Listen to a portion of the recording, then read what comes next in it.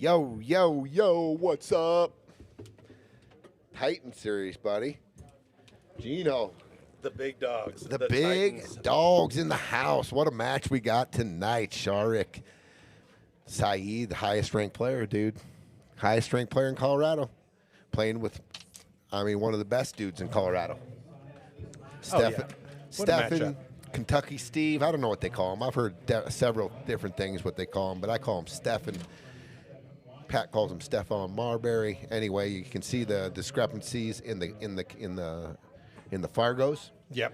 On paper, they're supposed to win, but this is a different game. 8-ball. Shark, he's a professional pool player out in that world, and he plays 10-ball, 9-ball.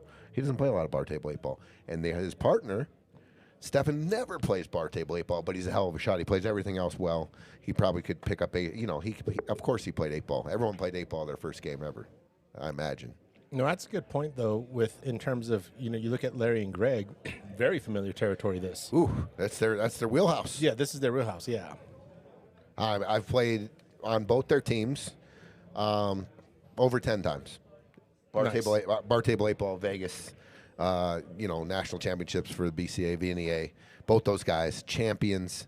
Greg's won the BCA singles 8-ball back in the day when it wasn't in 18 divisions either. I mean, it was something. He won it all.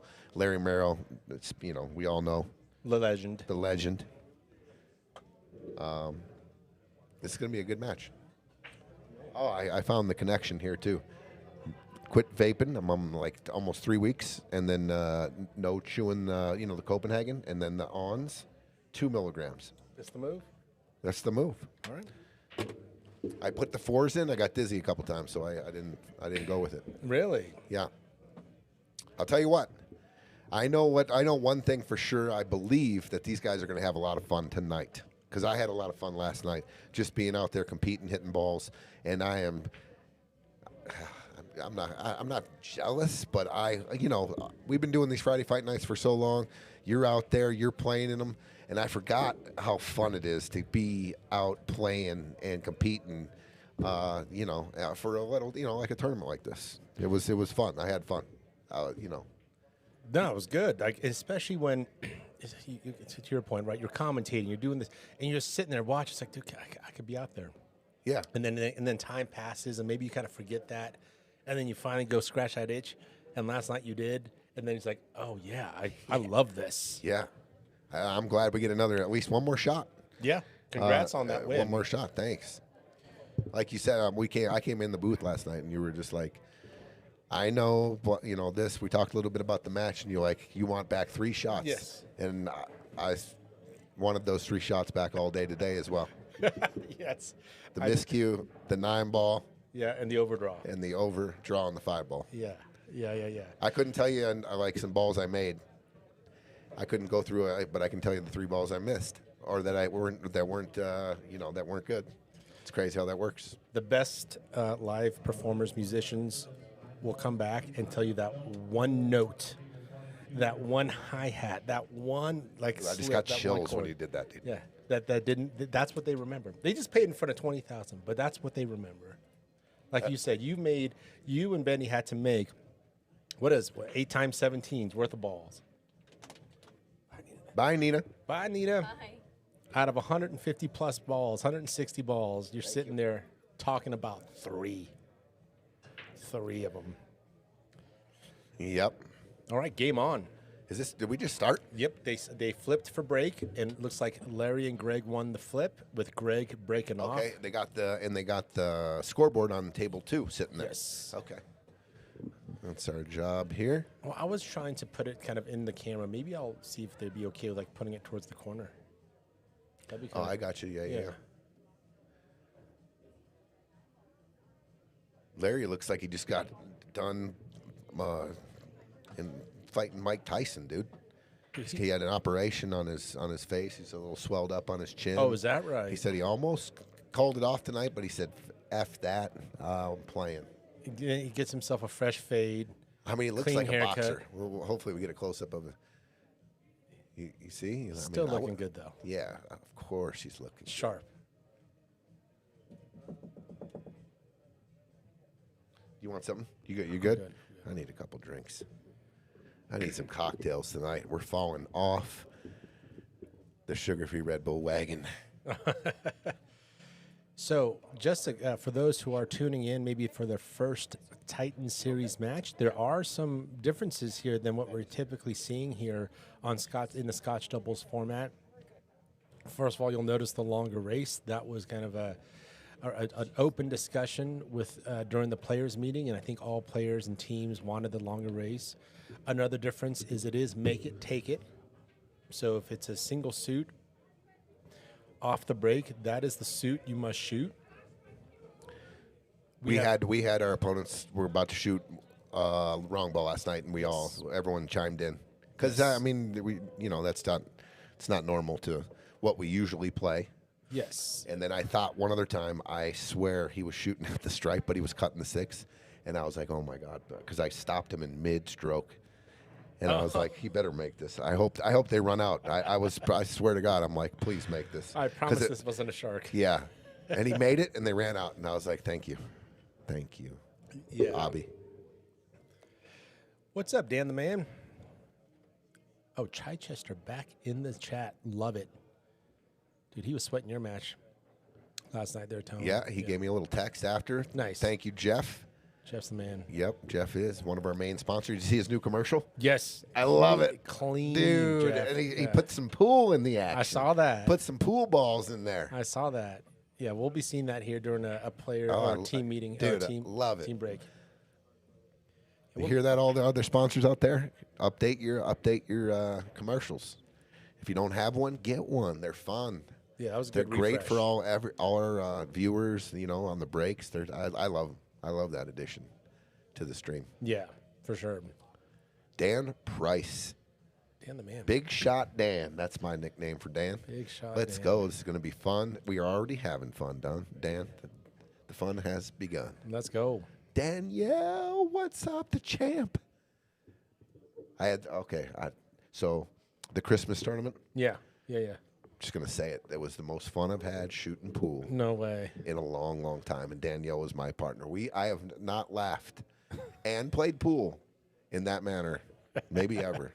That's awesome. Yeah, we had a lot. It was Max fun. Max fun. Cool. Yep. All right. That's the way the game. That's when you're in the zone. That is the zone everyone wants to achieve. a little rip here on the 13, and it lands out perfectly. Oh yeah, the Romeros can work with this for sure. Okay, that 8 looks like it goes in the top right and left side. That's what Greg's just looking at. How are we going to get down there? I think there's a couple ways, right? Yeah, it looks like Obviously, you got to take the 13 now. You go too far forward here, you're almost forced to take the 14 ball. If you follow this a little too far, right? You can't be back cutting the 11 going through traffic, and then the 6 plays big. So, Are you ever okay with cue ball? Let's say you do go 13 to 14, right? And cue ball, in this zone, and kind of trying to go around it this way, or is that just way too much? Too much risk. Way too much risk, I believe. Yeah, you got to stay close to your balls here, and I like it. In a perfect world, I guess you just got to see where this lands, because there's going to be an option here. There's not an automatic option here on this next shot. Mm-hmm. That's good speed control there by Greg. But he came up just a little short. Yeah, he wanted that to roll over a half ball. Just a little smidge short on more. because you got to get down for the 8 here, right? So he can definitely. Man, this is awkward. You drawn into that long rail, or? He is righty. He's got full body position on it, so he should have no problem cueing this ball. And I think flat's good, right? Short side flat is good. I right? think he's got to dig. He's just got to dig into this with just max little draw, but softly, and just come straight across. And then you want to get straight in on this 14. There's a lot of different angles here that you can be in big trouble, right? Sure. These are where these little surgical outs really come into play on that last ball, playing that perfect position. I mean, just think about it, Gino. I mean, this looks real complicated. If he lands straight in on the 14 in the corner, that's gin. That is absolutely, dude. Follow it down and shoot the 8 in the side. Absolutely. Anything else? You can actually be on the left side of the 14 and kind of use the rail and come out too, but you cannot have a back shot on the 14. Your cue ball's here. It's right? Yeah. Now you're all this stuff that can. Yeah. Jail almost. Yeah. What's up, Tyson Brown? Appreciate you, brother. Oh, Diane back in from South Dakota. Love it. She was sweating your match as well last night, Tony. Diane, Yeah. what's up? Is he going to try to just gently bump the 2? It looks like it. Okay. It looks like it. Got to be careful here. But I'll tell you what, if he does go that route, he's probably going to have the correct angle on the 14 to go up table. With the right speed, right? Yeah. That reminds me, I got to get a hold of. There's a tournament coming up in Rapid. And I just switched the number, so people. Okay. There's your back cut. That's no good. Forward might be able to miss the 6 and go through the 6 and the 7. And now he's also looking at stunning across. Yeah, that one's covering the 8. I don't like that at all. Yeah, because I don't. If you put the cue ball right in the jaws of the side pocket, I don't think that. I mean, that's real close. But if you go below the side pocket, you're looking at half an 8 ball. Yeah, that one ball's big. I thought if he hits fuller on the 2, it would have played into that angle, but he caught the top of it, and now they're in trouble. So in a case like this, do you ever just kind of go for just coin flip movement, just like, guys, we got to roll the dice here, go big top, or I'll tell you what, he hasn't looked at. Does this 8 ball go in the bottom right? That's what Larry's looking at right now. Look at that. Going high ball, pretty good, pretty aggressive. The cue ball, I think, gets to the rail, and then the 3 ball. Don't get married to one pocket with the 8. I think it goes between the 6 and the 7, high ball, and the cue ball makes connection with the 3, or the rail, then the 3. Going through the 6-7 Correct. path, Correct. and then potentially into the 3, And or just maybe give them a look. Give them a look. Sure. Give them a back cut. Give them anything. These guys know all about that. Any kind of shot on the 8, and it's opportunity, to make things happen. You and Benny had similar situations where a lot of racks where you put the cue right, or Benny put the cue right where the 8 ball, But sometimes there was just some of these medicine-y shots, and you guys were all just thankful to be at the table, at least having a look at it, a clean Absolutely. look at it. Okay, looks like high ball. Just got to be accurate here, Greg. Make sure you give Larry a shot.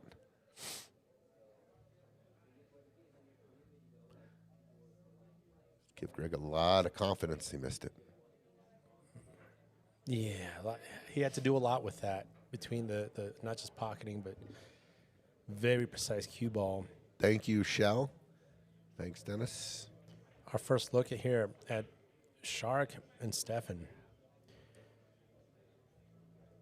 Speaking of first look, Johnny informed me, which I didn't know, that Dude, that is the greatest picture of all time. I'm swapping his poster pictures out for this, like, no doubt. Stefan has glorious hair pictures. Like, 80s hair bands have nothing on him. So here's a funny story. When we first met, I'm like, we're over at Mile High. This is years ago, probably like 5 years ago when he first came to town. We were playing all the time, and I was like, man, I'm telling you that we have played before, and I know you. And he goes, really? And we named some places around the country. He goes, we might have played. Let me show you something. And the hair pick? And he showed me that. And I'm like, oh, my God, dude, I've seen you play a lot. The face, you're no like, I think I shot. recognize. The hair, dude, then that the is hair? crazy 80s rocker cave. I don't know what the hell that is. It's he should be on shampoo commercials.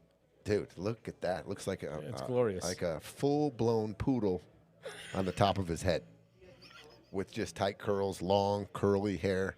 It's great. It's beautiful. Gotta love it. And Nice draw there. he showed me that picture, and I was like, dude, we have played. Yeah, now it's clicking. Yeah. All right, so Steph and Sharik are immediately, obviously it was a very kind of house-cleaned table, and it was cleaned up, but they're looking very comfortable here. Open court. Open court. They're all these teams are good to go pretty much. Yeah, for sure. There's not a lot of pattern talk when there's 4 options. Just you kind of go with it. Mm-hmm.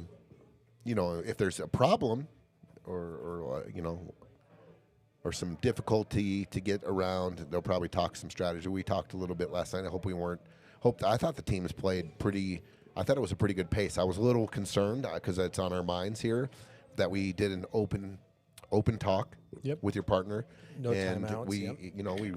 there's been some scenarios where we ran it. We don't know what's going to happen. We're watching it live with everyone else, but we thought, this could end up being something that we weren't looking for, as in too much talk, too much possession of time, too much going over shots. And I was concerned about it last night when we were at the table a couple times. I'm like, my internal clock is going. I'm like, it feels like a minute, and that's right around when you should be pulling the trigger. Yes. Yeah, I think, obviously when you have open dialogue like this, the first, risk is pace of play. I would say last night the pace of play was fine. And I think the long-winded conversations, and by long-winded, or like you said, I'm talking about 60 seconds, were for absolutely, those need to be discussed. Tough shots, tough situations, key moments. It wasn't just every routine shot we're having, 20-minute conversations. Sure. I was running out racks with Abby and with Bobby. That's what I like to do, and watch their patterns and everything. And as soon as a couple different times, I was like, oh, they just got themselves into trouble. Like, they got to figure this equation, they got to figure out the new puzzle. And it was totally merited that their timeout, Yes. or their amount of talking, because they were in a tough spot. Yes. And I would have talked too. I mean, Yeah. there's not, They weren't over-talking no. by any And means. same with us. Yeah. We got in a couple problems. Yeah. Me and Benny have some things to work on as far as executing after a conversation, because our percentage is bad. Well, it's interesting because we talked a little bit after your match, and it's almost like you two, muzzled, right? Duct tape over the mouth. Like, you guys are going to do just fine, probably. Like, how do you make talk productive, right? Knowing that if you guys had to stay silent, you do fine also. But, how do you keep the talk productive?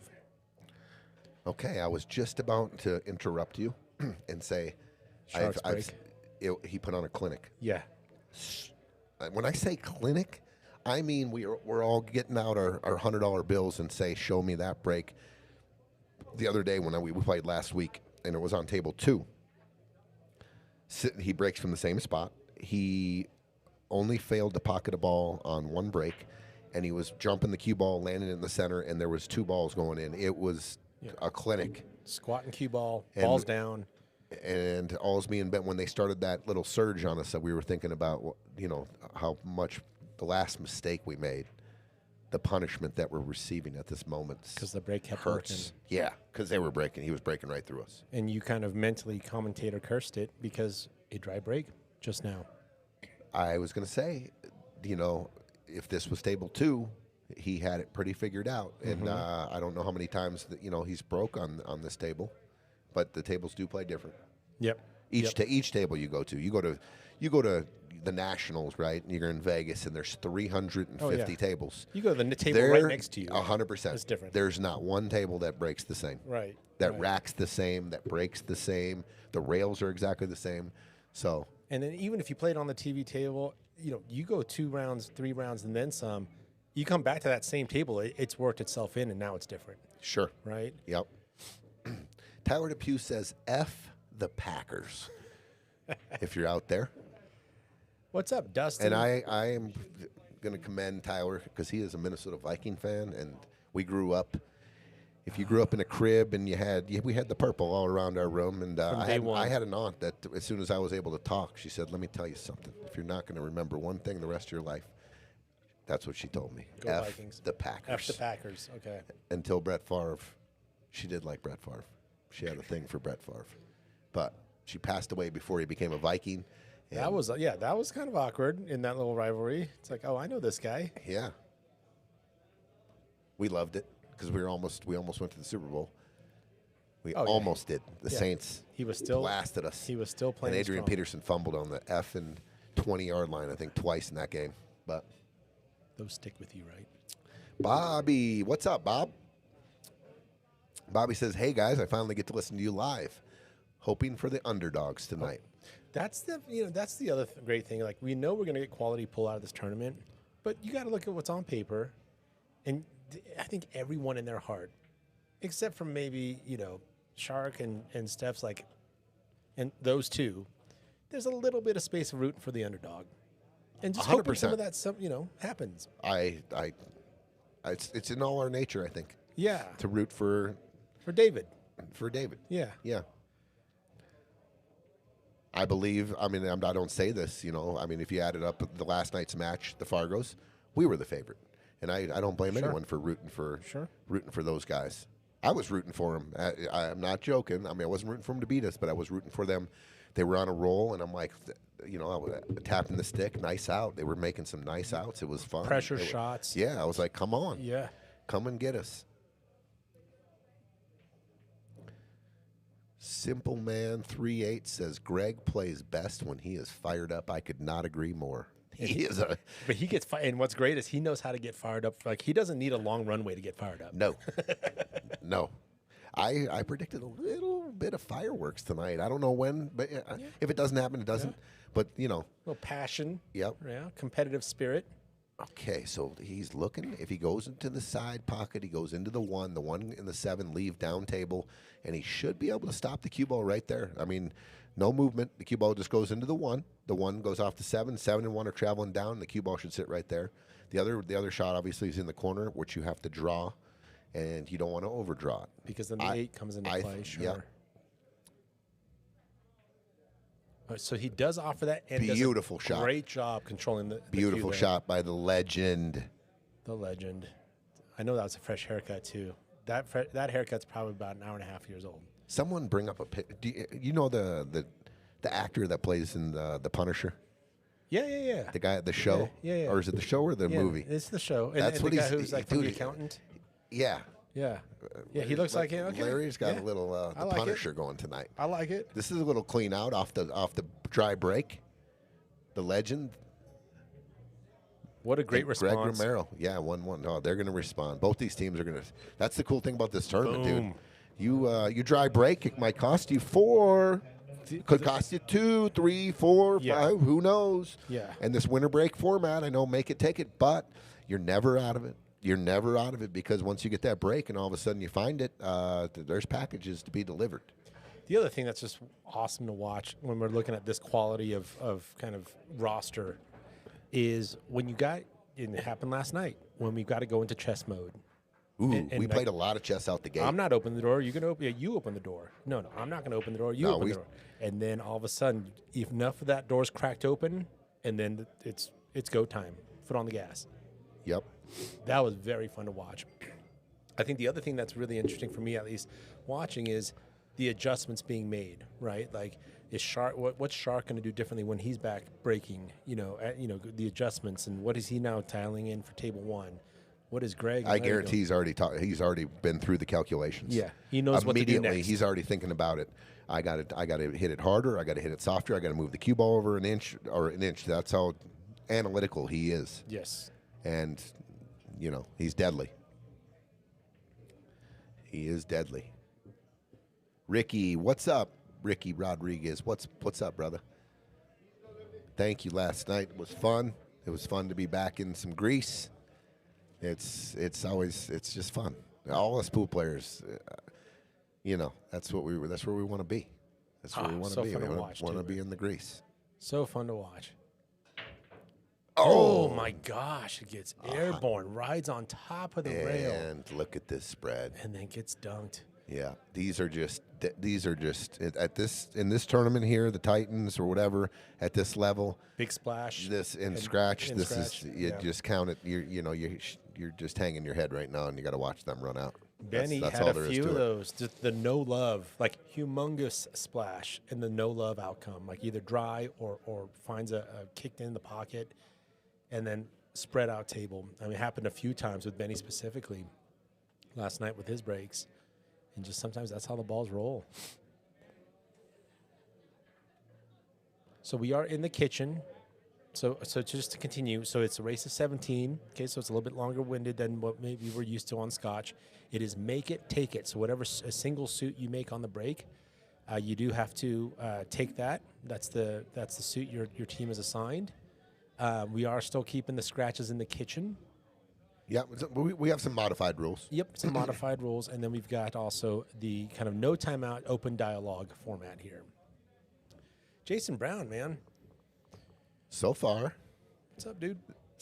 the the meetings at the table and the strategy talks have been at Minimal. a very minimal. Yes. Like 0 on these guys. It's a good which point. is opposite of what I thought would happen. But there hasn't been any strategic games yet played. They had ball in hand. They missed their last ball, and it's pretty wide open. Same here. Yeah. So Just kind of let your current knowledge and your pull skills just do it. Like this is the part where they're just going to finish each other's sentences. Like, yeah. right?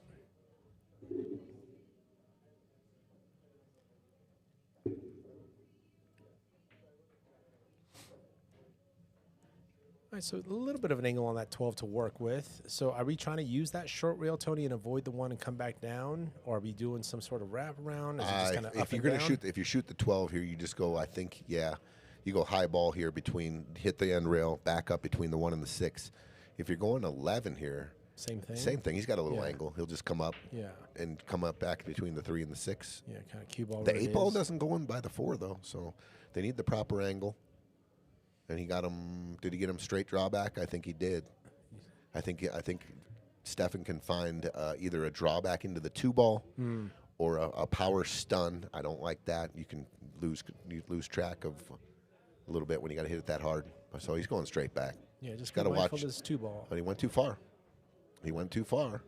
Sharik's going to be tested here. First test shot of the match here. 8 all the way up, top left corner. And he is the most accurate man in Colorado. I mean, it says right there. Yeah. 758 means you're freaking really accurate. And pretty consistent. Yeah. Notice, I kind of stole the most interesting man because Sharik's not the most interesting man. Come on. He isn't, but he is the most accurate man.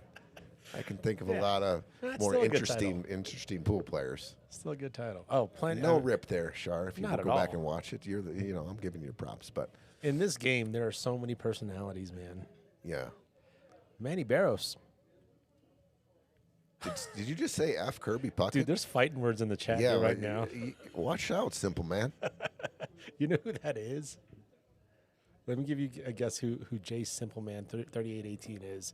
Give me a clue and let me figure it out. Obviously, he knows that I love Kirby Puckett. Oh, he's talking shit right now. He's pushing buttons. Yeah, he just pushed a real big button. What's up, Amo? Amo. All right, so what's my clue? I'm not gonna. I don't want to. Jay Simple Man. I'm no snitch.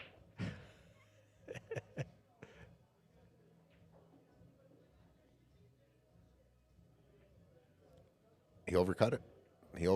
Oh, He overcut it. wow. Opening, it's 1-1, race to 17. It's a miles and miles down the road to the finish line. But what an opening for the Romeros right here. They love this. On a wide open table, get a lead. Get a lead, and they get to get in stroke a little bit here. Sure. Wide open, not one thing. They get to just. These are great outs in 8 ball. Yeah, you get your strokes in. Oh, he's going down. Oh, here. off Careful. the 6. Ooh, almost nicks the 6. That could have been bad. Okay. So Greg wanted to just address that one. Dude, game 14-6. The jacked up. Oh yeah, your vertical stick, your Kenny Florian shot, your Venom shot.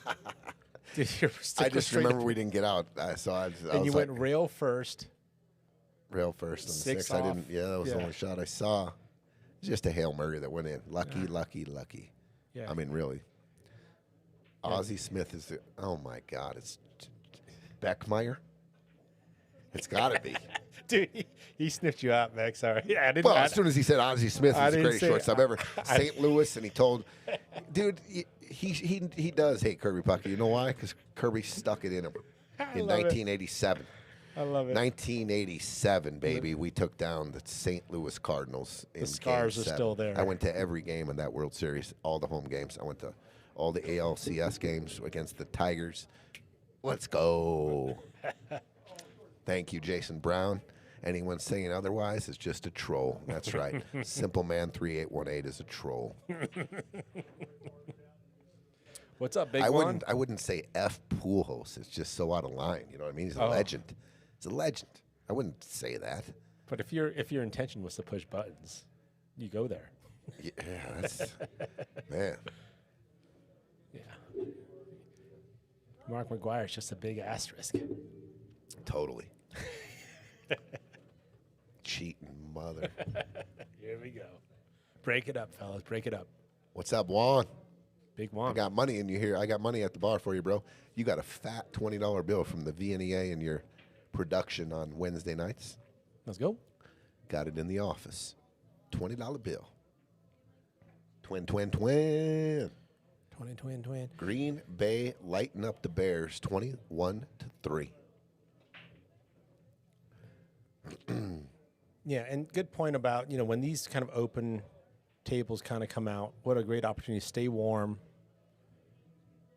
get acclimated to the table. They're just so important for whoever's playing out there to clean up racks when they're wide open, and it gives you confidence, gives you a rhythm. Mm-hmm. It starts your rhythm on a run out, and you can go a little faster. There's no traffic. You can kind of shoot freely. They're just important. They're important to get you going.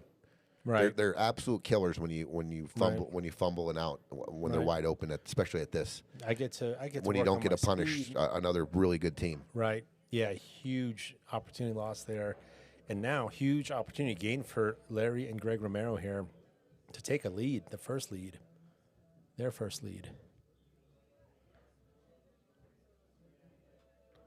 2-1. 2-1. Larry the legend and Greg, they're both legends. Greg Romero, legend. Absolutely. Denver legend. Both Denver legends.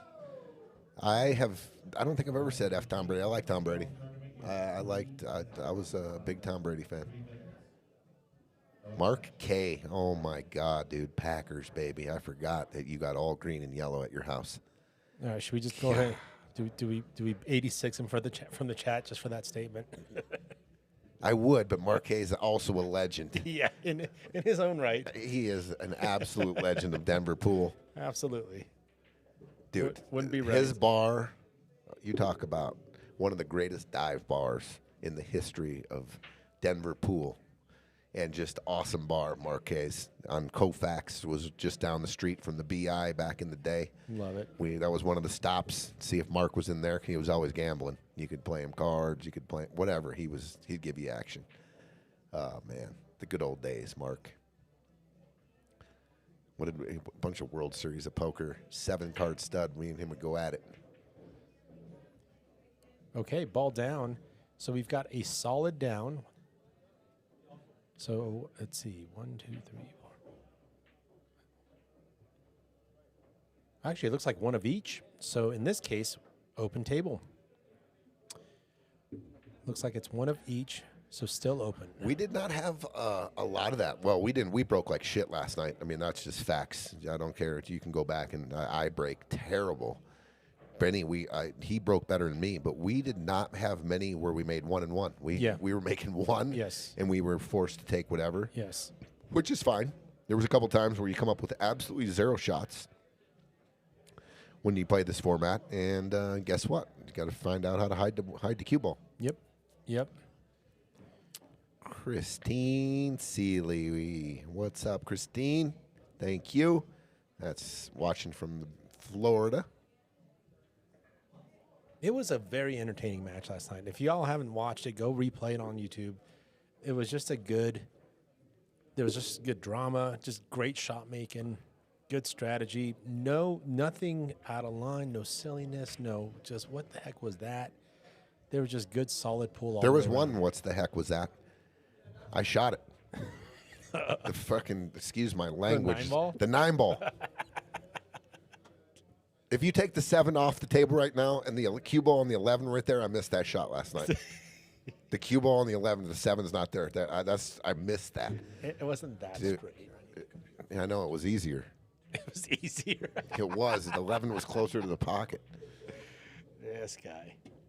Mr. Johnny Becker in the house. What's up, Johnny Becker? Johnny B's running a tournament as we speak as well. Johnny Becker's a legend. I can get out. His legend grows all the time, Johnny Becker's legend. Do your thing, dude. Do your thing. Got to reset the bracket. If I do it online, it won't let the text messages come through.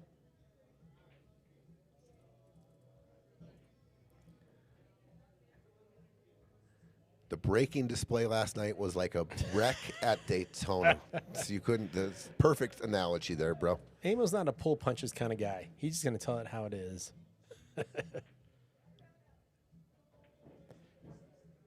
Okay, the 14 leads to the 11. 14 leads to the 11. You want to get a better angle on the 14. You go ahead and work it. There you go. He's looking at it right now. Soften up the angle a 8 little ball bit. goes by the 6. So use that 12 to kind of as the key ball. So you're looking at getting a better angle using the 13. Not necessarily. You could go 12, depending on what angle, 12 back to the 9. 9 could be the last ball.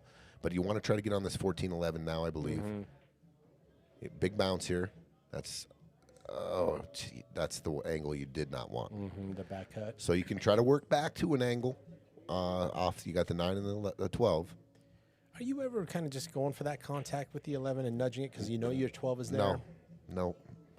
I know it. I just, if you go there and you push it into a spot where you cannot see it, you put yourself in a pretty tough spot. I mean, you put yourself back into jail here. So now the 9, are we going 1 or 2 rails to kind of get the right angle on the 14?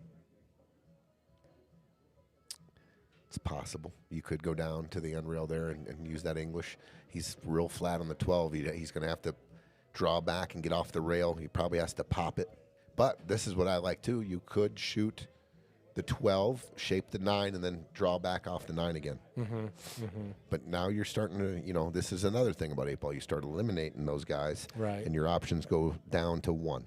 The 14 to the 11, and that's your only option. You got to get perfect on, or close to the right side. Everything has to line up on the 14. Otherwise, you got to do some. And he is not going to shoot the 14 now because he got that 1 extra inch on the wrong side. 1 inch. That's and 1 inch, and they're Huge out. difference. And they're out. Huge difference. And now there's trouble. Classic 8 ball, bar table 8 ball right there. 1 inch. So many relationships have been crushed by that 1 inch. Just destroyed. I love it. Quote of the century. And Larry's saying, hey, let's talk about it. This is what I'm thinking. Like, we want the right angle on the 14. Do you see what he just said? I believe I could. The motion with his hand, he said, okay, I'm a little worried because Greg's saying shoot the 12 and shape the 14 or something. But he said, if I rattle it and I take the pocket. I'm bridged a little funny. I got to give it a little mustard potentially. What if it just rattles? I believe that was that hand motion he was talking about. Maybe, and then Greg said, loosen that arm up and put a good stroke on it. I have no idea what they're saying. We're just sign language. Oh, yeah. Pool sign language. It was great trying to do that. Yeah, we're just like, based on the way they're pointing their stick, I think they're saying this. He's going forward 2 rails here. Got to watch the corner pocket. This got to be careful here. If because you can hit this 9 in about 2 or 3 different spots to make it in the side, and the one that you need to hit is to catch the long rail. Okay, he's drawing it. That's what I would do too. I don't like going towards that corner. Looking to hit your best shot here. I think he hit it good.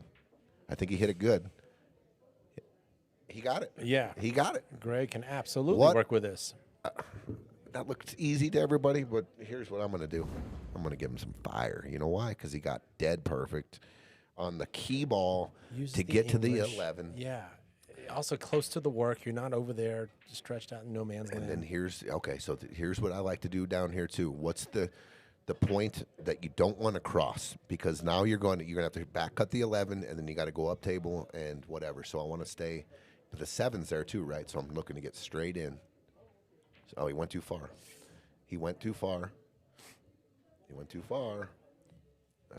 So now Larry's going to have to shoot up 2 rails up to the top left into tight and go tight into that corner to get shape on this 12. Is there some inside that you're putting on this for the second rail, like so you're not coming into that 6-8, or is this just kind of good flat ball? Just look at the angles. I'm definitely using English. Yeah, because I feel like if you can squirt this off to the long rail, about here, you got to watch the side pocket too. You got to watch the right side pocket going in deep into the corner 2 rails. Yeah, it's going right towards the side. It's totally makeable though. Just your speed. I want to go long of the side pocket. So I don't want to use too much running English, or which would be right-hand English to me, where it's spinning. Yeah. Because you can definitely go into that side or the 6-8. Or the 6-8. This is almost where you could even kill it with that inside. So he's looking at if he can get this deep draw going into the 4 ball. Risky. You know why it's risky? Because if he goes off the bottom of the 4, on the left side bottom of the 4, the cue ball's squirting towards the side pocket, and you're going to have a real thin cut on the 12. And he missed the shot because of it too. Yep. It was a tester. I would have. I saw what he was doing. I thought it was more difficult than going up 2 rails out of the corner, swinging it. Yeah. Swinging this like this. So I would have hit this line right here. And then what I was saying about the right hand English, if I'm using a lot of right, this spins and it's possibly coming towards That's no good. this. Yeah. So almost like just a high. Maybe with actually like a little bit of Inside, right? yeah. Just a hair For the second rail, yeah. Yep. Manny Burrows says the Bears coaching is terrible. 21-3 Packers at halftime.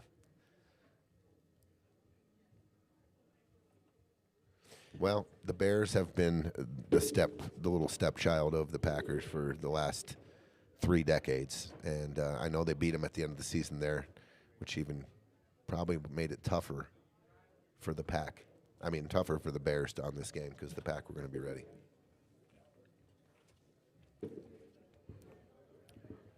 So that contact with the 2 was going to happen. Not ideal to go after that now. Are we just going to start with that 6 and deal with it that way, or?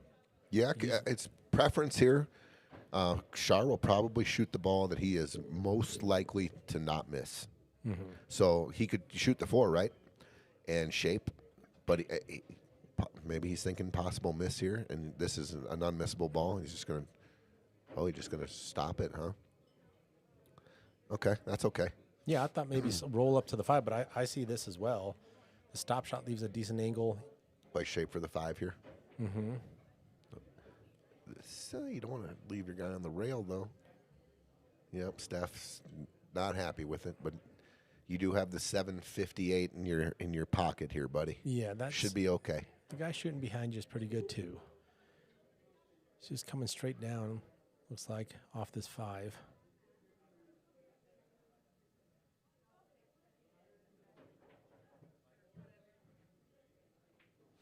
We're going to have a 2-2 game, I believe. Yeah, good control there. So he does F. He's just going to shoot a stop shot here. Nitrate maybe just 6, to draw 6. just a little bit back. These are 7-foot bar boxes. All right, to tie things up. Do you see just that roll forward on Greg's given? Yeah. Larry got him perfect on the 14. He rolled just below the line you wanted to go on the 11, and it caused all kinds of problems. Yeah. Bar table 8 ball. It's crowded. It's smaller. I mean, yeah, people think, there was some commentary yesterday. There's some good discussion around 9-foot versus 7-foot. They're just different games, right? And they all have their own attributes and complexities. 8 ball on a bar box, 15 balls floating around there, 16 including that cue ball, crowded table. You got to bring a different kind of art form to navigating that space. And here we have the mayor of Grand Junction tuning in, Daryl Salas. What is up, my dude? That is your My Scotch partner. Your Scotch partner. You guys played pretty good over there. You guys took down Sharik and Quinn. Yeah, the former champs. Yep. Yeah, you guys look like you guys were having fun that day. It was fun, super fun. Got to hang out The with some of the 1300, DJ. correct? Yeah. It was the 1300. Yeah, or 1300 Scotch. We had some underdog we put our underdog hat on a few times. Good times. What's up, Daryl? All right, let's see what this adjustment looks like for Sharik. Okay, it's the same spot. Maybe an inch or two either way. But this is watch his speed and the connection on the head ball. And watch the 2 under balls. Under the one of them will find the side pocket, my prediction.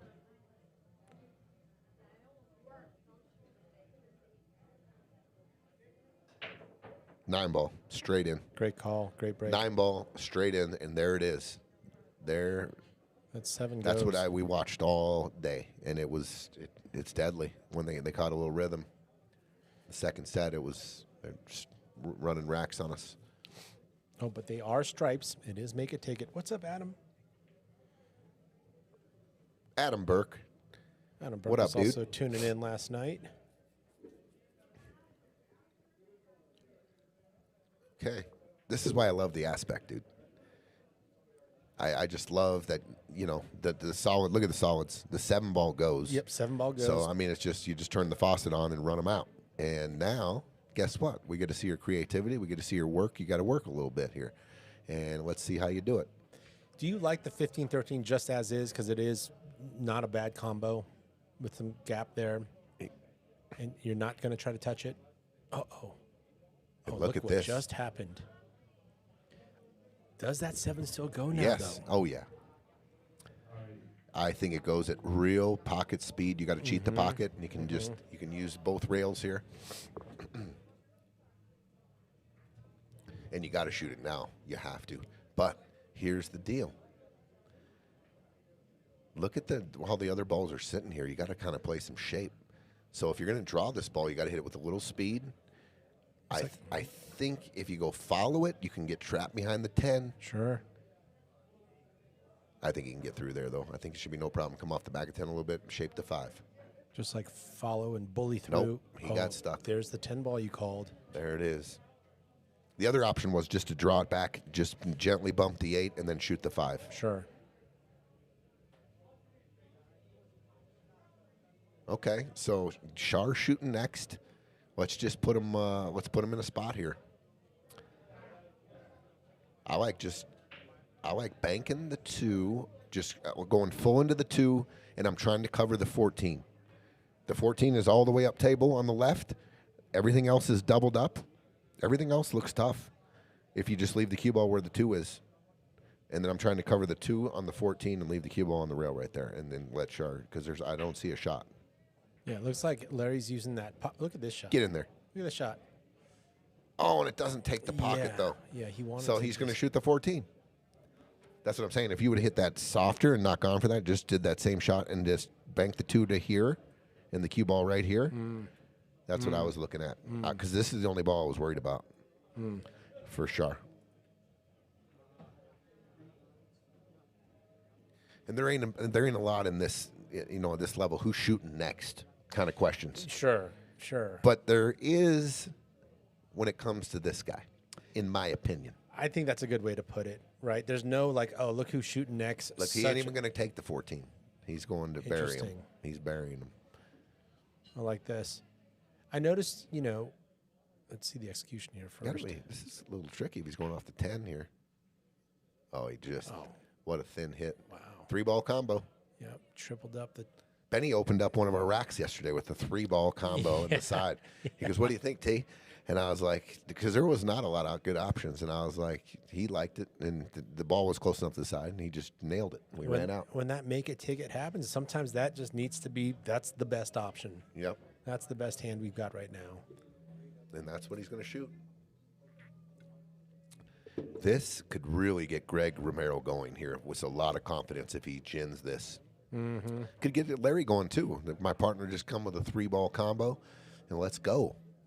You can get both guys fired up here. You can get your self-confidence going, and you can get your partner really jazzed up. I bet he made a lot of good shots last night, and I was just like, hell yeah. Yeah, added gas to Boom, your tank. let's right? go, baby. Yeah, 100%. Yeah. Just, ultimate confidence in my partner. Yeah. And it frees me up. I'm not sitting there. You're not worried about 2 things at this point. You're just worried about. Yeah, the anxiety's not growing in my chair when I'm sitting in the chair when my partner's shooting. Right. Because that's part of it too. More anxiety when you're watching than when you're shooting. And that can screw you up when you finally shoot because your anxiety level and you're unbalanced. Yes. Have been there. I think we've all been there. Yeah. And sometimes, and we brought it up last night, the Greg Romero that just walked up to this 3-ball combo, 40 seconds ago, the one that's shooting now is actually a different version. Now, I'm not saying one's better than the other, but there was a discussion, there was more time, did anxiety build, Or did confidence build, right?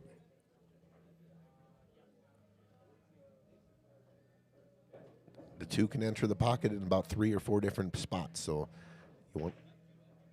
he went after it. Good attempt. He's going to, I think, come away. No, I think that 15. 15-13 is kind of like wired. I think so. Yeah. I think so.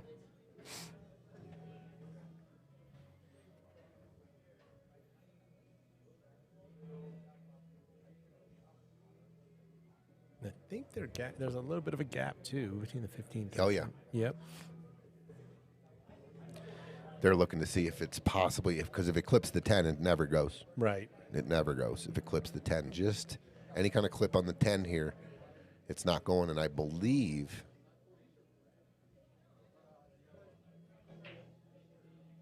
this might be their his only shot. I don't think he might be able to see the 11. I don't think so, though. He's jacked up over the 3. He's got to shoot this combo. And even there, it's a pretty succinct conversation. Yep. Yep, it nicked the 10. Oh, look at this. Look at the leave, though. Yeah, they come up pretty good here. Yeah, Steven puts the hand up. So what do? Go around. I like to look where, dude, they're doubled and tripled up in a lot of spots here too. I'm just going to put them on top of the 10. Right on top. I'm just going to hit the 5 full. And I don't think the 13 goes on the side. The 11 possibly can shoot the 11 in the top right. I don't know. Maybe the 15 goes in the bottom left or top left. Top left, yeah. Or just drip the 5 onto the 10, put the cue ball on the center diamond, give them the 14 ball or the 12. I mean, there's tie-up options for sure.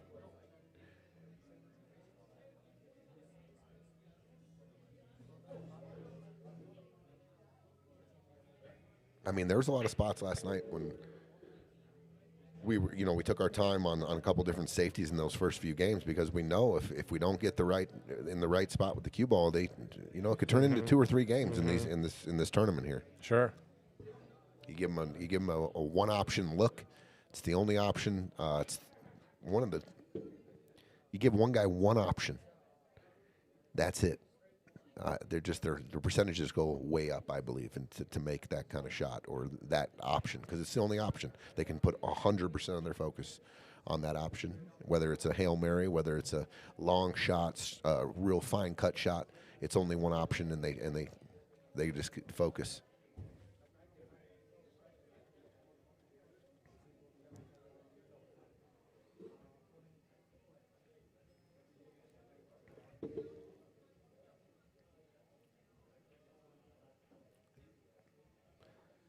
Good shot right there.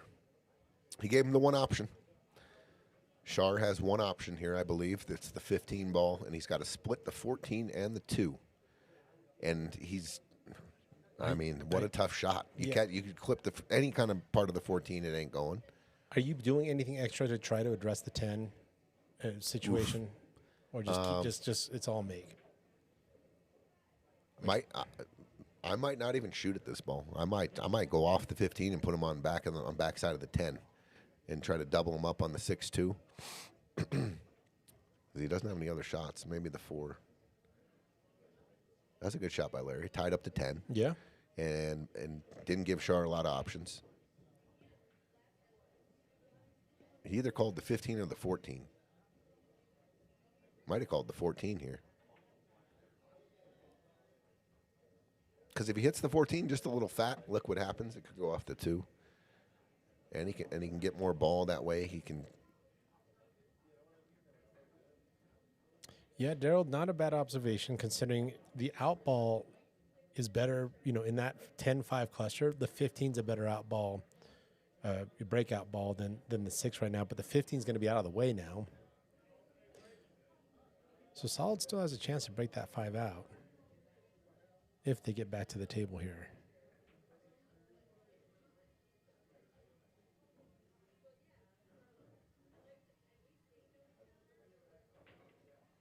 Look at this. Oh, my God. How'd he hit it? Hits it in and addresses. What a shot, dude. That's the shot of the match so far in Game 5. What a precise strike right there. Wow. splitting the 14-2, never touched anything, and then the perfect execution on the breakout. Wow. And now the balls are wide open. What a shot. And there you go. There's that. That's what he's supposed to do in our eyes. Stuff like that. The Sharik, the 758. Easily the highest ranked player in this whole tournament. And you just kind of expect it. Yeah. Because of that number. Yeah. And there it is, and it's amazing. What a strike. I mean, that was an amazing shot. It's a game-winning shot. The pocket itself was just hard. Yes. To then also think about the cue ball control to get the breakout and get the correct breakout, not just contact. Yep, that was champion shot there.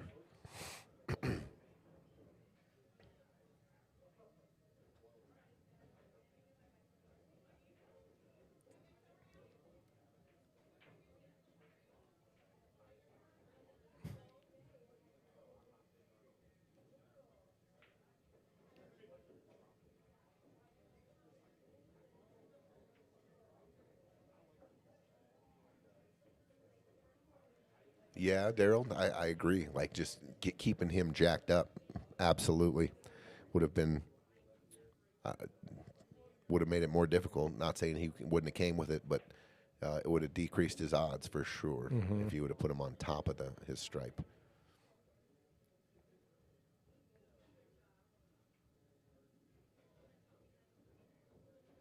Three to two. Sharik and Steph. Larry and Greg had a chance with the 3-ball combo there. There it is. 3 to 2.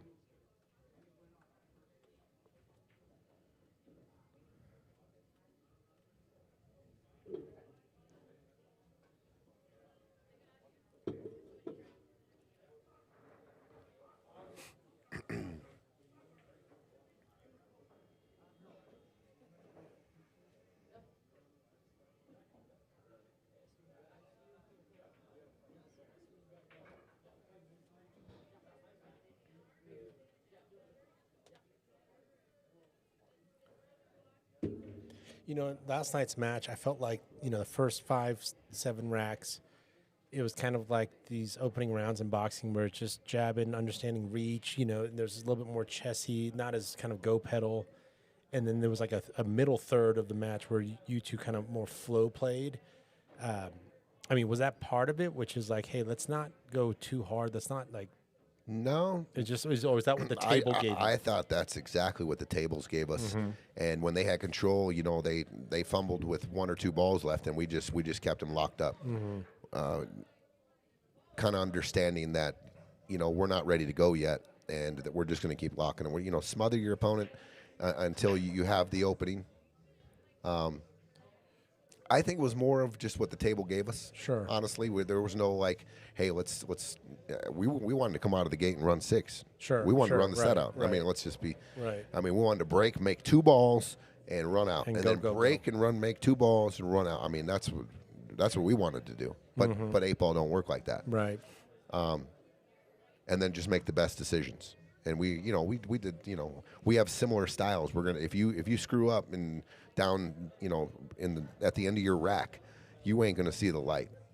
Yeah. You're kicking, bro. Like Yeah. you're kicking 2 or 3 rails. You're jumping.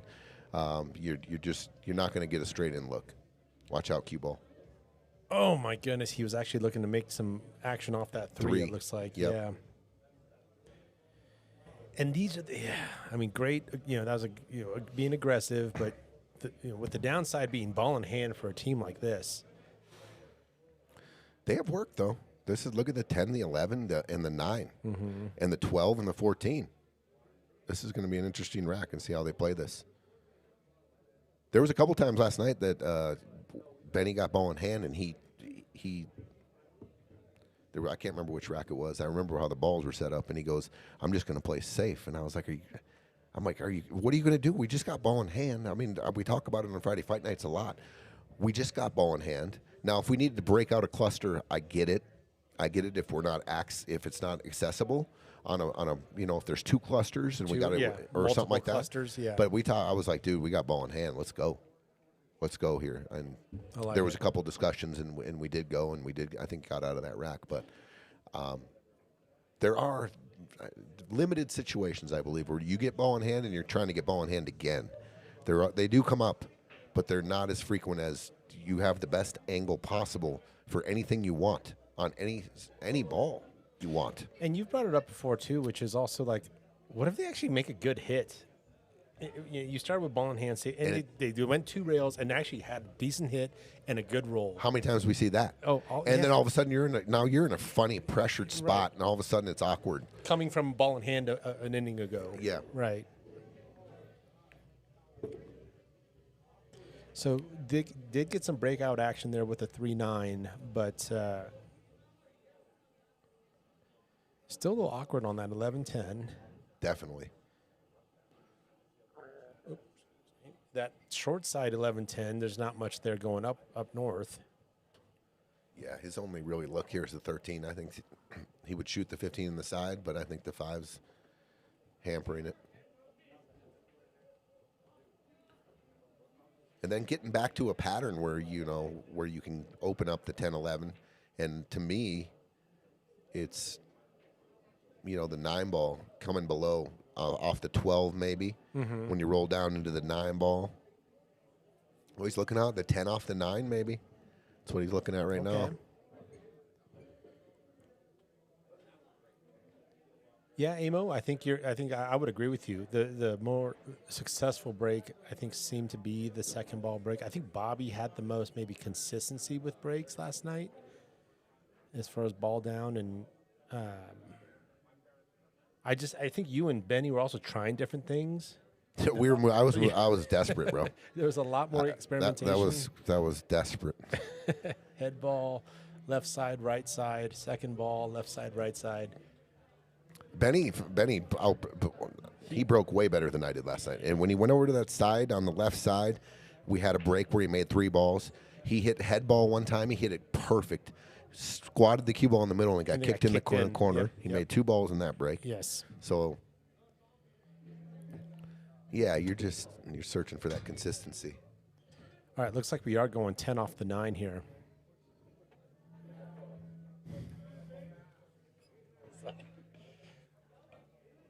Oh, and it hangs. Okay. It hangs. What an attempt.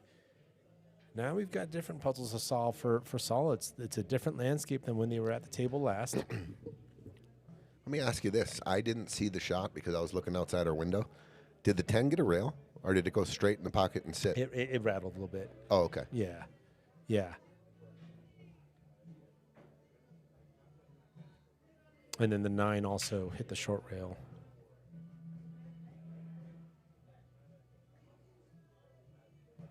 Unfortunately, there's a lot of situations where your opponents hang a ball like that, and you can, further down the rack, you play a D shot by pocketing their ball and hooking it up. But if you look where the stripes are positioned, they're all over the table. Yeah. So it's real tough to hook a stripe because they're everywhere, right? Yeah. They're down table, they're in the middle, they're over here, they're over there. Sometimes the balls lay where you're down at one end of the table, and the ball they miss is at the other end, and you can make it, and it's just ends up being a real good defensive shot. Yeah, but to your point, just with the way the stripes are kind of sprinkled around. Yep. Yeah, if that 2 ball was sitting where the 10 ball is now after a defensive shot, they could do the same thing with the 11, the 9, the 12. They're talking it over. Yeah. I mean, just looking to where at the end of this rack, if they were to complete the rack, which is not easy, but the 2 to the 8, right, being underneath the 2, shooting the 2 in the top left, putting and then shooting the 8 in the same pocket looks. But how do you get there? I don't know how you get there. Yeah. Because I think you got to figure out the 3. Because you can probably get center to, you're going to have to put a little something on this, but this 1 ball in the corner, you can get a center table-ish shape with that cue ball. Yeah, and the 6 is right there. And then the 6 is right there. And let's say you overrun, then you've got the 5 in the corner as well. But it doesn't really necessarily lend itself easy to get short side 2. Yes, let's see what happens here. He is going to go use a couple rails here. No, he's just going to stun some pop. Okay. Robert Martin, we got some action on the stream. Looking for some action. What's up, Bridget? April said, "I heard that if you flip the rack on the other side." Yeah. I was told that last night as well as a little Yeah. secret after the match. I'm going to try it for sure. Yeah. That they rack better. Yeah. Us pole Because players. Bobby found a really good break last night. I don't know if you saw. We were watching it. We had front row seats. His hand was on the end rail, up on the rail. Yeah. He was breaking at about no more than 60%. Yeah. And balls were flying in the hole. Yeah. And that's when they started their run on us. He found that little break and could have got real dangerous. No, this is no good here. This is no good unless we're just going to disturb the two. Yeah. We're going to roll the dice. He's got to roll the dice now, in my opinion. What's he going to do? Yeah, because going 5 into the 10 doesn't do much favors. Now you got back cut. You're going to go into that. I mean, the 2 does go. You can follow the 2 on the back, after the 10 here. But Yeah. you got to be, I think, a better angle at it than this. Yeah, and then the speed to which, a follow will happen, where the 2 ball does follow in, does that now affect where you're putting this cue ball for either the 3 or the 5? Howie Treff. What is up, my brother? Oh, my God, that's a blast from the past. My man, Howie. Howie Treff. He was there when I first started playing pool back No in Minnesota. kidding. I was about 4'10", 4'11". I'm in the, oh, my God. Dude, What's up, Howie? Howie heard someone talking, about Kirby Puckett, and his spidey sense went off, and he jumped on the stream Thank saying, you. I got to Yeah. show up. Definitely. Howie would definitely have some things to say about that comment. He's going after the 10, or the 2 following the 10 in. Yep. Nope. Okay, Okay. a couple things here. 12 balls tied. Mm-hmm. 9 ball, you probably can shoot the 11 and dress the 9 now. And then If you with want- that 9 ball, can you do something then, with the right angle to deal with the 12? Or is it like bank, Too steep. bank leave? It might be too steep. Yeah. Driving it with all that inside English, you mean, and going into Yeah. it? Yeah. Yeah, it's a little steep for That's that. what they're looking at right now. And then you've got potential bank leave. That 15 won't be there maybe. But also, I think bank leave, that 12, does that bank into the bottom right? I think so. I think so. I mean, where the 2 and the 8 are right now, I mean, bank leave is something they have to be I thinking think about. when you're talking bar table 8 ball and you're looking at like the shot you're talking about, those are last options. Sure. Those are last ditch options. And if you can't, you're going to try to rip this ball out about 2 or 3 times here, and you're going to go after it. And if you get down to your last ball and you just got to take medicine, that's when That's you when look the at bank happens. yeah. It's not part of the And it's natural. not and cross side banks. Now those are different in my opinion. Like when you got your object balls first diamond below or above the side pocket, you can shape. Those are you play shape on those. Yeah, if right. they're tied up. Which is a 9 out of 10 bank, a 19 out of 20 bank. He's going back cut 13. I think he's going into the 2 here. He was trying to get into the 2. He did get into the 2, and missed. And look ended at up this. okay. Yeah, no shots for solids. Cross bank on the 5 possibly. Or even Or the corner. 5 up in the corner. Okay, yeah, that's it. That's the shot. Well, I didn't even. What am I looking at? Yeah. 5 up in the top right. And ideally shape on the 3. And then you've got the 2 just in case, yeah? I think this is all make, and you kind of you're not really trying to shape anything here. Look at how difficult this shot is. You're just rolling it in, and then the 2's there, right? And then Yeah. the 2 to the 3, and then Sure. and then look at the 8. Dude, this is tough. The eight's tough, because how you if that is your pattern, the 5, the 2, and don't disturb any balls. How are you going to get from the 3 It's almost like to you disturb the 8? It's Because almost the like 9's in the way. you want to use the 2 to disturb. You go into the 12, you still have a look on the 3. Absolutely. That's a good look, G. That's a real good look. If you get some kind of angle here, you absolutely kind of try to go into the back of the 12 and have the cut on the 3 as well. Because if you go 5-2 and don't disturb anything, this 3 to the 8 looks almost impossible to me. Right. Larry, I think, was just checking out what you had called out the crossbank as well just now. Yeah, I think he is calling crossbank here. Benny hit a real saucy little shot last night. Okay. Excuse me. It went. I mean, he had to get precise with I that. think it might have just a feather kiss on the 15 on the there, 15. too. Yeah. So this is the shot I was talking about. Like, the 9 just plays. It's a blocker to come back into the 8. Yeah, this There's is where nothing it's you like can't hit that 3 and come back into the 8. The you've 9's got right enough there. angle here to go after the 12 now. Yes, you do. Follow it up. That's the look I like. You called it, Gino.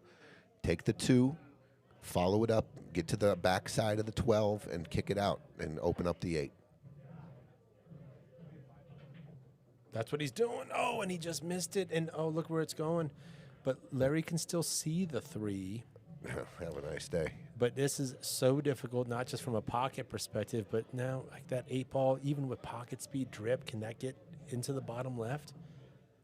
He's got to go all out here on the 3. On just all make, I mean.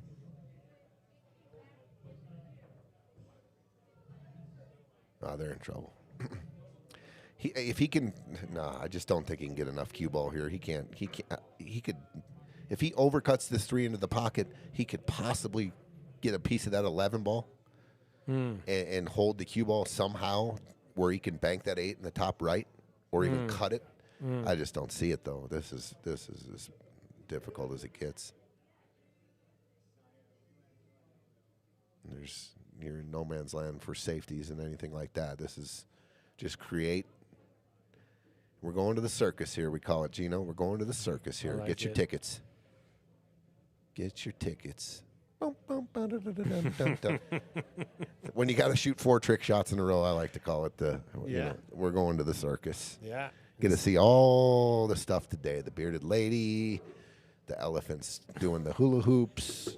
You got the trapeze artists, no nets. I like it. Yeah, the horse jumping. But those into I love watching them because they're fun. Like impossible out. Oh, there's the first impossible shot. Like last night, they got us. Yes. I left him down here. He went off a ball, and then it was the greatest cut I've ever seen in bar table 8 ball on Abby. Just feathered this ball in, and it just went I was just right about in the to bring hole. that up. And he shaped. It was a tough shot in the 8. And then that's when me and Benny started clinching. It started getting tight over in our seats, and then luckily for us, Bobby had a real tough either way back cut in the corner or whatever, and he didn't make it, and we were fortunate. After 2 tough we didn't shots. deserve to win that. They came with incredible shots. Yeah. And the circus began. So look at this. You're talking about best player in Colorado. He's just going to sew you up. Look at this. That's the way they do it. Solid. He did not want to take a shot that he could possibly miss, right? Yeah. I saw, Pat will start talking about if you play the safety, you got percentages to win, and if you go for it, you got percentages to win. He did that last night. He brought up a 95-85, right? Where the 85, if you make it, you got an 85% chance to win. And if someone looked at that, like, that's great. But he's like, but if you played safe, you have a 95% chance to win potentially. It's like, oh, that's better. That showing that patience, that one more inning than just pulling the trigger. I might be misquoting you, Patrick, on the actual numbers, but the concept was there. And I know you were saying afterwards, like, I just kind of making up numbers, but it's like, but the concept is really solid, right? Which is for sure. I mean, the 8 ball is a piece of this safety as well. Oh yeah. Okay, so you should a trick shot here. Yeah, and get the 3 in. This next trick shot's going to be, You need the ball in hand Siamese shape. twin bearded Right. lady. Yeah, the freakiest of freaks. Oh, he's swerving. He's swerving, and I think he's kicking. Or is he trying to make it straight in? I think they called it.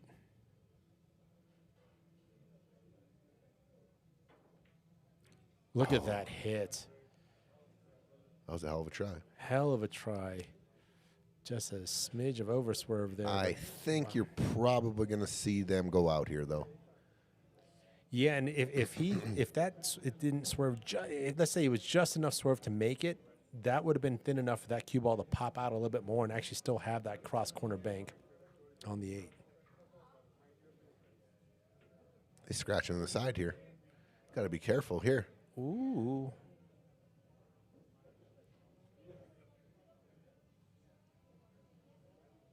Changes the complexity of this because now Sharks, he's 90% favorite to make the 13 or the 11, but he gives him a shot on the 3. But the 8 is still just massively tied up right there. It's just in such a bad spot. So Yeah. taking that, there's a lot more freedom than you think here. There's not really a lot of pressure if you're the shooter here. I just look and say I free myself up by like, oh, the 8's tied up. Right. Just reinforcing positive thoughts. Sure. Right. And hey, like there's plenty, like this is plenty good still. We can work with this. John Baca. Oh yeah. I mean, that Tony shot was like the biggest bearded, like the thickest beard on the bearded lady. Yeah, the circus.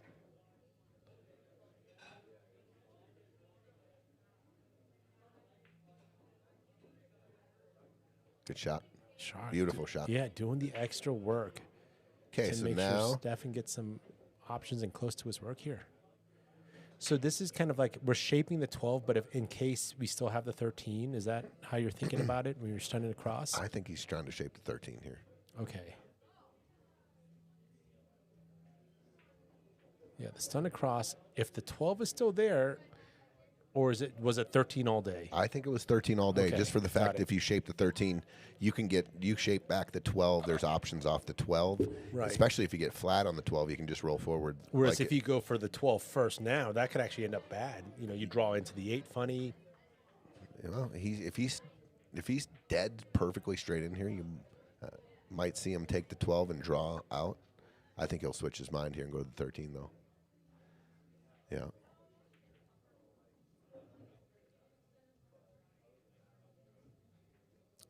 And an angle's okay here too. Stefan can definitely go back and forth, and he did. He played the angle, so now he's given Steph 3 rails. He's going 3 rails forward, I believe. Unless he wants to draw, these come up too. He can gently draw back into the 8 and kick the 8 up and play the 8 in the corner. Or just go back and forth, shorts. Oh yeah, here's your 3 railer. Yeah. He hit that good. Good enough for this guy. What's up, Harley? Harley was sweating he was playing league as well, but he was sweating your match. Harley, what up, dude? Rebecca, thank you. To take a 2-rack lead, Shark on the 8. Well, they haven't had lack of opportunity. They've had plenty of opportunity to have won these games over here, Larry and Greg. Right. Plenty of opportunity. And if you give these guys that many opportunities, you're probably not going to be successful in defeating them. Yeah, and this is the part where, it's hard, but hey, Larry and Greg need to stay positive. Hey, it's a 2-rack game. Yeah, it's still a race of 17. We were just there. Let's just tighten up that last, quarter of the game, right? The last 2 shots, last 3 shots. That is the beauty of a long race. You make a couple of early mistakes, and you're like, okay, let's correct those. Yes. Definitely, you're talking about them in your huddle. Let's clean this up, and let's get back to what we're doing here, and play clean. And when when we're on the balls, run out. And Oh yeah, it was early game when you had your miscue, and Jeremiah and both he and I were both saying the same thing. It was like, that's the last time we're going to see a miscue by Tony. And the early rack, okay, it happened. In the notes, adjustments made. You will not see a miscue like that happening again. you're also thinking on the other spectrum, it is a long race, but you're also hoping you don't get a package just delivered here on you too on a couple of mishaps, dude. Like the next time you look up, it's 7-2, and you've been sitting for 30 minutes. Sure. I mean, that's definitely going to happen in this tournament. It happened last night. You guys kind of put it to him. Kind of some of that max punishment that you've been talking about. This table's way different than table 2. I'm telling you. He had that fault, the back balls kind of go into the side last one. The 9 ball did go in the side last one. Actually 2 breaks ago. Oh, was it 2 breaks ago? Yeah, Okay. so that he's been dry the last 2. Okay, this is a must out here in my. I know it's 4-2. It's race 17, but this to me the balls are open, and at this in this tournament here, this is a must out, no doubt about it. Yeah. And they're not thinking, there's not pressure on them, but to continue on and make this competitive match here, this is a must out early in this match here. They're all open. Everything's open. Just connect the dots. Good pattern. Good clean pool. So are we leaving this 9? And if so, is that cue ball going to start getting real close to the rail? Are we going a little forward extra? He hit that pretty good. He might be going into the 2 here. Yeah. This looks a little tight. It must be just straight in, but you got to be careful. You don't nudge the 2 and sew it up to the 8, and now that creates another problem. Might have got a little funny here. Yeah. Is it just a bit of outside angle? Yeah, looks like it. So if I do want to go forward here, and I know I'm going into the 2, I'm looking to go into the 2 full and drive the 2 through the gap. And just creating separation. Yeah, like you're not hugging driving up on the 2 away from everything. I'm not trying to just cinch this in and tickle the 2. I want the 2 away from the 8. And your cue ball is going to be okay on the 10 or 14 thereafter. And it's just that funny angle where it might just graze the bottom of the 2 and come up on the 8. And there it is. Yeah, it did. The 8's still okay. It's accessible, but it got a little tighter. Yeah, it goes in the side, but you're about to eliminate probably the ball that gets you there. Which is nothing wrong with starting the 14 then, or and kind of going back up table. Yeah, but you almost got to get rid of the 10 and the 14 here, and then go back up table and somehow manipulate something, because the 10 is protected in a lot of ways here. The 4 and the 6. I mean, to try to shape that gap later in this rack by passing on it now, tough. Right. I mean, the 8 ball's ideal pocket. I mean, most open pocket was the left side. Larry might tell him to go 14 and go into the 2 here. Okay. And kick the 8 out. Yeah. Yeah. And you start touching balls like this that didn't need to be touched, though. Funny things can happen. You hit the wrong side of the 2. And the cue ball, like you hit the left side of the 2, and the cue ball goes thin off the 2 all the way up down by the 1 or behind the 5, 13, and it just gets funny. So, details are important here. That was a quick talk, though.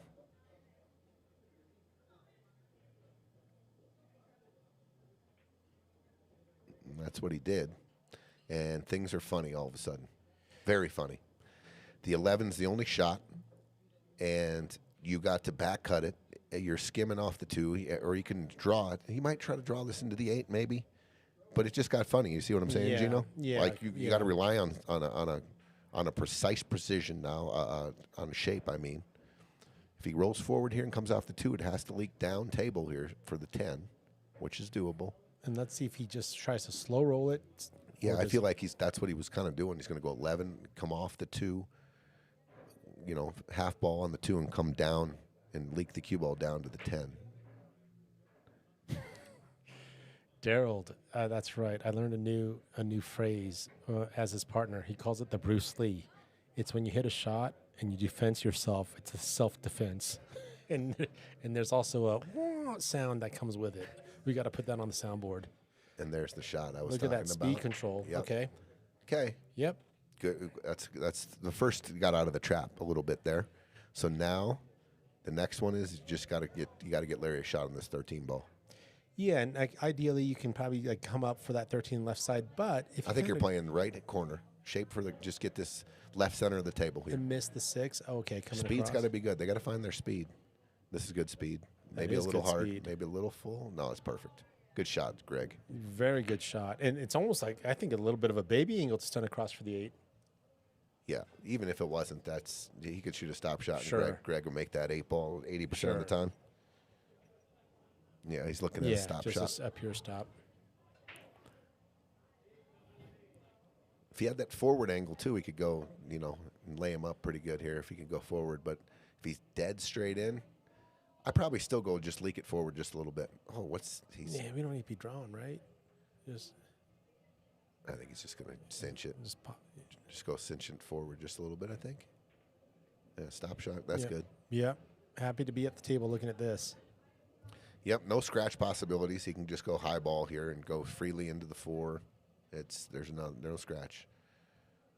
So you just shoot your best ball here. What's your best pocket? And we talk about that too on Right. Friday Fight Nights. Is it a draw shot? Stun shot. Is it a stun? Is it a right. follow? So What's your you most just accurate? Yep. Just pick it and shoot it. And it looks like Greg is going to snap it in with some draw. That's the way he likes to shoot them. We're all different. Yeah. So What's your shot here? Yeah. Draw. a high ball. High ball. Yep. Okay. I like going high ball into the 4. Boom. Nice shot. 3 to 4 brings it back to 1 rack.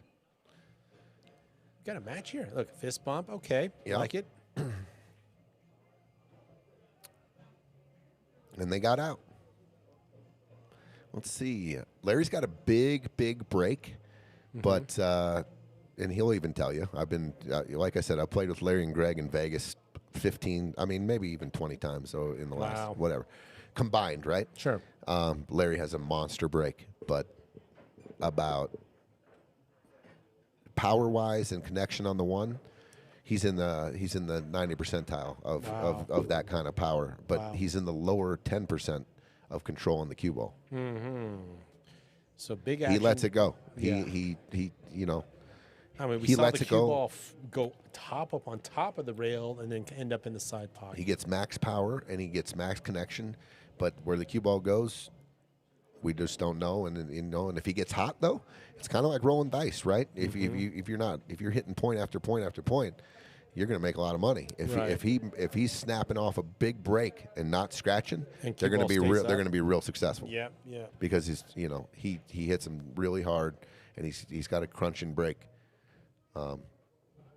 He'd be deadly if he could get just a little control on his big breaks. He'd be deadly because he'd be shooting a lot more. And Look, he went for more control. There you Yeah. go. That works. And it still ended up with Look at 2 this balls down. stripes. He already knows. Look at stripes. Oh, This is make it, take it. Is that window there for Greg? And even if it was, like, golly. Yeah, like, the 10-12s. Yeah. Massively tough to get to.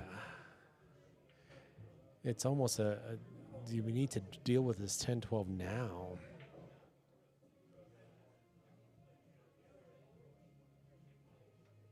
Oh, wait a minute. 1, 2, 3, 4, 5, 6. It's actually open. Well, there you go. Look at that. Boom.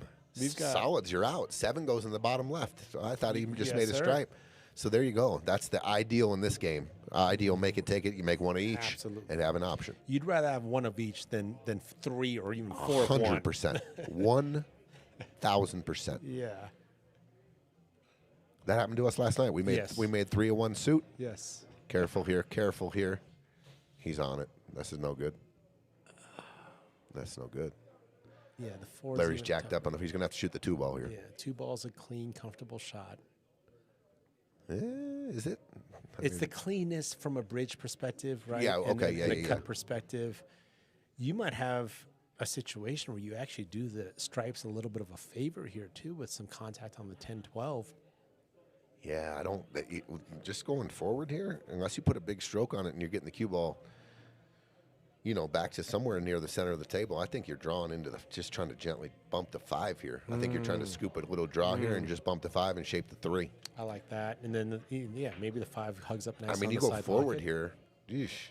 4 ball's tough. The 8 can block the 4 if you get down too far. The 5-3's doubled up. I think that's his only shot right now. I don't think I would risk shooting the 4 jacked up. Look, he's even looking at back cutting this 7. I'll tell you what, a lot of champs or high-level players, they like to see when that cue ball is up and you got an edge-to-edge real back cut like that, it's easier than you think because they can see they're right next to the ball. He'll end up shooting this 2 ball, I believe, but no, he's going back to the 7. No, he's going to shoot the 2. We are looking forward to it too, Daryl. Yep, our first open 8-ball tournament. It's been long overdue. We've been in business for about 5. We hit our 5-year anniversary, and we have not had an 8-ball. So we've been slacking a little bit. But Pat's been talking about it for a long time, and he said, let's pull this trigger, and it's here. It's here, dude. And that'll be every spring. So that's going to be a major every spring and fall. We got 8-ball, 9-ball. There it is. We got we've got a ton of handicap tournaments we play here on the weekends. Singles, though, it's time for opens. The few people I have talked to, strong players, their eyes got big, and not only were they excited about it coming up, it's like, I got to sign up soon. There's a 128 cap, and I don't think there's much doubt on it filling up. Oh, he went for the 5. Look at this, though. That's not bad. I mean, they got the 15-ball. Yeah, Stripe still has a lot of challenges here. Yeah, got a lot of work. They got to find some kind of going into the 10-12.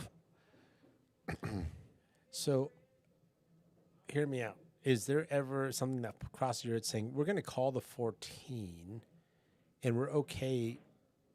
Can you pocket the 14 and 7 here, like in the most ideal scenario? No. Are you ever going for a cut on the 14 to make the 7, or you actually The 7 is unmakeable No, if you you cut got- the 14. yeah. It goes straight into the full. you have to go almost like hit the 14 almost square. Exactly. Yeah. And go through it and then thin cut the 7 back in. Correct. Yeah, there's. Now, if it's sad, a little different, maybe. Okay. He's creating this, trying to create the angle, but the 13 blocks that. If you come off the 14, I believe the 13 is in the way to get onto that 10-12. Yeah, for the breakout. Yeah. Now, he could shoot the 9. He could shoot the 9 from here and get into the 10-12. Are those inside-y kind of shots better or worse with that distance that 9 has off the rail? Do you like that distance off the rail for that? Don't mind it at all. Okay. Same cut to me. Yeah. I mean, obviously, it's frozen. It's very much more makeable, Yeah. I guess. Yeah. Little less. I think it's a little harder to control how much spin you're getting off when it's frozen, though. Okay. Does Shar now have the angle? But here's the deal: you come off this 9 and drive that draw and into the 10-12 from here. Or is Shark saying, I can get you good now? Now that ball's out of the way, let me cue ball you here off the 9, so now you can splash into that. That's definitely an option as well.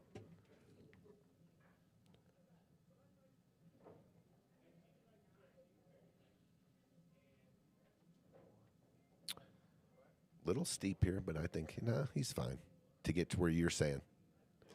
Yeah, because drawing into, at least you can then also say, hey, the 14, because if you draw into it now, the 14 could become a problem down the road.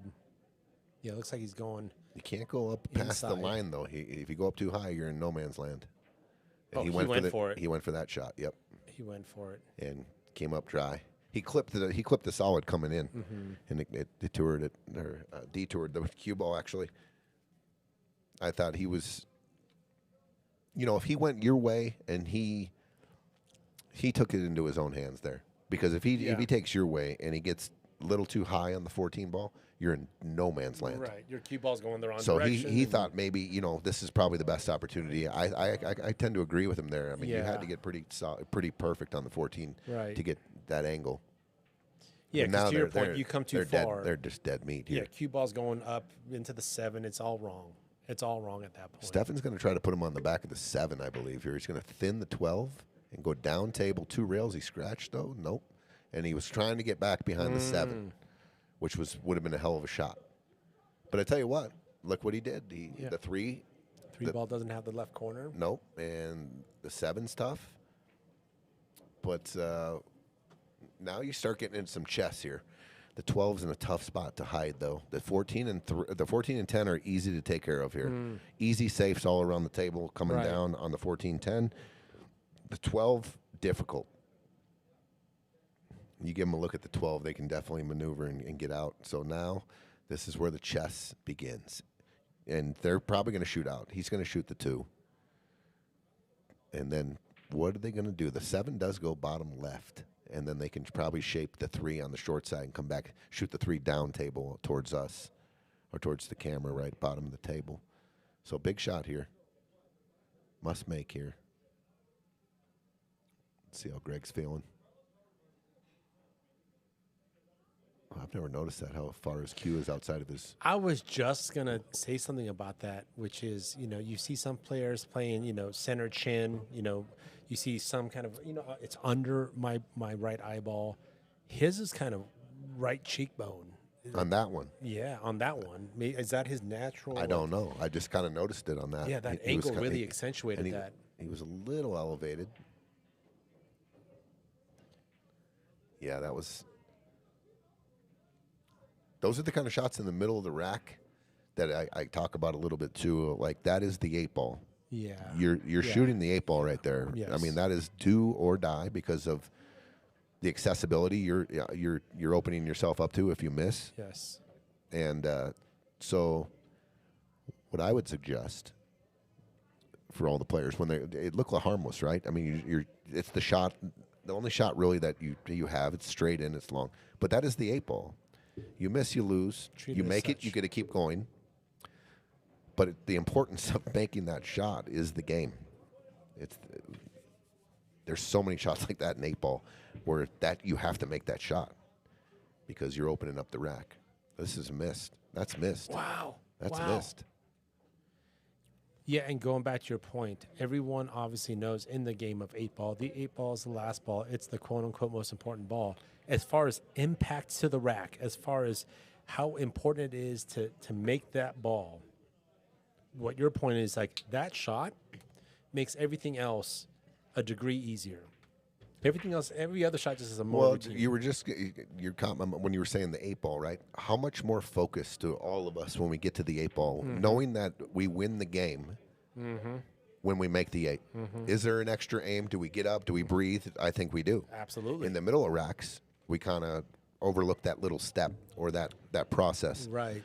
So, going back to that shot, when I say that becomes the 8-ball, literally, what do you do when you shoot an 8-ball that's the 8-ball and it's just, let's say it's the same shot, it's long, it's straight in. You might aim, you might get up and down a couple extra times because Sure. you know the importance, and it kind of passes your mind up because it's not the 8. Right. Right. And when you're playing at this, I say there's once you get that this is I have to make this ball. We don't necessarily win, but this is the ball. If I make it, we definitely can win. If I miss it, we're going to lose. So those making it that to your much earlier more point, important. It's mostly applied. Look at this to shot. Look at this. Dead Short perfect. side too. Wow. Wow. Ball in hand shape for short side too. That was an amazing shot. That wasn't amazing. I thought he was shaping the 5, and they were going to try to get off the 2, off the 5. Great shot. Great shot.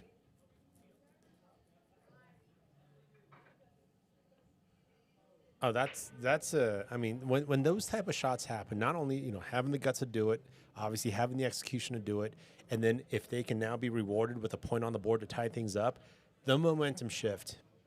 Huge. Those are the what feeds momentum.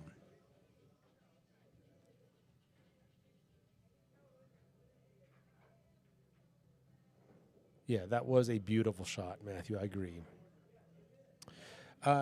No, Larry and Greg aren't brothers.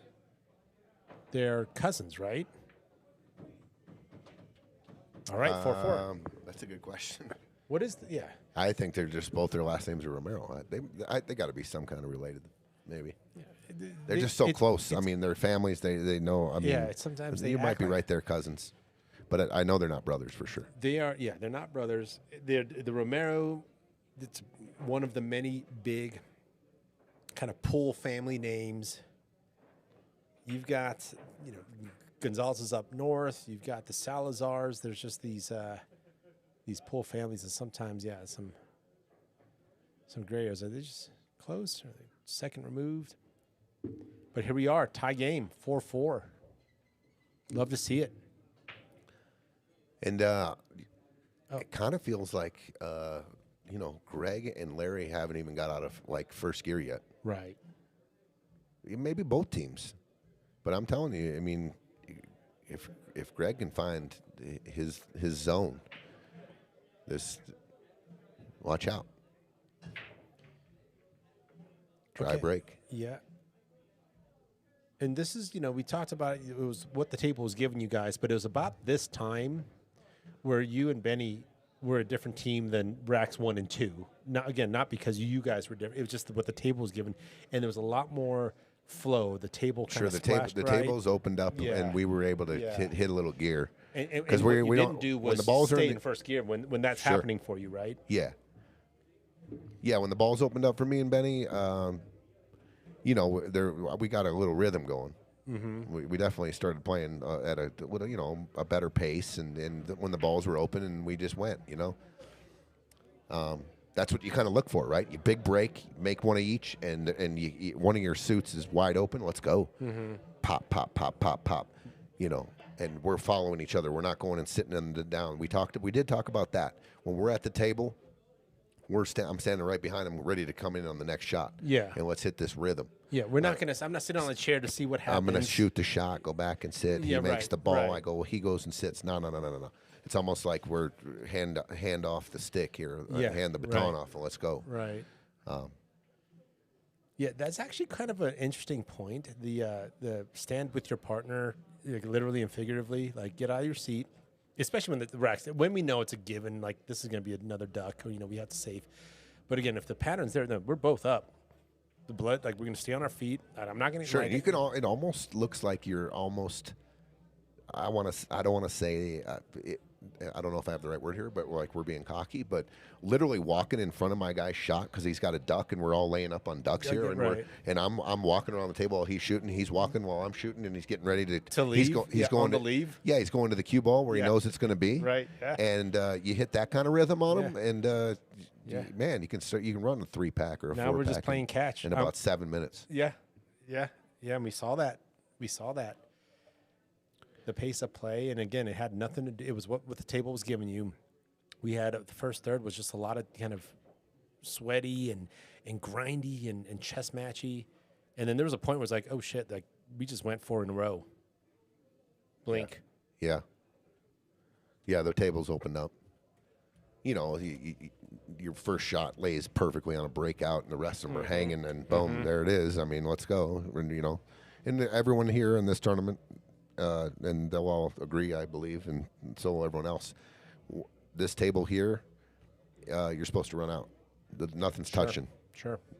Nothing's touching. So, this should learn it. This turn or this inning should lead into them breaking the balls and going for a 2-pack. And if they break and make a ball and it spreads like this, we're talking about a 3-pack, and so on. There's no brakes here. You're not putting the brakes on. You're on the gas right here. The one caveat being, but make it, take it, wear stripes, right? Because right now, if we were solids and, we can lead off with the 3 and it's there. The one caveat, the curveball, which was part of the plan, which is we've got Titans over here. What are some equalizers, let's call them? And it's the make it, take it. And now we've got this kind of on idea. If I brought any one of these Titan players to this table and saying, hey, this is what you're about to be left with, everyone's about to do cartwheels until I say, but your strike. Hold on, he's going solids. Yeah, it's open, isn't it? 1, 2, 3, 4, 5, 6, 7. 3, 6. There was 7 solids. Oh, no, you're right. I'm sorry. I miscounted. Excuse me. I thought they were. Yeah, because Greg broke dry and Sharik missed the opener. He tried to cut the 7 down in the corner. That's right. And came up dry there. Yeah, I got caught up in the conversation there. Happened a few times last night, actually. I called him breaking runs, and there was like 3 innings. All right. But going back to your point, no balls touching. Did lead with solids. But the follow-up shot, I think, was supposed to get better on the 1. And now they've got to readjust. Yeah, the 1 and the 6 are in a little bit of a pinch spot. I think, if he could have shaped up and got rid of the 5 ball there, it opens up the 6 big time. Yeah, or that shot on the 3. I think he's on the 5 now. Obviously, he's on the 4 and the 2, but Is now a time that you look at the 1 though? Yeah, definitely. Maybe even use that contact with the 15 to get good on the 5. Possibly.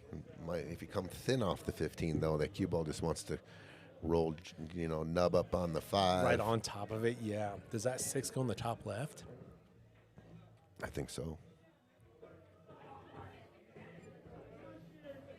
I think the 6 goes in the side pocket might go on the side by his hand there, too. Yeah.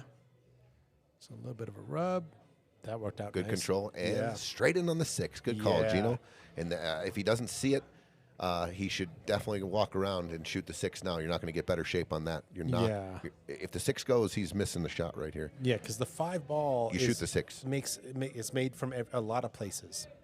Exactly. The 6 ball, there's only a certain opportunities you're going to have for it. He sees it now. Yeah. I think it would be very unwise to shoot the 5 to try to shape for the 6. He's already on the 6. Okay, he sees it.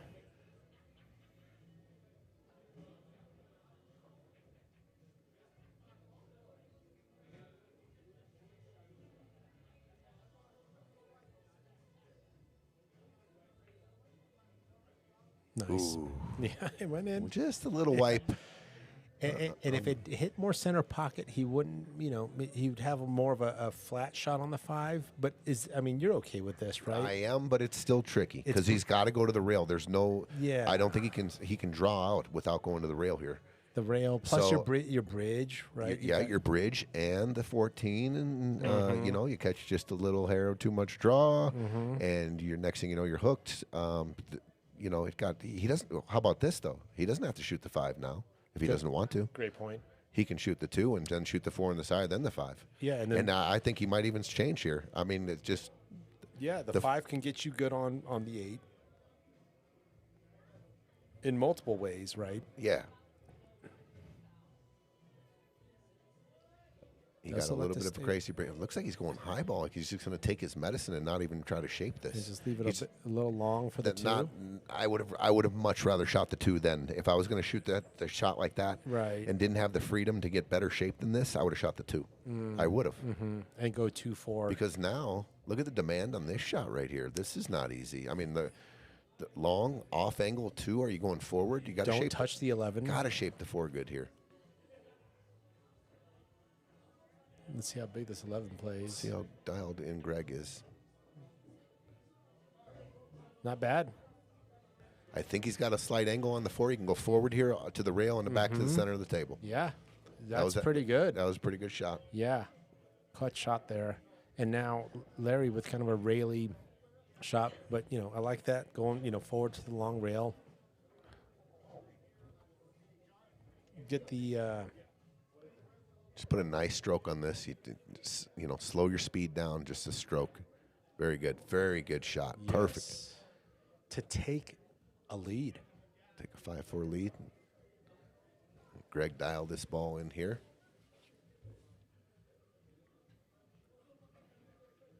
I was going to say, Greg usually likes to draw out on a lot of shots like this, and on this angle, you have to hit it clean. And he does. Very good. 5-4. 5-4. Greg and Larry. Love to see this.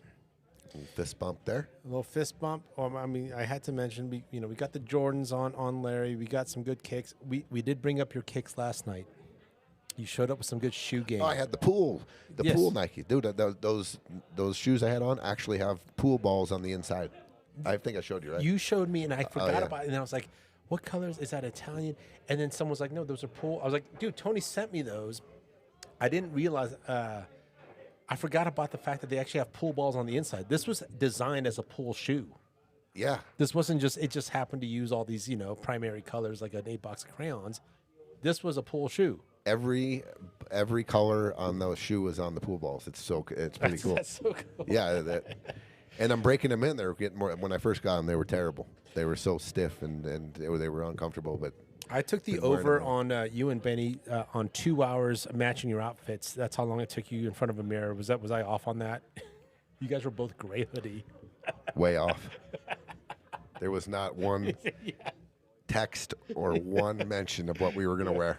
All right. I beg to differ. I know this was planned, and and well coordinated. You guys were like the gray hoodie team. It was great. He had the dark gray, I had the light gray. Yeah. Not planned. You're not fooling me, Tony. Yeah, Did Tony, you? Tony and Benny Kardashian, just getting their outfits right. Who had the most hat touches between me and Benny?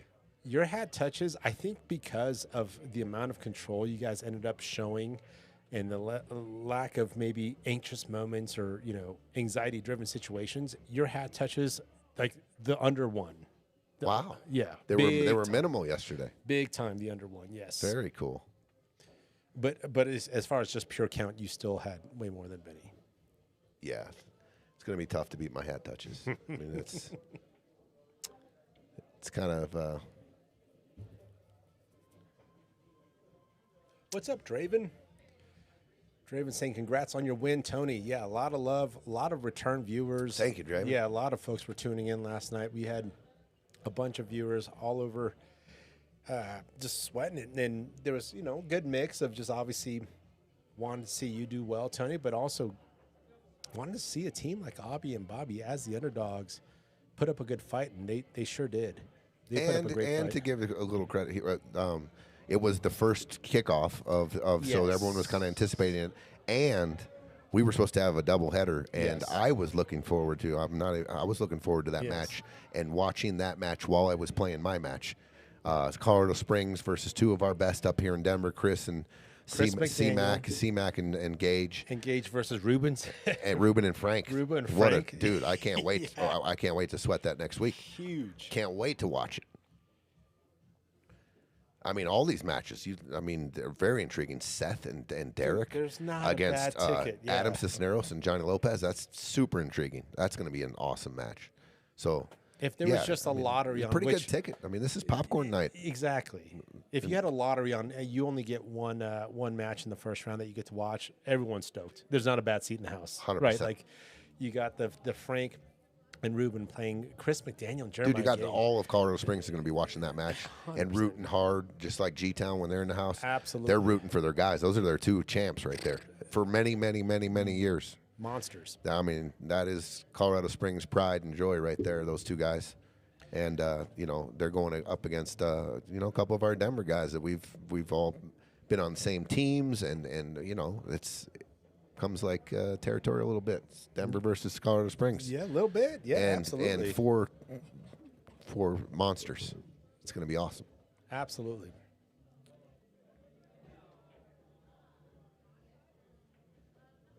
That was not an easy shot. No, he's real That good. Probably was the best. That's when he's jacked up over a ball. There's no one better. Wow, with the speed control, with the pocket. What did Emil just say? If they did want to see how that conversation went, you should wear the light gray. It suits your eyes. I know exactly, What does that Emo. mean? I know, dude. It was 2 hours plus in Word. in the dressing room, right? What does that mean?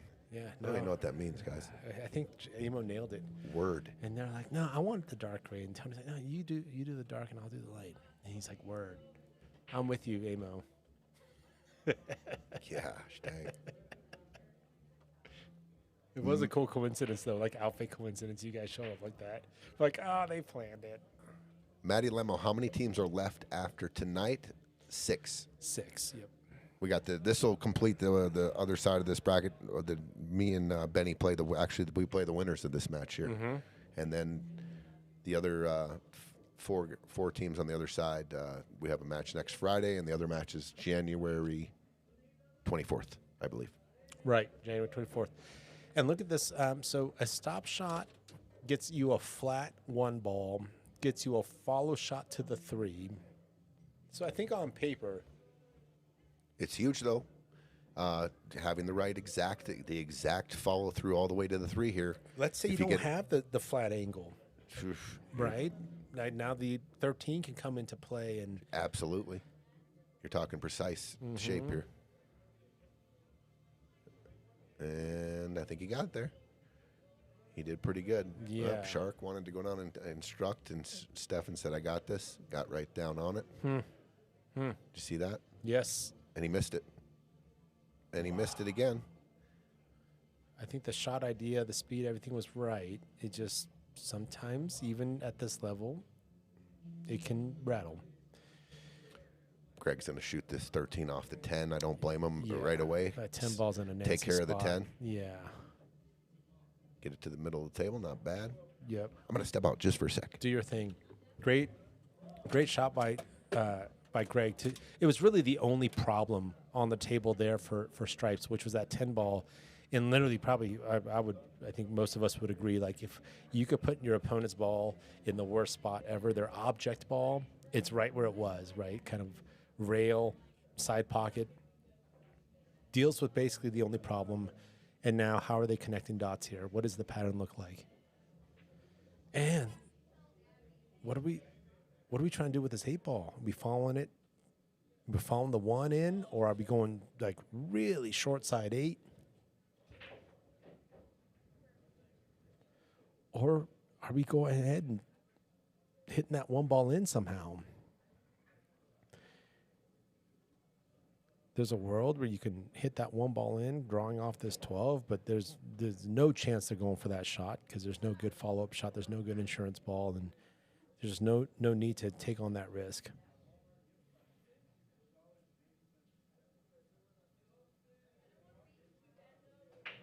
Larry's looking at this 10 ball, blue stripe to the side, but that there's something about keeping the cue ball north, I feel like, is part of this.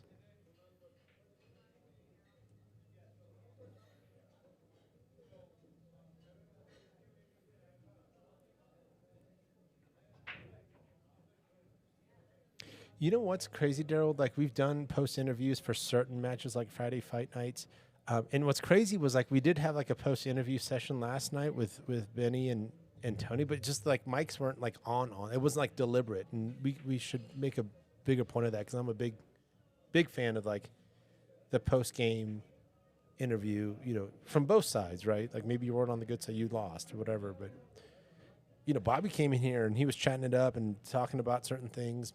So yeah, definitely all for it. And my dude Harley back in the chat. Good to see you, my dude.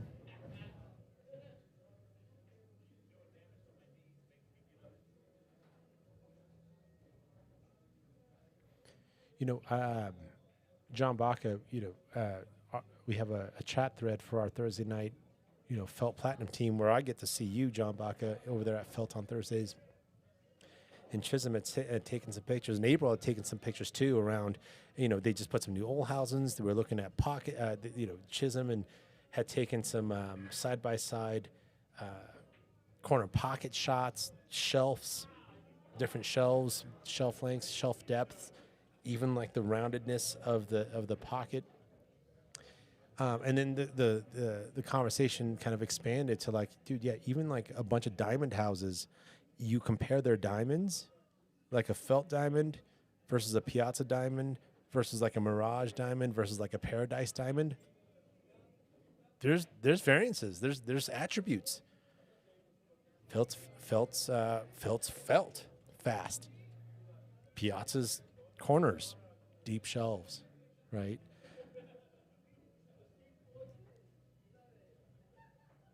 Yeah.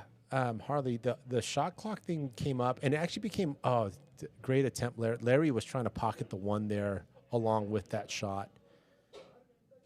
Good idea, good attempt. And if he had been able to go rail first, skim that 1, it would not have kicked the 15 the way it did, and that 15 would have sat pretty in that bottom left corner. But now Greg's going to you know, change the GPS, as Tony likes to say, and remap the pattern. Looks like he's going to draw back for the 12.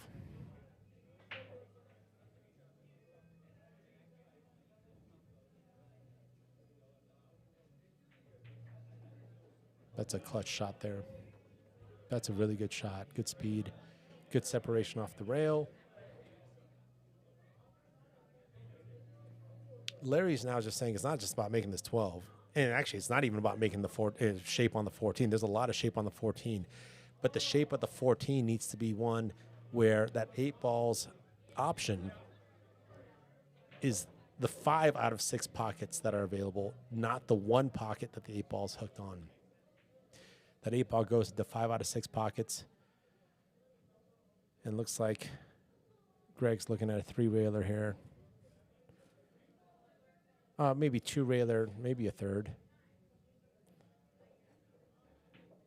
Yeah, I think it's a little too long for oh, no, he is going 3 rails forward. Okay. And you see his destination, his target destination is left side for the 8. 1, 2, it's got to go. It went. Look at this. Straight in. Nice shot by Greg. To take a 2-rack lead. First 2-rack lead of the night for Larry and Greg Romero.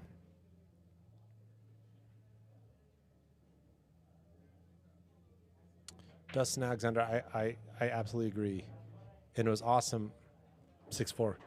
It was awesome seeing you, Dustin. I know you just came off an injury, bro. You showed me the pictures. I wish you hadn't because they're disgusting and gross. But we're talking about a snapped femur bone, hip injury. Like, are you kidding me?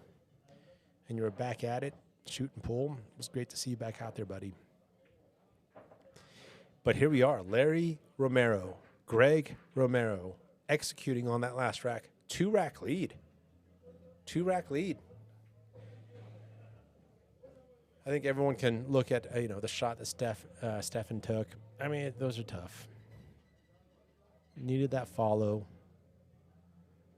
and then ended up kind of rattling.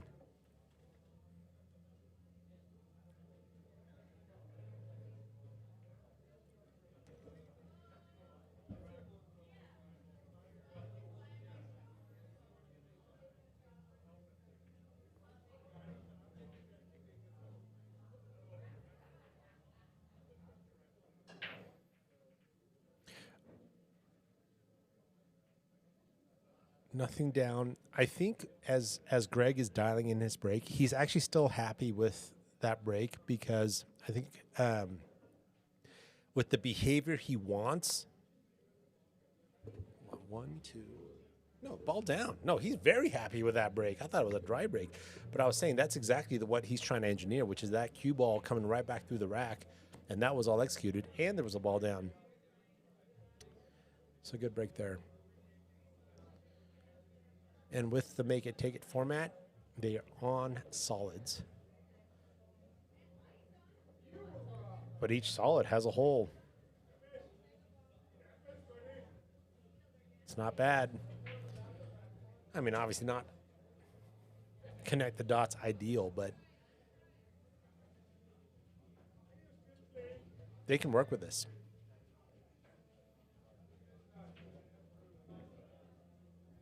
Is he just going to roll it, or is he going to use a couple rails here? Yep, just roll. Oh, overcut. Or was that defensive?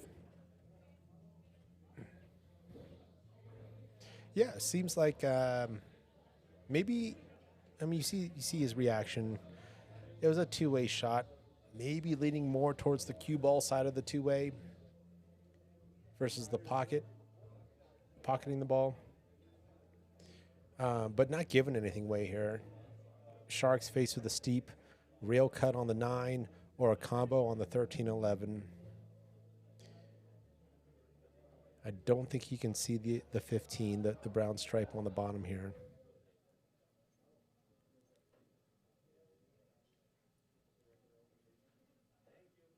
Yeah, and the tough thing here for Sharik too is like this shot. There's no built-in, or at least like something that stands out as a built-in two-way here. You've got the 4-ball hanging. You've got, these spaced out landscape here that really makes it hard to kind of think about two ways. But no, Sharik, if he, I think, really thought about it, there's probably a really gross lockup, something he could do maybe with hugging that cue ball on the 3-ball. So hitting that 9 and just really just planting that cue ball on the 3. Or is it just, it's on, we're going. Got us some custom pizza rolls coming there, G. Custom? Yeah, we ordered some toppings with them. I like it. How we doing? 6-4. 2-rack lead. 2-game lead. And a real tough shot here. He doesn't have any other shot, huh? Just the 9? Yeah, we got the 13-11. He did look at that for a little bit. But there's everything's spaced out where if you're gonna go for it, like it's almost hard. It's hard to think about two-way situations here. How are the two goats of commentary doing? We're just getting in stroke, bro. Fucking Yeah, just getting Just warmed getting up. loose. The lips are getting loose. Lips get Loosening up our jawbones and our lips. They're getting loose, kid. once you get in stroke. Ooh, he hit that fat. Went up right off the titty. For what Yeah. you do, it's probably like 920 or something. Did you see that emotion right there from Greg? He counted the balls and he said, "Let's go." I know this look, and I know that We that talked little about this. before the rack energy. He looked, he loves it. Greg doesn't need much runway to get pumped up. No, He can get fired up. let's get on this 5 ball as soon as we can here, huh? Yeah, The 6 goes in the side. yeah. He just And the rest reverse of the balls are good. He just reverse engineered this whole pattern.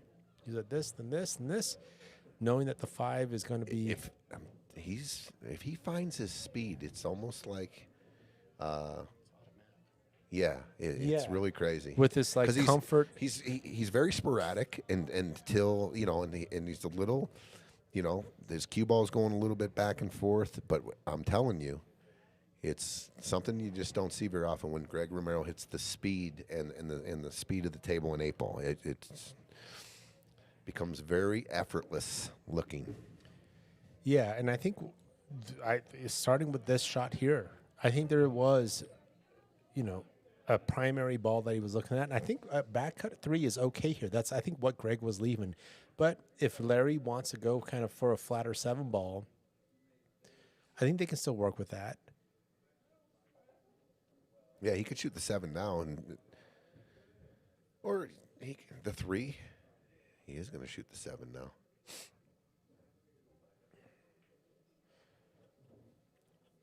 Okay, so Lucas Taylor, great point. It's definitely been brought up before.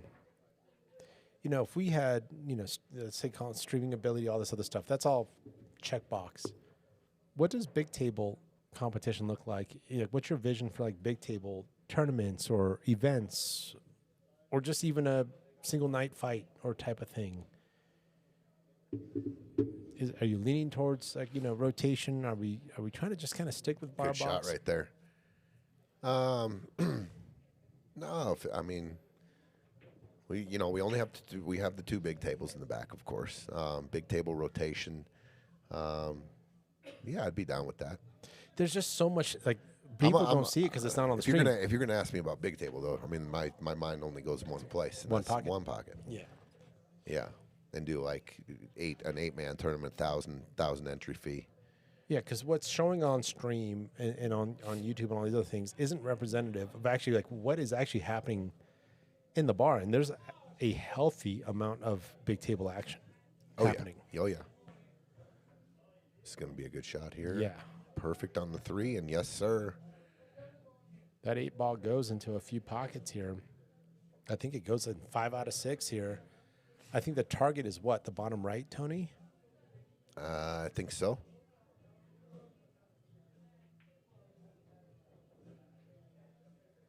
You are on the. I don't think you ever play short side shape for the 8 in the side here. I don't think so anyway.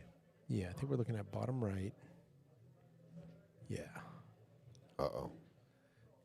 Little light on that, but Yeah. this is okay. But see what Greg did there too. He's like, no, we're good. Yep. Yep, I like it. Yeah, over travel would have been okay there. It's a huge shot for Greg's demeanor here and his confidence, and Larry, and just continuing here. Yeah, great observation too. He liked the pattern in the set. He's like, oh, we get to come up to the table with this pattern or with this layout. He was fired up. To close the deal, Greg Romero. Lucas is talking about no sloppy strokes and the best fundamentals and executions, but I don't see him up here very often. And, come on up, and, I'm up here if you want to gamble. And we don't have to see no sloppy strokes. I don't know where that's coming from. This is precise. This is bar table 8 ball. I don't see anything sloppy about it. It's funny. And, it came up yesterday too. There's something about Barb. Do you realize how good you like? I would hate to have to face any one of these Titans or any player preciseness, pocketing, cue ball control, leave. It's all there. Angles. It's the same game. Bar table 8-ball? Yeah. 100%. And then these pockets are not, I'm telling you right now, They're not friendly. no. This ain't a valley, and these aren't the big pocket diamonds, too, where you can cheat pockets and things. This is very precise. Matter of fact, asking for rotation on 9-foot is almost asking for a double, this is almost like asking for more weight. You get less balls on the table on a bigger landscape, it's an easier game on paper. Now let's go the opposite. More balls on the table, less landscape, congested as F, right? Congested AF. It's a whole different art form. Precision, speed, they all have to come into play if you're playing bar box 8. I agree. You don't get all sorts of, football, fields worth of space to deal with. Your precision needs to be on point. It becomes a lot more. The word Look at surgical. the big break here. There it is. There's your Larry Romero break. There's right the there. Larry Romero break, and look at this. most balls in the break yet. Look at this table. Holy cow. Open, options. Here they go. The word surgical comes up more in bar box than 9-ball. 100%. I mean, you're talking about, big table 9-ball, the break becomes, bar table 8-ball, the break's real important as well. It's a great game. I'm not saying big table 9-ball is not a great game. Yeah, and Lucas, this is why I think this is a fun conversation. There's an argument that says, actually, with proper pockets, we're not talking about some, 4 quarters, dime machine at a dive bar, with take your quarter pockets. One could argue you need more precision on a smaller table with more balls. I mean, I'm just saying it's a good conversation. Definitely. Yeah. It definitely can be. I would be I would love to be a lawyer on either side of the argument.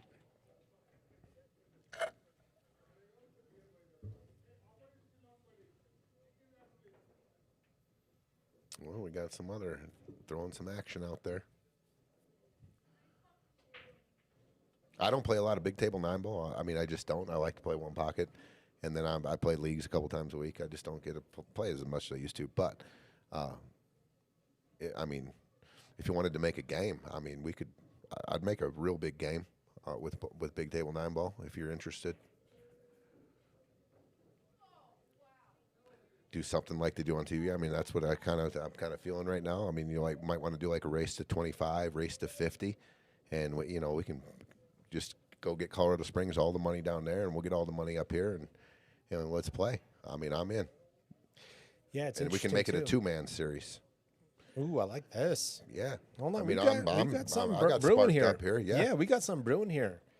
Yeah, I mean, I think because I don't play big. I just don't. I don't. You never see me hitting balls, big table 9-ball, but I'd go hit a couple balls and get ready for a match. Definitely. I like it. Yeah, I mean, you think about also what I'm so appreciative of how the internet, YouTube, Matchroom Pool, it's really brought pool up. Everyone has benefited from how much exposure pool has gotten lately, and there's been a lot of waiting towards 9-foot rotation. But why? You got to ask yourself, why do they do that? Because they want to get viewers that aren't pool nerds like us. What's fun to watch? 9 on snaps. From the 2, you got to go to the 3. Like, everyone understands that. From the 5, you got to go to the 6. Everyone gets it. Once you get your colors down, now all of a sudden you're bringing in a whole audience that you haven't. So it is very smart of the Emily Frasers of the world and all these other folks to stick to 9-foot rotation, 9-ball especially, and wild 9s. Moscone, heck yeah. You want the crowd involved? You're not playing one pocket, dude. You're playing 9-ball. Absolutely. So, I mean, that's the other thing. Like, is there a bias towards big table rotation because of what we've been, exposed to in this great movement of getting pool more exposure? And they have to have something made for TV. It has to be fast. It has to be understandable. Absolutely. It has to be exciting with the 9 on the break, combo on the 9 or whatever. Of course, those guys are precise. Of course, they play in 4-inch pockets and whatever. It's also, to me, once you watch one 9-ball match, you watched them all. Yeah. To me, it's boring. It's the same. As far as viewing, I mean, it's the same pattern. We all learn the patterns, and then it's the same game. There's a couple of defenses, and then it's a 3-pack or it's a run out. I mean, I like watching it too, but to me, it's once you've seen one 9-ball match, you've seen them all. Yep. The shape is 1 to 2 rails, 90% of the time. Now playing in a 9-ball match is different. You got to play. Sure, You got to sure, get out there and you got to play and you know, whatever.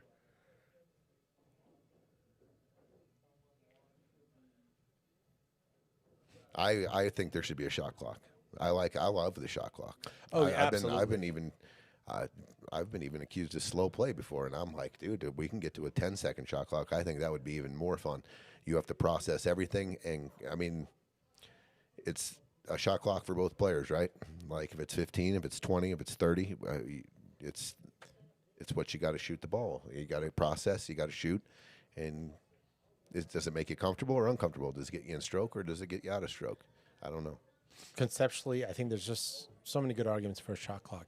Logistically, the beep, the person watching when that last ball stops spinning, it just takes a little bit more effort to implement it. In other words, no one's said I don't like shot clock. It's more like, no, we all like shot clock. It's just how do we consistently implement it? Sure, and the technology and the 100%. beeping and how to police it. And it's not some guy on a phone going, Fives. foul, you didn't shoot, or Yeah. how do you do it? Because it has to be consistent. Is it a countdown from 10? Is it a 5-second beep? Is it do we have 3 shot clocks on the wall? And you can definitely, Yes. you see your clock, you see how much time you got. Yes. And it has, And I there's- appreciate, the ultimate pools of the world, right? Trying to bring this in and trying to bring some consistency. But at the same time, when do I call 5 or 10? And my definition is actually, I call 10 when it's at 11. But you might be like, I call 10 when 10 shows up on my screen. That's a 1-second difference, dude, right? And so those are the things, right? Especially when there's money on the line, you got Calcutta, you got these big Titans playing. We just want to make sure the execution's on point. Meanwhile, Greg and Larry. Oh, did it just Yeah, end he up did. bad? Unbelievable. Oh, no. Unbelievable. Oh, he could do that 100 times and not end up with that leave. Unbelievable. All places to leave it. I mean, if he rolls it fraction harder, it bumps the 5, and you didn't even have to get to the 5. You could have just left it at, just a little pinch draw there. But Yeah, a couple of fractions shorter, and you're just way clear of the 5. What's he looking that at? was to take an 8-4 lead, too, and to be breaking and running out again. So we're going back cut, rail first. This is kind of similar to your shot. I think is he going back cut, rail first into the 2, call the bottom left corner? Because that's like 90 degrees plus otherwise, right? He's got to be going here, right? Yeah, or cross banking it. Kick bank the 8. Oh, kicking. Oh, I see. Okay, yeah. Okay, I thought he was back. Oh, that was a this could turn out to be the role of the next momentum switch here. 8-4 Ugh. against Stefan and dude, Sharik. there was no holding them back. I mean, Yeah, can so- you believe? I can't believe that the cue ball ended up there. I can't believe it. Yeah. I know Larry can't believe it either. No. he is sick. You saw it He from the is- second. And look at Greg, still grinding, didn't get mad. He's taking this on as a challenge because, Yeah, on paper it's possible, so let's go. well, that's a good sign for these guys because if Greg stays in this zone, he's a monster.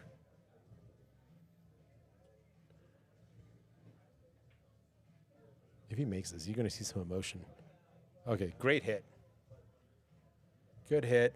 Really unfortunate, but it goes back to kind of the decision to even go there with the possibility of that 1 and 5. I mean, excuse me, the Q and 5 at all doing any sort of tango. Agree. I'm in shock right now that he leaked it at that speed on the 5. Looking for perfection, maybe? Yeah, Daryl, see, we needed that, right? We needed the sound effects there. The Bruce Lee, the self-defense.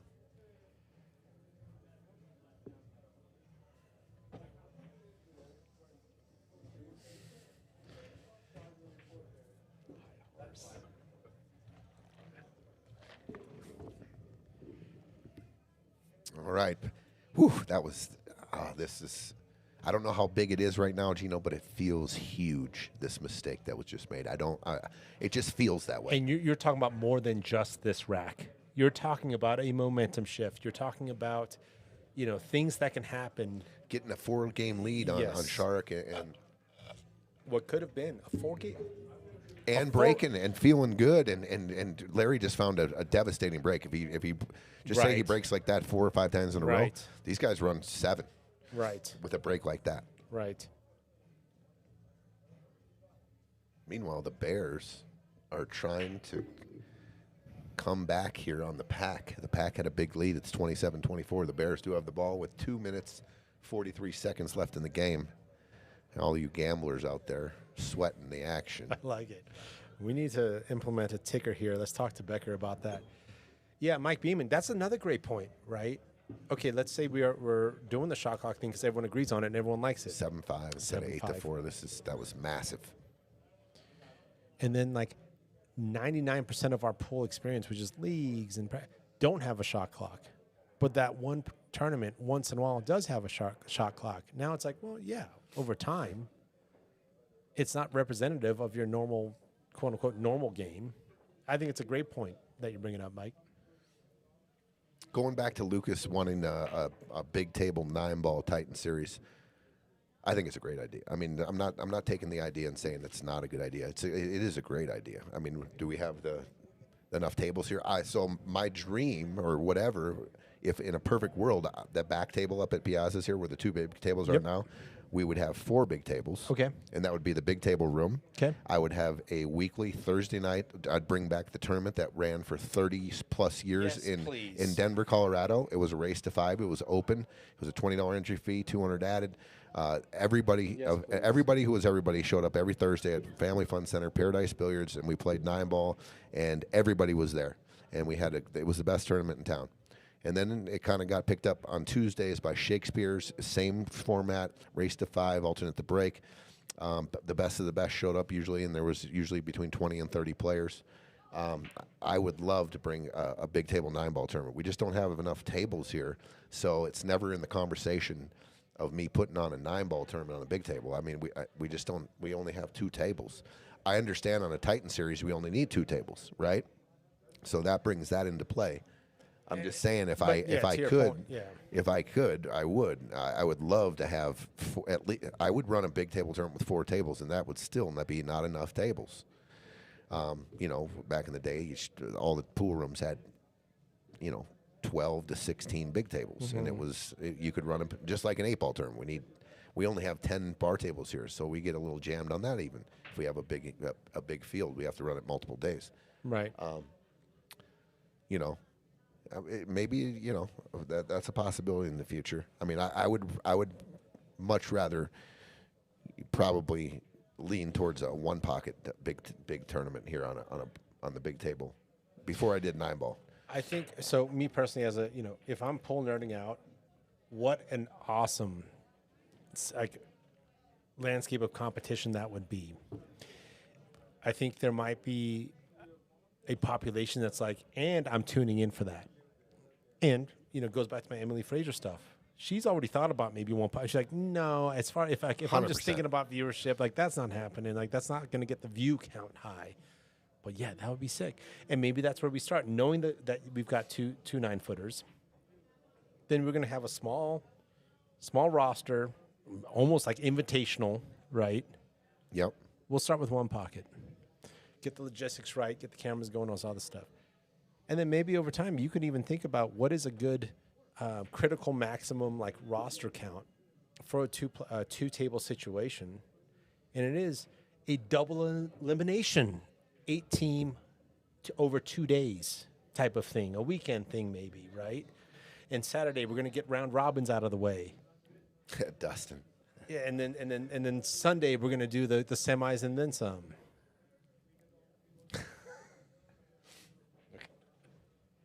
Crazy thing is I had a little teeny percentage of it was called Billiards Inc. before it was felt. It was table stakes. Then Billiards Inc. My buddy Bobby Brown bought it, had a little piece, and it just didn't work out. And but that just reminded me of that. But Yeah, that would be no shot that happening probably. But it's a good dream. I like to dream. What I love is just like this topic it's getting fired up. Gotta love it. There it is. Oh. Custom made What's up, Craig? pizza rolls right there. Looks like a First of little all, little looks mini beautiful. looks like a little mini custom, custom pizza right there. Nice little bell pepper in there. Let's My go. man. Let's go. Come Thank down, you. dude. Thank you. The food at Piazza is on a new level. Oh man, Chef Craig in the house. Chef Greg, Connor, get well, buddy. Heard he had a little mishap on the way over here tonight. Little car fender bender. Hope everything's okay, buddy. yeah, we finest staff in the business, finest kitchen in the business, best Italian restaurant rated in Aurora. Can't go wrong, and also making new changes to the menu. And I've put on easily 8 pounds because of this place. Uh-oh. Better get on that treadmill, buddy.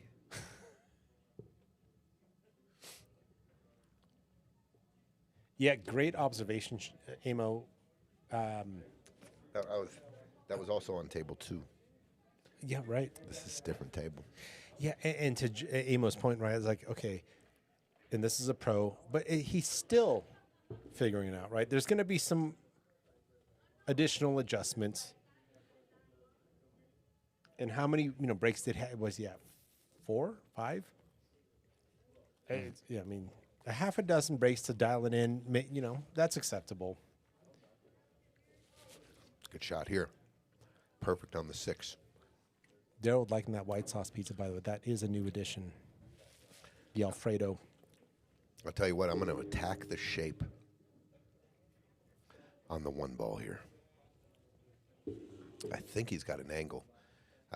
You see what I'm saying? If you can get the cue ball, this solves everything right here. If you can get the cue ball right here, that is all natural to come back here for the 7 to 8. And you can see all the cue ball. Now, you could shoot the 6, 7, and then come back for the 2, and then go back up for the 1. But if there's an angle here, you come 6 ball forward Long with the cue rail. ball and get to the center of the table, and you get on the 1, it's out. You're Yes, out. sir. That's what he's looking at. That's Yeah. exactly where I want the cue ball right Use the where long rail. Enough of an angle, as you said. the Bears just take the lead. Touchdown Bears. Smidge it inside. Wow, those Bears. Look at them fighting back.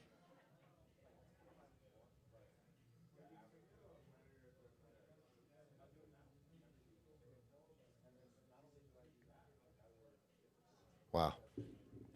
Chicago Bears. What's up, Kiki? Kiki isn't here just to yell and use outside voice, so he's got to be loud on chat. Kiki are Greg and Larry cousins. Kiki will know.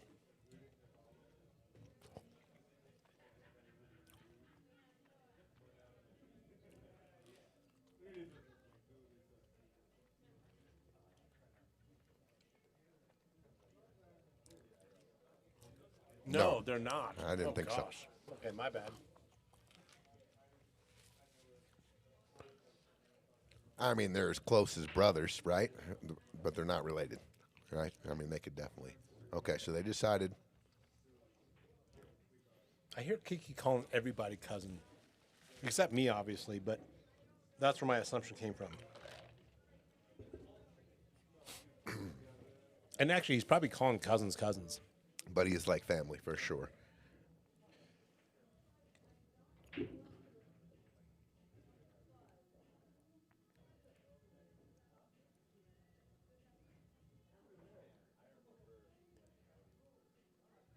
So Larry just knows that Greg has a pretty good zone, right?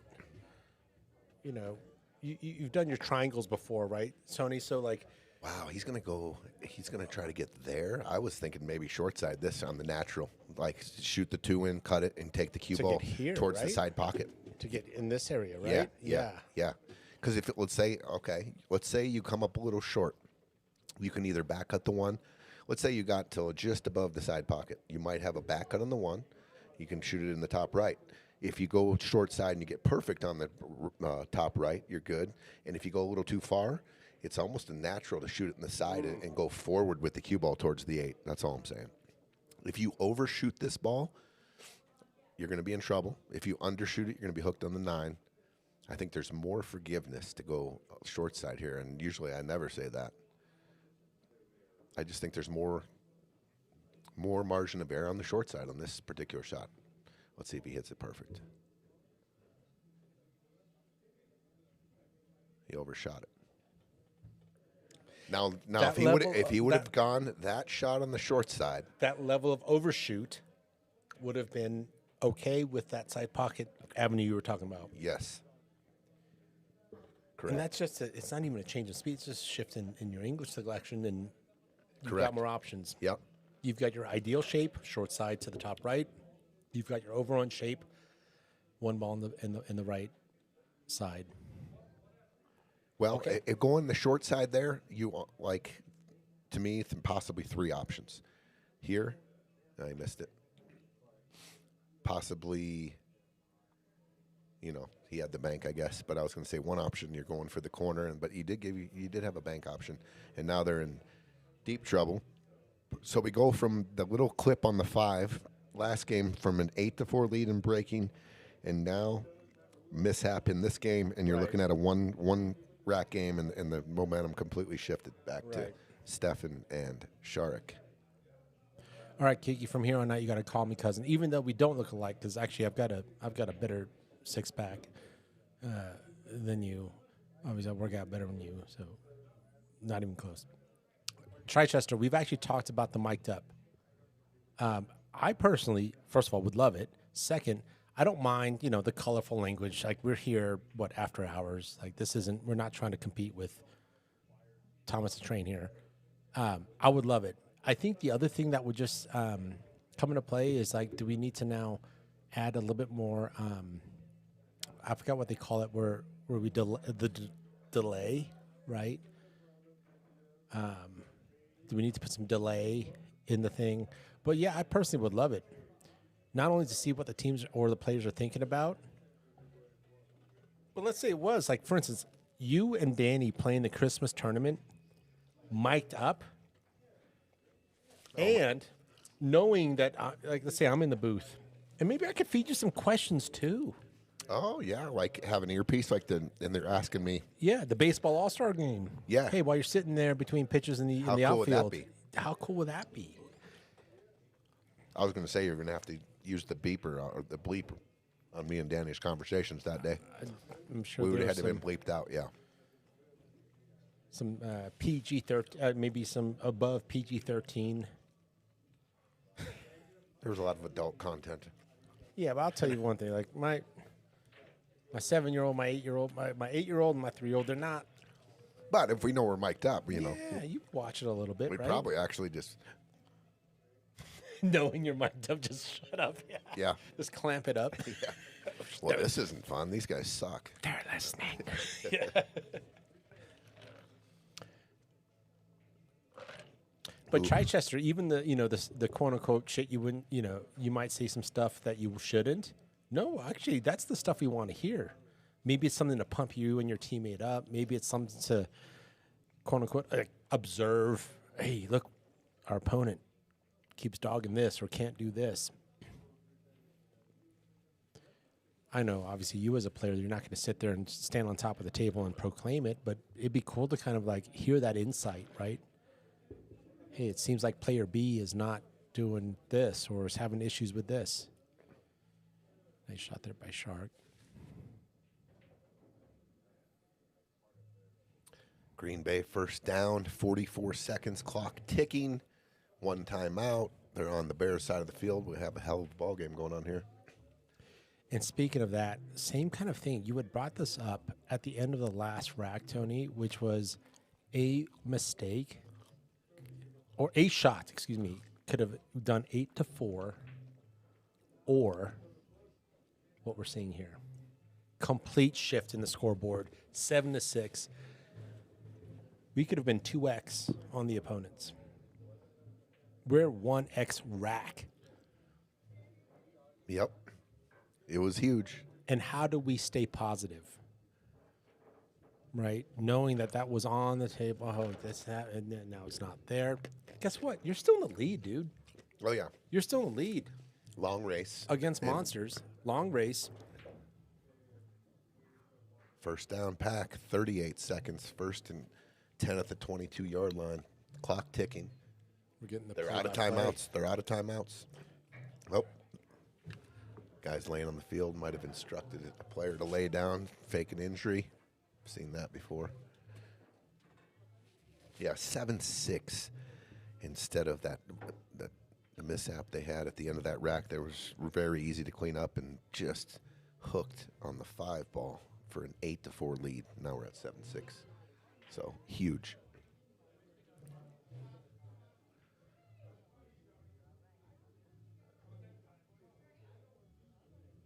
Oh, yeah, good point there. Yep, Steph did miss an 8. They took care of that. Oh, and they go to Stephen breaking. And he bombs a break. Look at this break. Shark's probably saying, "Hi, you go ahead and break, bro." Yep, open table. They'll probably run this 7-7.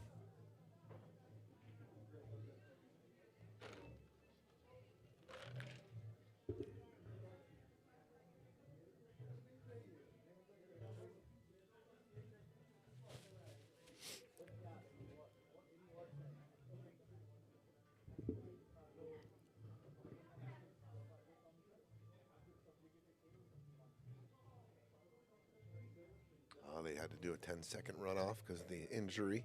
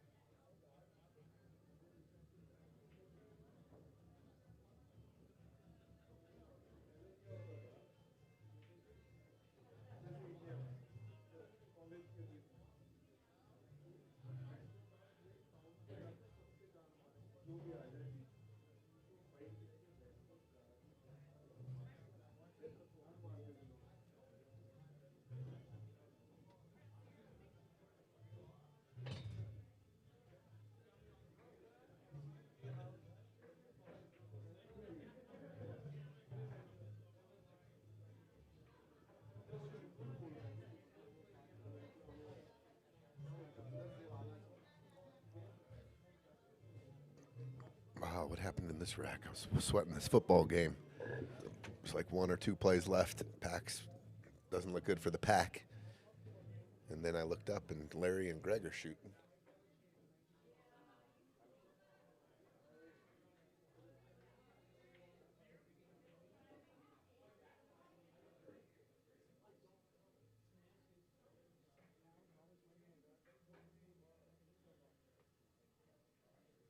Wow, that's a fumble. Last play of the game. And back to Pool here. 2 seconds left.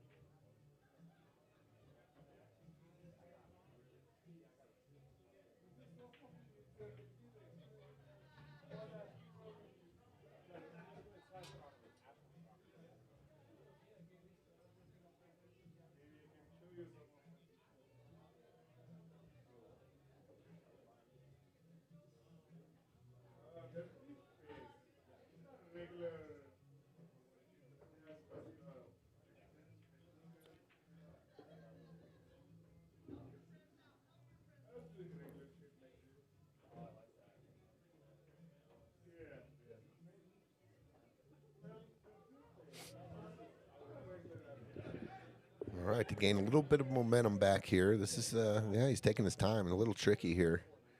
Obviously, the 7, which side he bumps it on. I mean, if he, there's a world where he could get hooked here. Oh my God, he's playing it.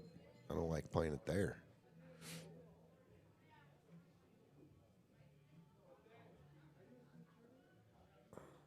Wow, he's going to let Larry cut this in. Can he just go forward here? I don't know. Looks like he can go forward. He's going to say, Larry, you need to make the cut. I like the decision. I mean, he didn't risk anything possibly weird happening. He gives Larry a decent shot at the 8 here. Larry, being a tall dude, can easily queue up on this ball.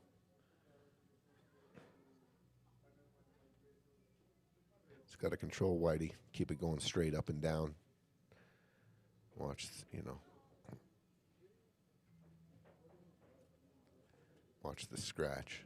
Yeah, Larry's queued up 3 or 4 times over this now. He's just settling himself.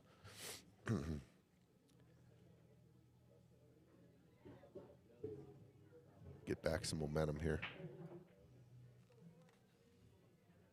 Missed it. And scratched. Oh. Hang. Oh my gosh. Wow. Look at the shot that he left him. I think they can see the obviously they can see the 6 and the 3. Oh, it fell. Oh my God. Oh my God, it fell. We've got I don't know. I'm about to get another table. Are you about to get a real question? Yeah, I'm not quite sure how long it sat there. Larry didn't leave the table, by the way. Just to make that point, Larry didn't leave the table. What's the call here? What Before the April. what So let's look at it. Yeah. So we're going to take a look at. We're going to be right back. Be Hold right on back. 1 sec. They're gonna figure it out.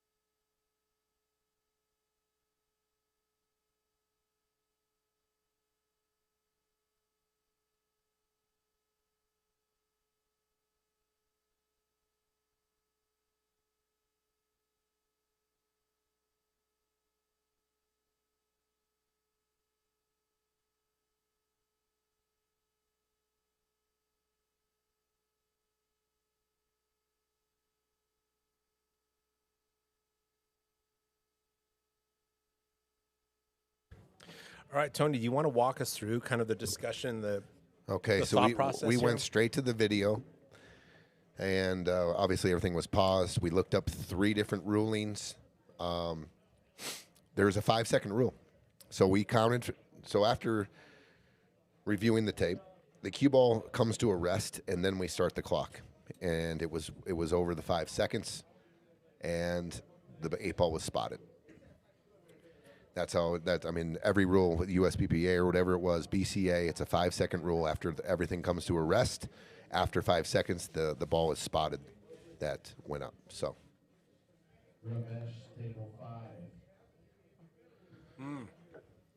And that was the rule. So that's where we stand now. The 8 ball was spotted. Stefan. Greg's pretty good with this jump cue, and he's pretty good at shooting a stop shot with this jump cue. I don't blame him at all.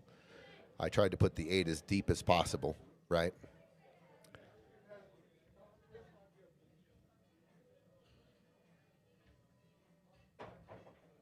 What a shot. What a shot. Stop shots. The jump stops the 8 ball in. Yeah, he's pretty good at that. He's a magician with that jump cue. The But focus I was think we there. got the call right, so on Yeah. goes the game. And I think another good sign was all 4 players were nodding their heads. Like, makes sense. Yep. Like, there hasn't been a league that they've been a part of where that 5-second threshold wasn't a part of the conversation. sure. And on paper it was about 8 seconds plus. I mean, it reminds me of, you know, You asked me whom I'm rooting for. It's the underdogs, Greg and Larry. I like it. I like it. reminds me of when you hang a golf ball on the lip on a putt, and how many seconds they've counted off. You've seen some dramatic. I mean, look at. It's almost like I mean, you go to the Tiger Woods shot, but that was not a putt. That was a chip, and it fell in the And it was Nike so swoosh. nasty. But Justin Thomas in the JT's, PGA yes. PGA Championship, he had one, and I believe their clock is 10 seconds. Yeah. Yeah, some of those hangs in PGA, it's almost like if it happened in a movie, it'd be like, that's dumb. Like, that wouldn't happen. It's happened in real life. Grass settles, the dirt compacts, whatever it is. The that's wind happening. blows. The wind When blows. I mean, yeah, you've got elements.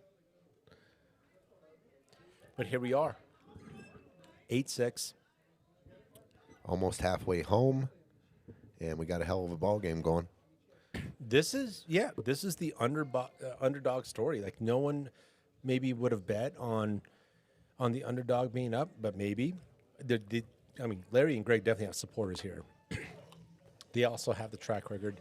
I think Jeremiah put it in a good way yesterday, which is like any player, which also means any team, could show up one day and just play 50 points higher. And then maybe a team or a player has a bad night and plays 20 to 50 points lower. Sure. That just happens.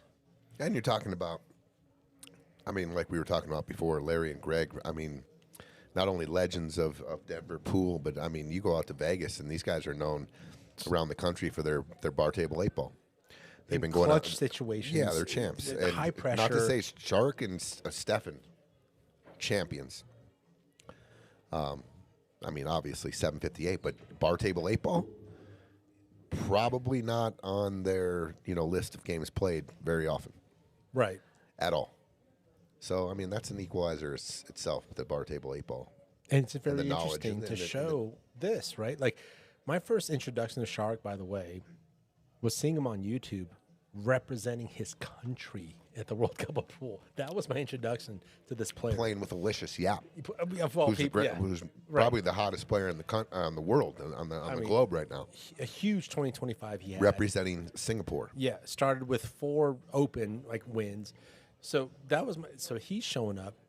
But this is also what makes Lucas, our conversation earlier, a little interesting, right? Like, well, on paper then this should go a certain way, but no, look at this Romero combination where this is their art form.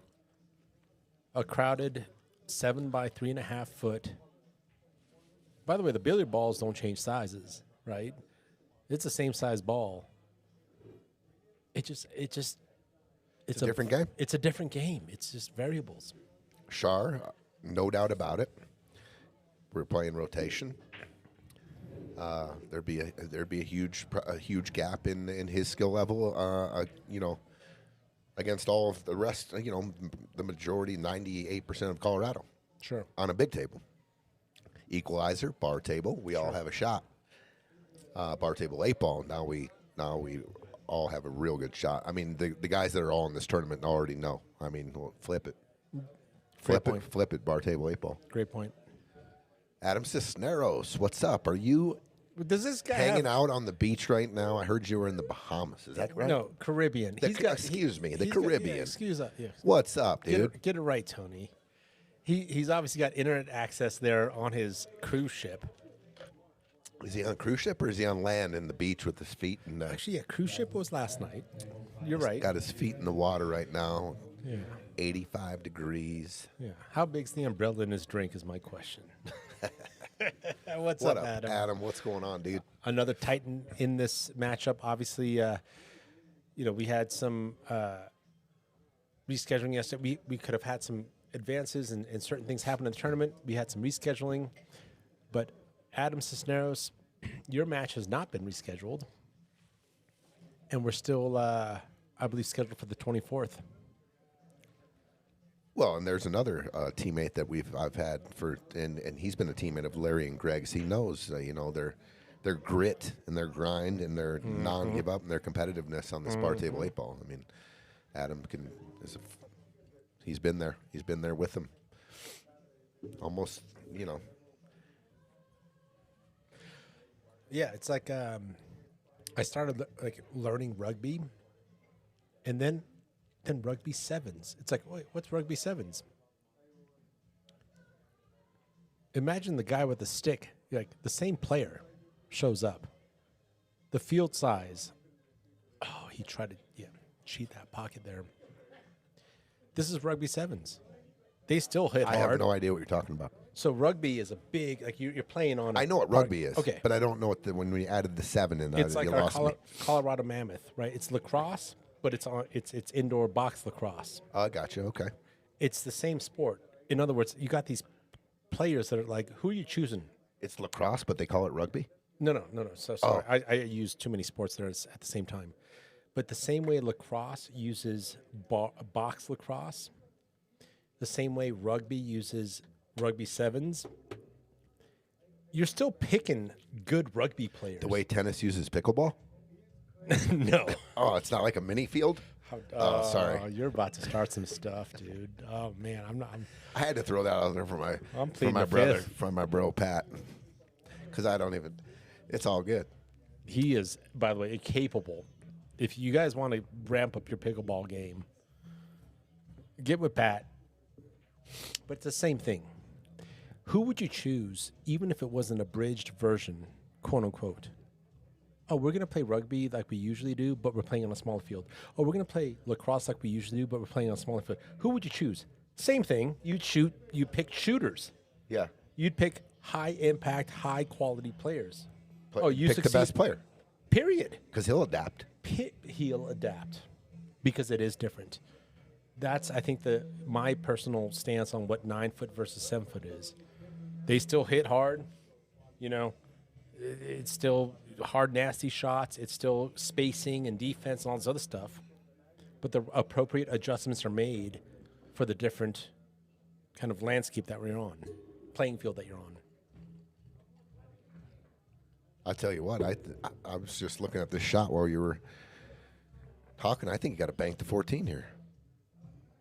Cross side. He ain't even looking at it. Yeah, with the lack of future otherwise for the 14. Oh, okay. Shooting the 9. I didn't even know he could see the 9. Is he trying to draw back for the 14? Nope. He's just they're gonna shape it later. Okay. But what does shape it later look like? That's a good question. Does the 14 go by the 2? Because almost like shape it later is the shape you had, which is that bank shape. Well, you always want to.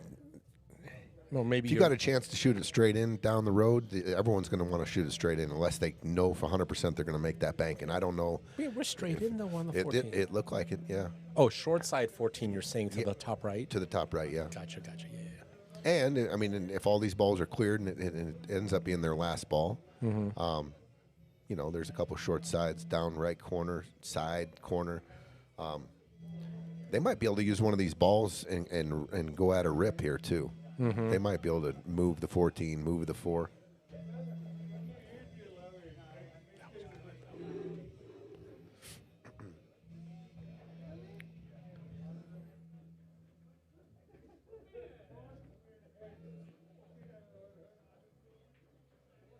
Oh no. Oh, rattle, rattle. Oh, man. And a good look on the 4 ball here. And 3 ball. But I think the 4 ball's a cleaner bridge, yeah? Or a cleaner shot. Probably the easier shots next to the hole. Yeah, so 4, 2, 3. Just a little lack of contact, and I feel the pain there. I missed a way easier one than that last night. That was actually a good shot. Sometimes those kind of bridges can be like that. I didn't mean to masse. Okay. Looks like it's going to be 8-7. I don't see a problem here. Come across for 8 ball in the top left.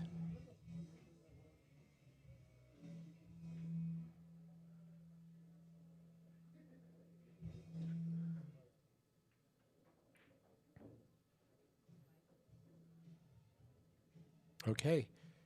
To bring it back to a 1-rack. For any other... Oh, okay, he's got a bridge, and he's down on it. I was going to say, this can be an uncomfortable shot for many. Not for this guy. Not for this guy. 8-7.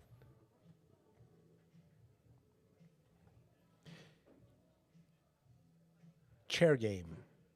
Titans. We've talked about, especially when you're spectating an 1100 tournament like the Friday Fight Night in chair game, and I've definitely got some experience, input, and opinions on that. What I don't have is experience or, input on being at a Titan level.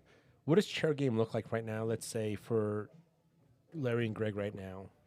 And obviously, maybe it's different than what you and Benny would be talking about at this point, which is like you're still in the lead, but you're not really happy with what's happening right now. How do you have that conversation? I think main point is you just everything that's happened up to this point, you keep it, you just erase pretty much, especially the negatives, or you're saying, let's go, let's tighten up. I mean, you're talking to your partner right now. Let's tighten up. Let's cut these mistakes out. Let's bear down and get out. I mean, you try to fire your whatever that conversation is. It might be, hey man, quit effing dogging it. Yeah. Depending on how you talk to somebody. How to talk to your partner for that, right? Yeah. You're not going to go bury them. I mean, me and Benny no one saw it, but we were in a heated argument yesterday. A heated argument over smoke breaks. And I was dead tilted. And then it started, it was bad. I love it. And then all of a sudden it went away. And we were playing pool again, and it never happened. And I think what you just called out, that's a productive conversation. Hey, let's go, dude. Like, hey, can we stop doing this? Let's think. Let's do this. Yeah, let's go. And that would be productive if we were down 4-7. I would still love that conversation with my partner. But at the same time, now it's like, actually, we're up 8-7. That actually has still the right value. Yeah, and it's got to feel good, especially if you can count on, over, on one hand or two hands, the amount of mistakes you made, and you're still winning in a match like this. Yeah, that's a huge positive. Like, dude, we're still winning. Let's go. Yeah. Yeah, I really appreciate that insight, because I think from my perspective, I hope Larry and Greg aren't over there punching themselves in the face or each other in the face right now. There's a bit of like, hey, dude, let's tighten it up. Let's stop effing around, right? But there's also like, we're not giving up the ghost here. We're not like. You can't dwell on the pad. Of course, Larry, he has to have a short memory. You can't be, and I'm guilty of this. I'm still thinking about the 5 ball that I kissed up on to go up to 8-4, and you just found your break, and we might just run the set out, and all of a sudden it's 8-7 when we were up 8-4, and it could be 10-4, 11-4. I'm guilty. I'm still. a lot of times I'm still thinking about that. But a good partnership and good good positive thinking. You're in a race of 17. That has to be gone. You have to be able to. You're moving on, and you've already gave yourself the self-talk. No more of that. No more missing. And then have a little chat with your partner and saying, "Let's go, guy. Let's go, Gino. Like, it's time, dude.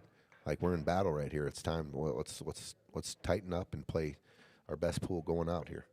I think I want to wait for Shark's shot, but you brought something up I would love to talk about here. Overcut. Just overcuts it. And now Larry and Greg back at the table. Tough action here for Stripes. But one thing that you had just brought up, right, as part of what feeds into the mentality. Am I on the positive side? Am I in the tilt negative side? You had brought up something that usually doesn't come into my play. It was my partner was just getting his rack warmed up, his break warmed up. The potential, your foresight into not only Benny, let's say Benny's break was starting to all of a sudden work. That would have made the score X versus X, and that's 2. That would have also done this. The foresight for the potential, I think. Yeah, that definitely weighs in. Yeah.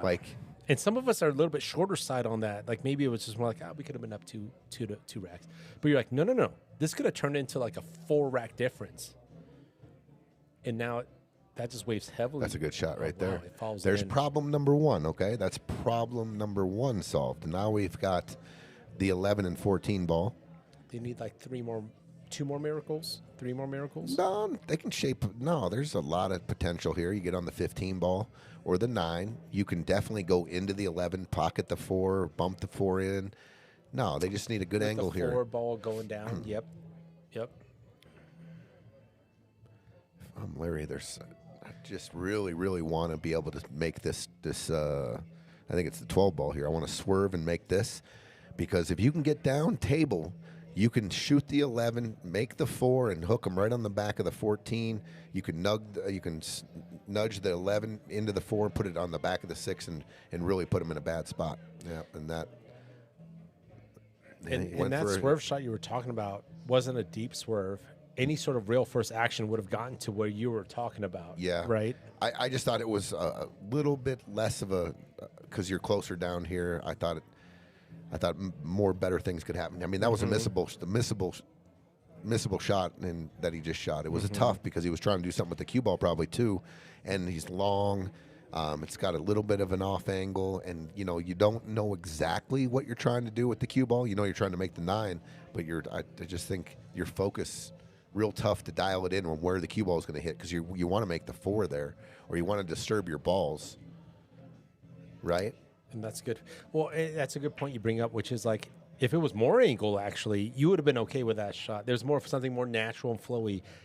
There had to be kind of an over pump, you got to do something with this and really kind of crank into that ball for something to happen, because it was a little flat on the flatter side. And I'm okay. Obviously, we would all have been okay with it if he makes the shot. Sure. And then whatever happened.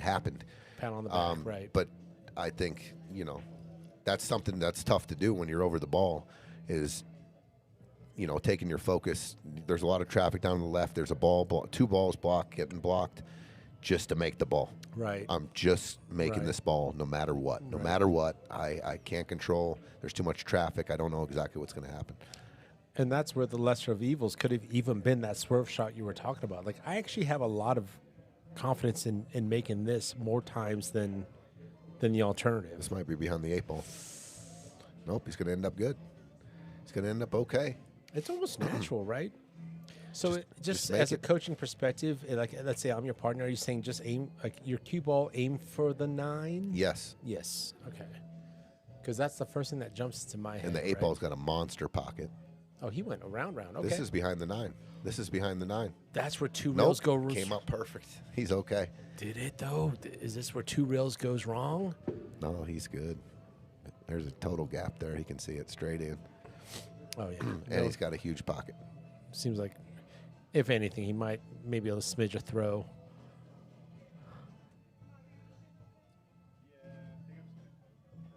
Tie game. 8-8.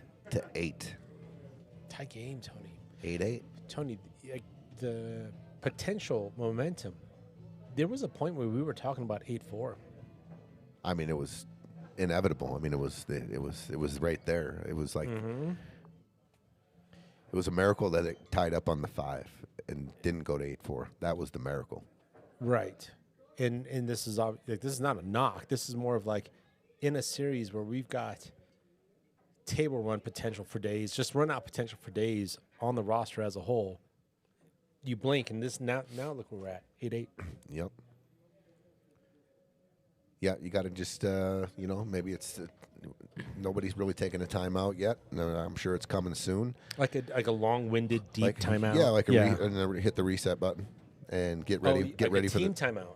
yeah, Right. Great point. and then just reset. You're going into the second half of this set. We're like right at the halfway mark. And yeah, anybody's ball game.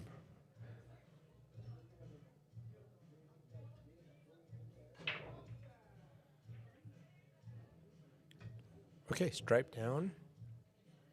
We'll see what these guys can do with this because they could really change the whole aspect or the whole outlook on this match here if they put a little package together here and come with a tricky or a tough out here. I just thought the biggest swing in this match or the biggest momentum was happening and then it just went away on that ball. I mean, we don't know what we were about to watch. I felt it. I mean, Larry just hit the two monster. That was the best break of the thing. That's a good way to put it. It was 8-4, and they, Greg was fist pumping before the out even occurred, and he was, they were just, you could feel it, and then that happened, and now, like you said, it's 8-8. That's actually a good way. Yeah, it makes me think about it differently too, right? There was like a flood that was about to happen. And it just so happens this one rock, this one boulder rolled into a funny spot and just killed the current. Yeah. Like this was about to just rush down. And it just so happened this one thing just got in the way or this one shot and it just killed the flow of it. I like this decision. I was going to say there's no way. You got to take the 12 now. You're not going to get better. You're jacked up over the 1. So this, yeah. And then you can go back down to the 11 off the 9. Yeah. 15, 9, 11. If Stefan puts this down, which he does, this is ball game right here. And this is where those, the 13 there too, obviously. 15, 9, 11, 13, 8. 13, 8, yeah.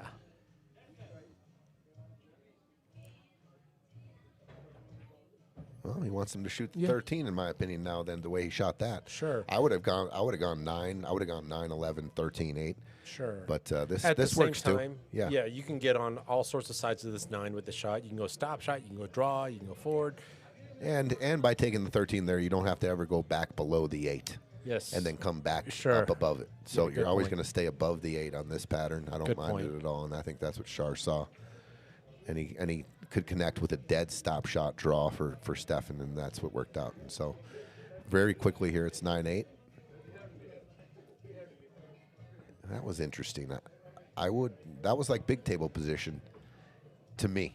So I would have cinched it in, so I would have kept the angle on the 11. For a cut angle. Yeah. And then to roll back up in the center Yeah, table, yeah. like he played it like it was a big table. I'm glad you But- brought that up because, obviously we had conversations about this in chat earlier. That was big table leave, Yeah, 100%. which is obviously where Rashard calls home usually. But on a little set where you can kind of make that thing, that little angle is nice. Yeah. You kind of leaving on the top right of the side It of was the like table. totally nice. You just roll the 9 in, and you're Yes, sir. set up on the angle on the 11. Yeah. I mean, that could have been a lot. Stefan hit a really good shot there and straight in, and you can cheat pockets on the bar table. But oh my God. Wow. Oh my God. What just happened? That's crazy. You don't ever see that from Shar. If I was able to do a post-shot interview, he would even probably be the first one to say, no, that's not my all-make stroke. Because it was an all-make stroke there. Like, that's all you needed. There was something else on that. There was a little extra mustard on that. There was.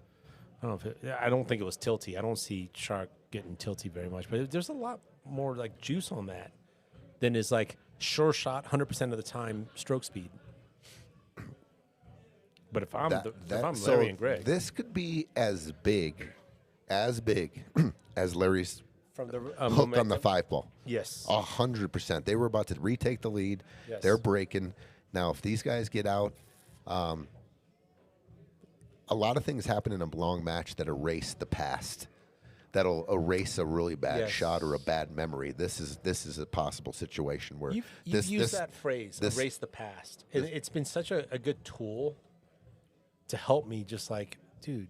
like you're not even thinking about that shot anymore because you're about to steal one that you know you should have probably lost. Sharik, the best player, Colorado just missed a straight in 8-ball, and all of a sudden it's like a little wake up call. We get out here, we're up 9-8, and there wasn't a missed ball back in the past. What miss? Yeah, we're up 9-8, and let's go. No, great point.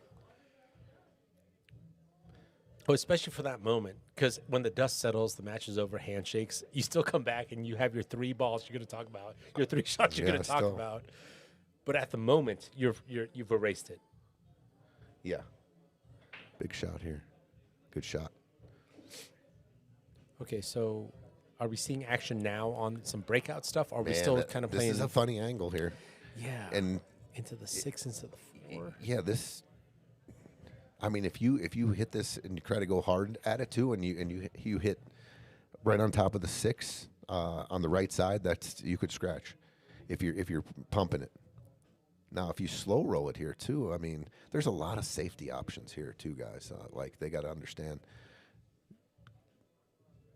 that. Just control the rack here on the way out. Derek Pacheco, obviously, you know what you're talking about. I was so believe exactly what you're saying, and we saw it last night too. And, I was breaking like the not the match, but more like the version of the teams into thirds. So I think you're spot on, and obviously you've been around the block, you know what these type of races can be. I'm very much looking forward to obviously watching you and in the Scotch dynamic. There's an open dialogue, so that presents certain things. But yeah, at least 3 momentum shifts. I think that's super fair statement, super accurate statement. And it just goes to show you, I think the pool is one of those games where this mentality, momentum, mojo, whatever you want to call it. Oh yeah, it happened. There's a momentum shift in the Niners game. It's 11 players, and it just so happens, like, okay, you could argue it's momentum, and the crowd cheered maybe a little bit louder because they're home. Dude, the mental, it's just me or me and 1+1 at the table. Like, this is one of those games in the sports, like, momentum's real. This isn't just so happens that, 11 people on the field happen to get this way, or 9 people on a baseball diamond happen to have the balls roll certain ways. There's almost like control. You can actually impact momentum in this game, in this sport.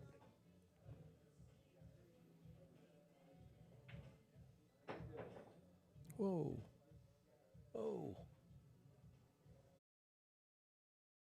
There'd be no we were in conversation on hand. This is what we're going to do.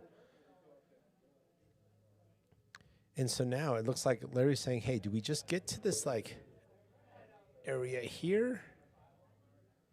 Is this just okay? Or are we just getting surgical here? For me, I think what I just circled presents options. But let's see what Larry does here. Okay, so he wanted, I guess, 2 next. I thought maybe this zone here could set up like a drill. It's almost like a small ball drill. Is Greg wrapping around here? 1. Rub on the 7. Well, this just got funny. Yeah, they went for a cue ball travel shot to another cue ball travel shot. I think you just highball this and just take your medicine. Whatever happens, happens. You pocket the 6, go off the 7. Very good. And then here you go. That was great touch. 4 ball, that's fine. Just go forward here. Keeping things kind of contained. End up with short side 4. But you're not going, what what Larry didn't do was some real violent. Let's see what happens there. And you're actually looking at a zone. Here's the difference between commentating last night and tonight. That extra lap that you would have taken, you're actually looking for that just stun over there type of thing. This is enough angle where it's like, actually, your cue ball's now got to go more rails than you wanted to. You could have. Right. Now you could talk about 2 rails.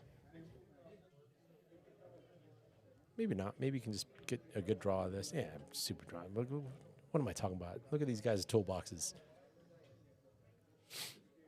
9 to 8, huge. We'll see. We'll see what happens. This, to me, that's just as big as the Larry mishap when he hooked himself on the 5 to go up 8-4. You're up 9-8. We'll see what happens.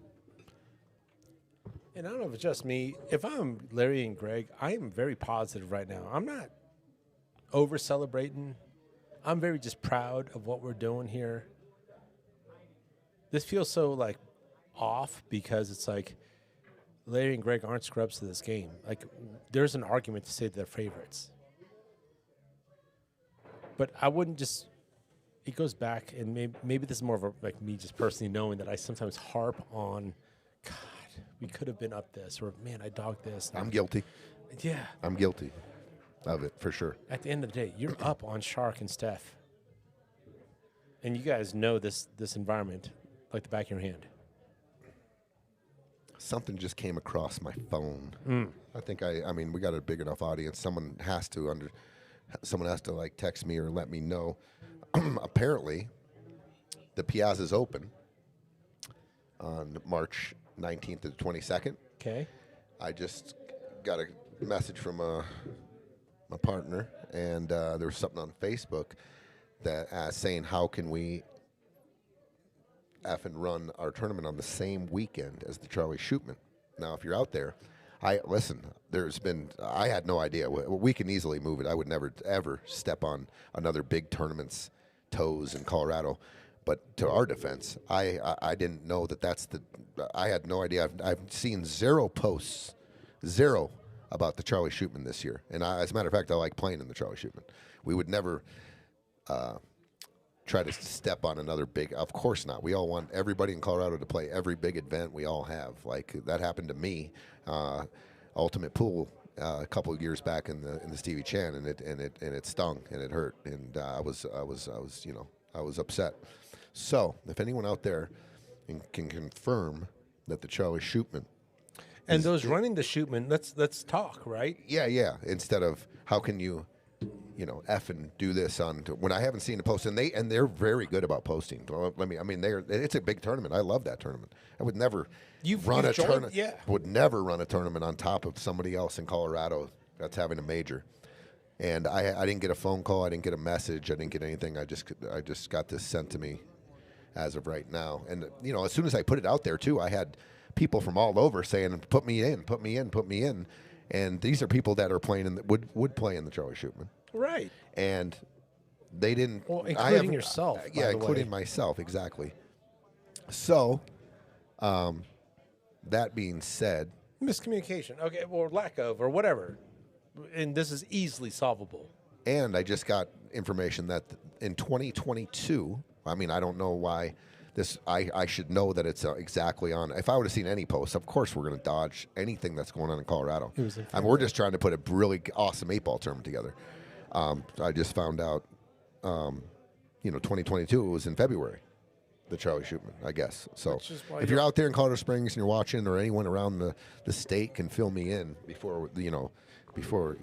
But let's be clear, there was no intention behind it. 100%. Yeah. Yeah. Dude, I'm all about everyone enjoying big tournaments in Colorado. First and foremost. And I would, of course, Charlie Shootman's been running for a long time, but I've seen zero posts, and they're always so good about posting in the signups and everything. So my bad, but we need to talk. Yeah. Easy conversation, in my opinion. 100%. And I can definitely change my dates to not overlap. Look at this. big break. Here they go again. This is so the missed 8 ball is going to cost them 2 right now. 2 so far. And then here we go. This is this looks like the next momentum shift. Wow, Larry's going to go look at this again. Does he want to just draw it back for shape, or is he just going to roll forward here? Looks like he's just going to try to cinch it and roll forward. So anyway, if you caught that, let me know out there. I mean, I'm just trying to put on a beautiful tournament and you know, a major, an 8 ball major, and we got a lot of good response. That, you know, it's time. Been here 5 years, and there we go. 10-8 break and run. Big break. They got Larry breaking the balls. Yep. Break and run. 10-8. So 2 games it cost so far. Okay, I just got an attachment here. I'm getting some texts. Let's see. Maybe I just missed it. Here we go. Because of unforeseen circumstances, there will not be a Charlie Shootman tournament in March. I will keep everyone informed on a future date. And I hope that wasn't because us. If it was us, then we can, I mean, I'm just a phone call away and we can change it. I don't, because of unforeseen, hopefully, you know, I had no idea when the reason I was going to do it the week before, but there was a big tournament in Des Moines, Iowa, the Ultimate Pool Championship, and There was obviously thought put behind it. yeah, In consideration, if this was anywhere on your radar, sure. adjustments would have been made. I feel this is almost like we were both walking into the same doorway, and we were both like, "No, you go," and it got awkward for a second. Okay, so maybe this was like posted 2 hours ago. So if it is because of our tournament, then we can definitely change our dates. I'm never trying to step on anyone's shoes. Juan Johnson. First of all, yes, this whole chemistry. I mean, dude, at the end of the day, we're watching Scotch. Wow, they had Greg break him. Oh, he made a ball, didn't he? Yep. 4-7. Yes. What's it 11. like watching King Kong in the fucking flesh that last game? Jesus Christ. But yes, Juan Johnson, you bring up such an important point, and it's been brought up, and I think sometimes it shows itself more in maybe environments where maybe it's like an 1100 cap, 1050 cap, whatever. Chemistry, dude. Yes, dude. Chemistry. Not to say that Sharik can stay. By the way, these guys have known each other and Take care of yourself. either crossed paths with each other's or been hand in hand in double situations before. Like they're old friends as well. But it does kind of show up, kind of Greg and Larry's chemistry, right? Which is they're definitely not like friends who just met last week. They both know kind of how to keep each other pumped up, but also how to keep their partner not only pumped up. I could tell you right now, if I ask Greg Romero, what's the worst thing your partner could say to you? And if I ask Larry Romero, what's the worst thing you could say to Greg right now? They would say the same answer, right? Like, what's counterproductive? What's not going to help us in terms of the way we maybe talk to each other or the way, you know, we carry ourselves. So, yeah, the chemistry is definitely there between these two. Like, years on years of it. All can just right. see it. S. Hall, Steve Hall, I got your message. So if you could message me, I'm still unclear if that was the reason why unforeseen, if it was our tournament. It doesn't say anything about that. So I'm a little still confused if it was some completely different other reason. I mean, obviously, I'm telling you right now, I had no idea that was your weekend for the Shootman. What's S stand for in S Hall? Steve. Steve, awesome. We've opened the dialogue. Yep. This is awesome. Yeah, let's make it good. Like everyone can win. Everyone can make this good. And you get to play in the Shootman and the Open, Tony. Like let's just 100%. I think I've played in 2 or 3 Shootmans. It's a great tournament. Oh, 100%. Colorado Springs' best tournament of the year, and one of Colorado's best tournaments of the year. I mean, it's hands down. It's not even in question. Let's actually make a goal of this outcome now. To communicate. And a coupon code to say you get That's both. on me. You get both tournaments This mistake's looking like 3 games now. If he pockets his 3 ball, you watching this? Yes. This is unbelievable. And this is almost natural. Oh, this is natural. Yeah, to get on the 6. Boom, boom. Oh, huge. Mistake by Sharik. Yes. This is 3 penalty, 3 games without getting back to the table. It's very cool to watch, and I got to watch the way I position this. This is not me saying, "Oh yeah, we get to target the high level player Shark." Dude, I am so happy Shark's in this tournament. And I'm so happy. 100%. Shark's No, it has nothing to do with it. I'm just saying. But a Sharik of all people, Sure. this mistake, and then what's your return? I said it's just as big, if not bigger, than the Yes. Larry mistake. Yes. And I wasn't targeting Larry. It was just it was. No, it wasn't a target. Right. You ask him, he would be like, "I can't believe it." I'm and the what same did, way. What did it cost us? Max punishment right now. Max. They're under max punishment right now, and they don't know what the punishment is yet. It could be another game after this. Could be, not Right. Obviously, the odds in Vegas would lay a big number that they run the set out from here, but that could be. No, dude, 100%. We don't know yet. Dude, it's The bull. punishment is still It's taking bull. place. It's bull. This is my favorite thing to do. Okay, What's that? I'm just getting off of a mistake Yes. and max punishing my opponent. 100%. I mean- you've talked about that. You and a coach have developed acronyms around this. The DMD The DMD. is in the process right now. This is the DMD. There's a 2-pack, 3-pack, whatever you want to call it. 11-8, and they're breaking. We're now in upset territory because we are 3-rack difference, and the finish line, you don't even need kind of binoculars, maybe some binoculars. Okay, Steve, thank you. I don't know anything about why. I just happened to open Facebook, and that was the first thing. Appreciate you, Steve. There is no Charlie Shipman in March. They are postponing it. Replying to April Warren, they say they're postponing it due to the Open. So someone did say that. Okay, well then we can have a conversation because I had no idea, and that's on me. I just didn't. I haven't seen anything on Facebook about it. And like I said, that's like you got to sign up months and months in advance for the Charlie Shipman because it's so big. It's so big. And you've been talking about it, Shootman. Like Yeah. you are. Yeah. So if you anyone associated with the ones that I are think it's actually Jason McClure runs it, so we can just get a hold of him and Yeah. let him know that, we can definitely let him know. I can take it out of post now. Like let's just keep it friendly. Oh, 100%. I'd like to have a conversation. I mean, if Yeah. because we're ready to go, and if for some reason they're not, whatever. But we can definitely move ours a week back or whatever. We can find a week in the spring right there. Watch out, cue ball.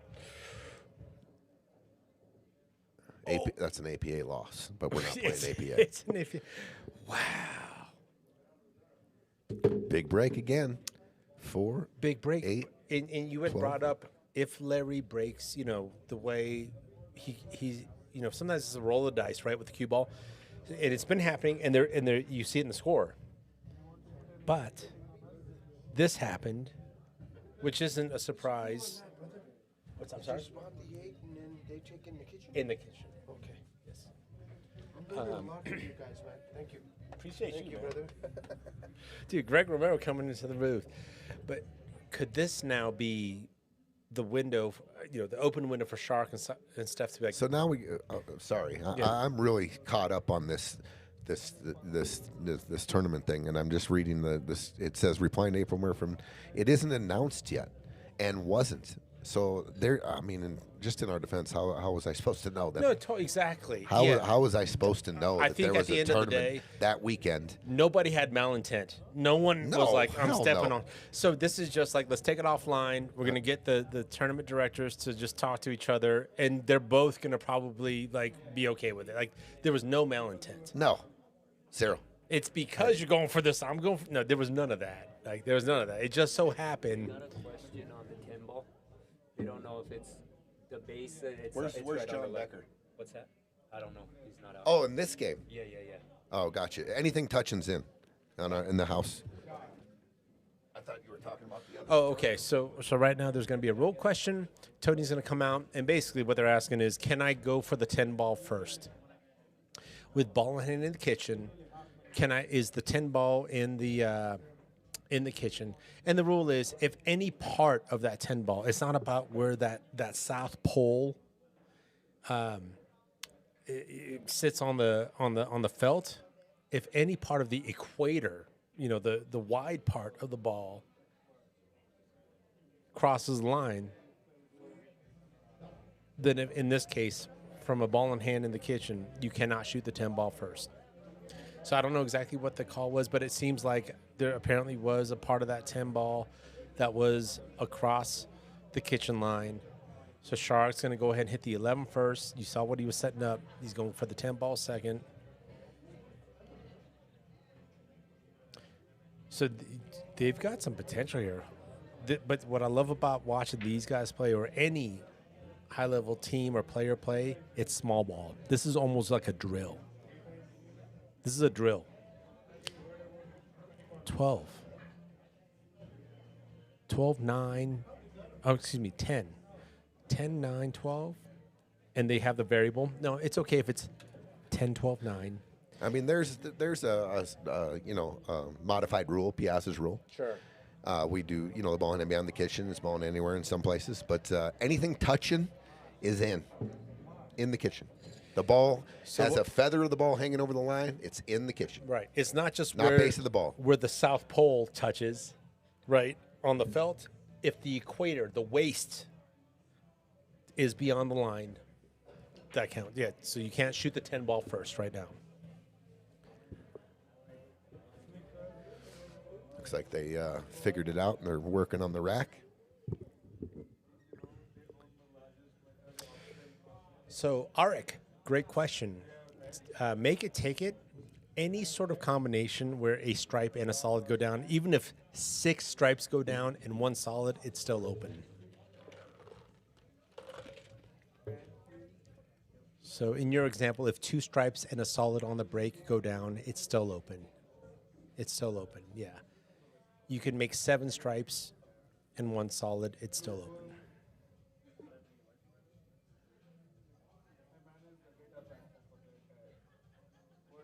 So now as okay, you're Sharik and Steph, and I think there's a parallel. You're Tony and Benny last night. Yeah. How much of we're supposed to, because we're the bigs, we're just bigs on paper, We're supposed to. So that I strike that. There's never that. No. There's never a we're supposed to, because these guys can show up. That's like somebody telling me that, you got to. I'm going to win a tournament because my number's higher than everybody. Yes. I never go there. I never go there. I got to stay always in the moment, always doing work. I always know that if I play well, I have a good chance of doing anything. Anything is possible in this game, but always in the moment, not going to try to go out too far. And yeah, why would you have a tournament otherwise? Never talking like that. I don't believe in that. So I don't believe in supposed to. And of course, I'm supposed to make ball in hand. I mean, that's a different conversation. If I have ball in hand, I'm supposed to make the ball. No, but to your point, right? There's never. Then why would we have a tournament? Then we would just give a trophy to whoever's highest on on whatever. Right? In every sport. Why do we in every have sport, this? the number one ranked person, we don't. First seed. That's why you play the game. How many? That's one of the most famous. That's why we play the game. Yeah. First seed playing wild card. Denver Nuggets, Seattle Supersonics, Yes, Kimbe Mutombo, 8 against 1. I remember that. Boom. See you later, Seattle. Yeah. That's why we play the game. But what were I interrupted you. I think you were getting to a point. That was actually the answer I was looking for. Was so now, let's just say maybe supposed to was a strong stance, but it's hold on. I'm Sharik and Steph right now. What? Well, they got to go to work. What the?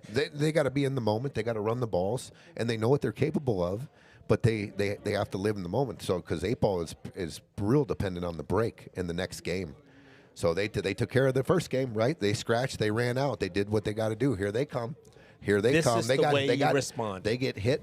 They're going to hit back. This is the way you respond. Yeah, I mean, the next big thing in 8-ball is make the ball in this break. Yes, and then we'll go from there. There's no 3-pointers we can just do a shot that does 3 racks. Now, I'll go back to that word supposed.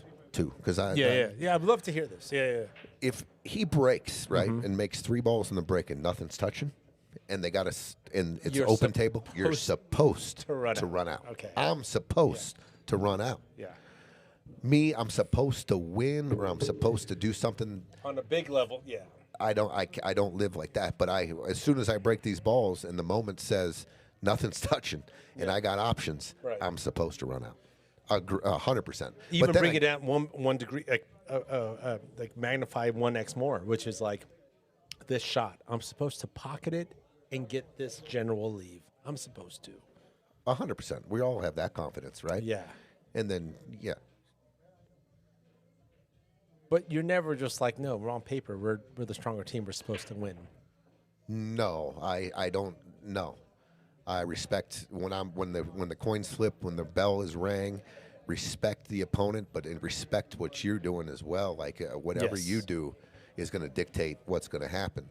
But I'm not going to disrespect. I'm not going to say I'm supposed to win. I love it. And Especially when they're beating me at the moment. Right. I'm like, dude, I got as a player that looked for opportunities to punch up, even if it's like this is brutal. They're stripes. I was going to say if it was open, he could shoot the 1-9 combination to open, but there's 7 solids on the table. And look at 2, the stripe 4, 6, openers. 7. Yeah, the stripe openers, there is none. Yeah, they're horrible. Cross bank the 13, maybe. Right. Shoot the 14, jacked up over the 1-9. He's shooting the 14. 14. Oh, can get around the 6. Chris Bierman makes a good point. Supposed to is a theory, not execution. Oh, make the 6. I like that. But that 5 cuts there. 5 cuts. I think they can see the 4 as well on the side. Yes, sir. And then they got to deal with this 1-9 situation. But here we go. The intensity just ramped up. It's coming down. The final leg. The horses are almost turning the last turn here. Yeah. Coming down the home stretch. And Yeah. both teams, I think, definitely can feel it. If I was underdog, and again, we've talked about this, and even Jeremiah and I were talking about last night, which is like, at this level, yeah, sure, of course, mathematically there's an underdog. But this is, talk about like any dog can have their day in the sun right now. The mentality, the emotion that Larry and Greg have right now, this is good. Like, this is good. There's like equal parts confidence, equal parts like it's not unfounded confidence. Like, look at the scoreboard. We've had our time at the table and showed up. There's good, just like team momentum and team like, hey, like you're good, right? Like if I'm looking at my team right now, like I'm totally comfortable. Yeah, my heart rate's gonna go up, here and there. But as far as where we're at, like there's no freak out. Right. I mean, they look so comfortable. And this is like it's been said before. Like Larry Romero, Greg Romero, bar box 8 ball. All these guys, listen, there's so much battle. Everyone in this tournament is so battle tested. Battle tested. Everyone's a warrior. I mean, every team in here. No one's freaking out. No. one's They all believe. Everyone in this tournament believes they can run a set out from anywhere. 100%. I'm telling you, they're all. Dude, that's what happens when you win tournaments. You've been playing for a long time. You go out and you win national championships in Vegas. Yes. You win your local championships. Everyone in this tournament has won at some kind of level, and they're all champs. This is the Titans. I mean, whatever. That's what we named it. But I'm saying everybody here has gambled, has played high stakes pool, has played in the championship of all championships and won and delivered. They believe. Everybody Yes. in this tournament believes they can win. And let's say it if wasn't they're a down tournament. 16-3. Yes. They ain't giving up. That's just the way it is. Yes. To all these guys, it's a testament to all these guys.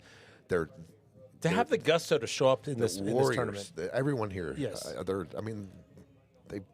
They're battle tested. I don't know what No else to one's say. here saying, let's see if I could do something okay in this type of environment. They're like, no, I have been here before. Yeah. Matter of fact, this race, 6 to 8 race. Everyone has set this up. I'll give you 2 racks. I go to 6. I go to 8. You go to 6. Pressure on me, race wise, whatever it is. None of this is foreign. Chris makes a good point. The talent is much closer than the Fargos on paper for sure. Yes, great point, Chris. And especially bar table 8 ball. Yes. If you were to take us all and throw us onto a big table and throw us, you would see separation. Sure. Not here. Sure. Not here. Sure. We've all won championships here. Sure. We haven't been to the U.S. Open and beat, SVB and played, Right. And Sharik, Right. and Sharik has, dude. His number says so. He's a world beater, dude. I mean, and like you said, we're glad he's in this tournament. He's playing bar table 8 ball. How cool He is stepped, that? He's even though his number's that big, he's a little out of his element. And it's Scotch doubles, dude. And you got to remember, there's a huge element to the Scotch as well. Yes. Huge. But everyone here is a champ. What are they gonna do? This is.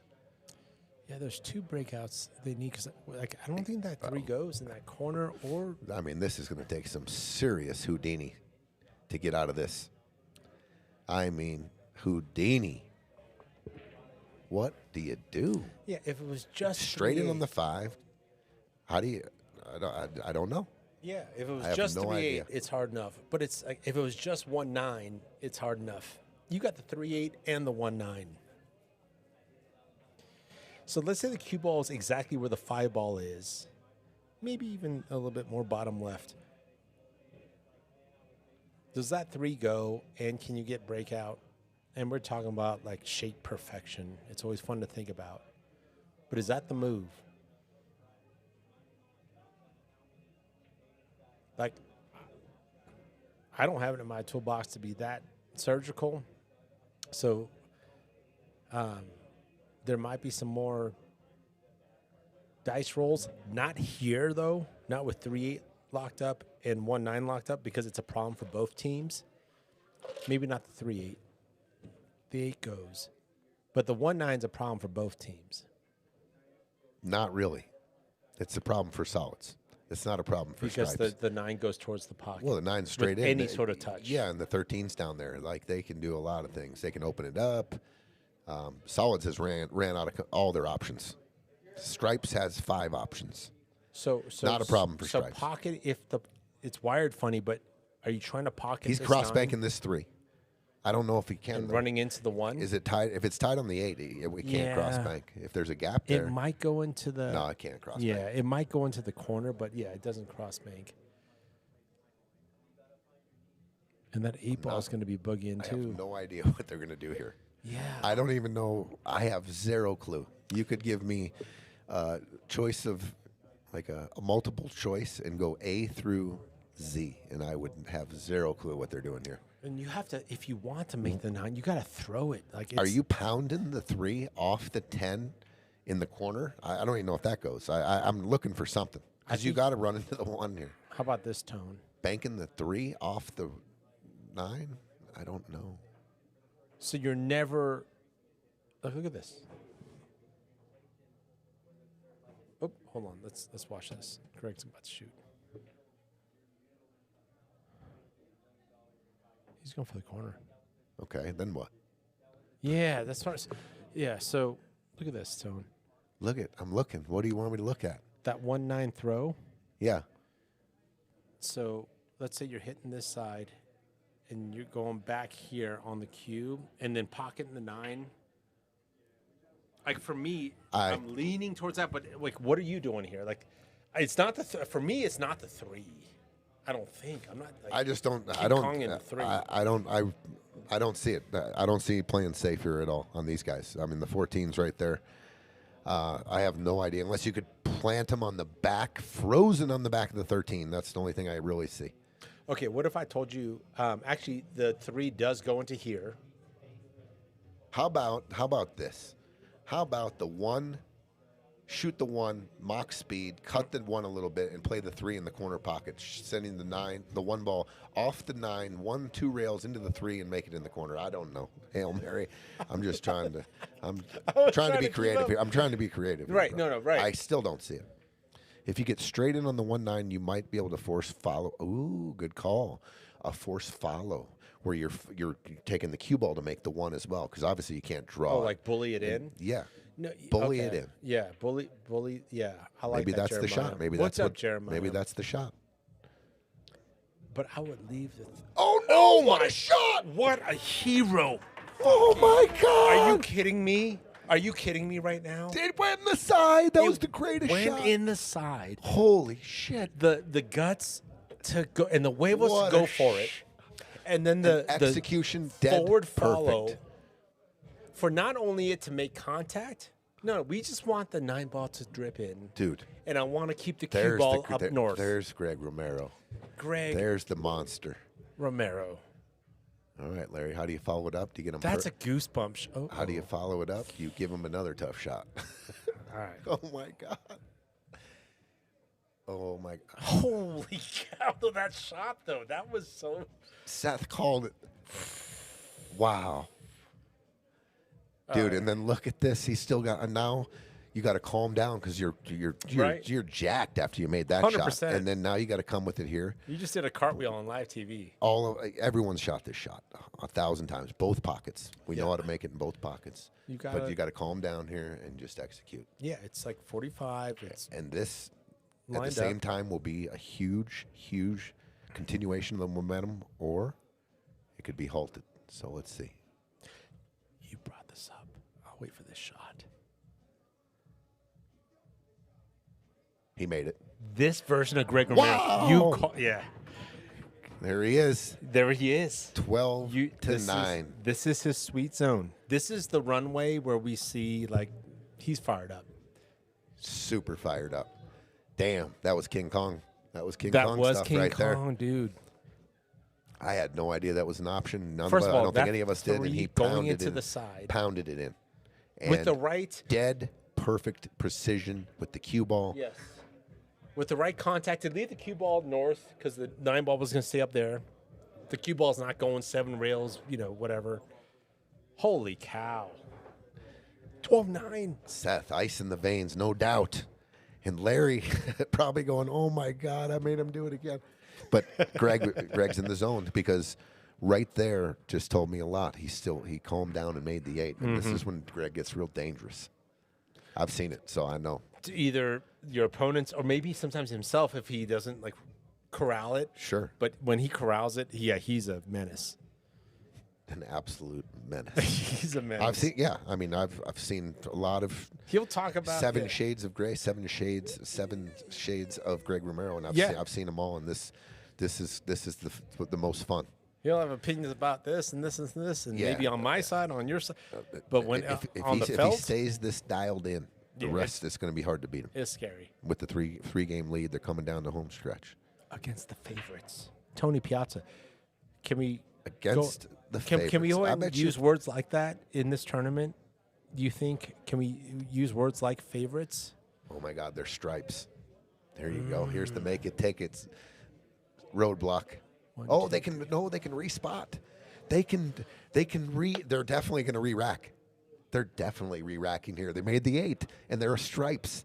They can They can totally re-rack the rack. Yeah. 100%. 100%.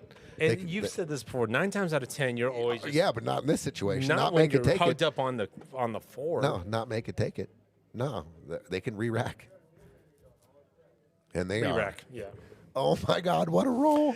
Wow. Makes the 8 was dude. That The was, one it was ball they hanging there make. and it kind of fell. It was dramatic, and they get a re-rack. You're They solids. They were dead hooked.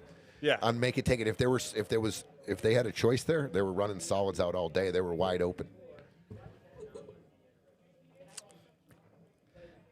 Yeah. Definitely going to go back and have to clip that one. Juan, that's a good call. What a shot! It Yeah. shook the building. I think Greg's it shot. literally shook the building. Dude, I was looking at so many like concessions. and, Dude, like, I said, there is no it's solve gonna here. suck. It's gonna suck. You could he's take like actually. AI to help you solve Yeah. and zero outcome. I'll take Zero. all the suck out of it.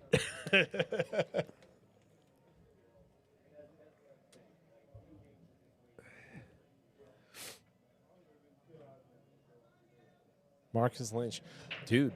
There are absolutely different behaviors by 1 ball. Nope. Dry break. brands. 8 ball. 8 ball's Stripes. tied up. If the 10 ball goes, stripe. Ooh, the 8 ball's tied up. Yeah, 8 ball's tied up. What did Marcus Lynch say? What's the need to hit? Pocket gladly accepted. I've seen so many balls on other tables hit that pace that won't go. But he hit it perfect, right? And a perfect ball should go in, right? And knows the table. Yeah. And I think that's what's great. That's the other element. It's paying home again or away against, at a certain field in football, or, the Astros have a different center field than so-and-so. Even if they're all called diamonds, they're different diamonds.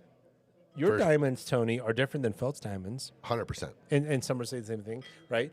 And Paradise would say the same thing. So, and then, by the way, there's also some valleys over there and some, Olhausen's over there. And as a player, Good shot, Steph. are you recognizing this, and can you adjust? He rearranges the furniture. I think he's got a shot on the 3. Yeah. Absolutely. It's a good point. Yeah, you were taking a break, and I was talking about how Chisholm, there's some Olhausens that showed up, and he started throwing some pictures around, like, hey, by the way, this is what the Oh, yeah, corners he look sent like. those to me, the deepness of the shelf. Yeah. And then I was like, I'd be curious to watch Diamond versus Diamond, Felt versus Piazza, because speed-wise, like, it's obvious. There's a difference in speed. There's not a good or bad. It's just a difference. There's a shelf difference and a roundedness difference. Well, the Cherrywood diamonds are Okay, talk to me about that. So completely different layout than the black diamonds, the blue label. The blue label black you're talking diamonds. about the Yeah. wood here that we're seeing, That's a different diamond pool table than the black label. than the black synthetic thing. 100%. Okay. 100%. Not just because this is different, but they actually They actually pockets and the shelf and yeah, because the the roundedness of the shelf, the depthness of the shelf. and then we did, our pockets are play tighter than your Yes. standard, your Vegas diamonds that you go out there and play Yes. on. They're true 4.5s. They're big pockets. These play like 4. Object These ball right play here. like 4 1/4. Rifled in, the rattles happen If you don't hit it precise. if you don't hit it perfectly. That's right. Juan, this is not win by 2. This is just a straight race to 17. So Hill 16-16. Next game wins.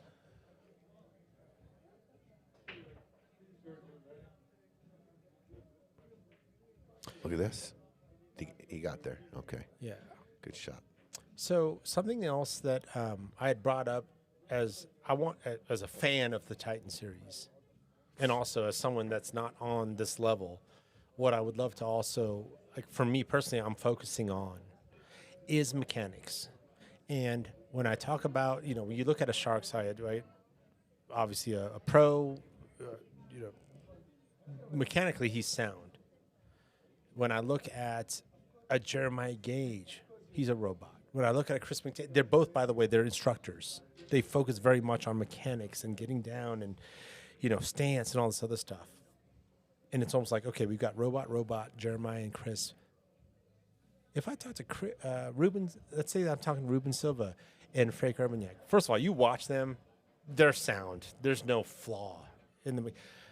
But they don't, focus or nerd out on, the key of my game is mechanics. I feel like if I had a chance 100%.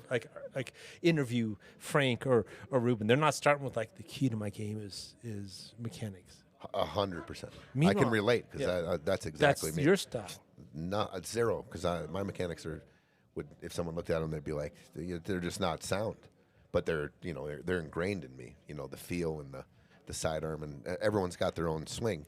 But I agree with you. They're tested. They're tried and true. You've gotten to where you are because of that.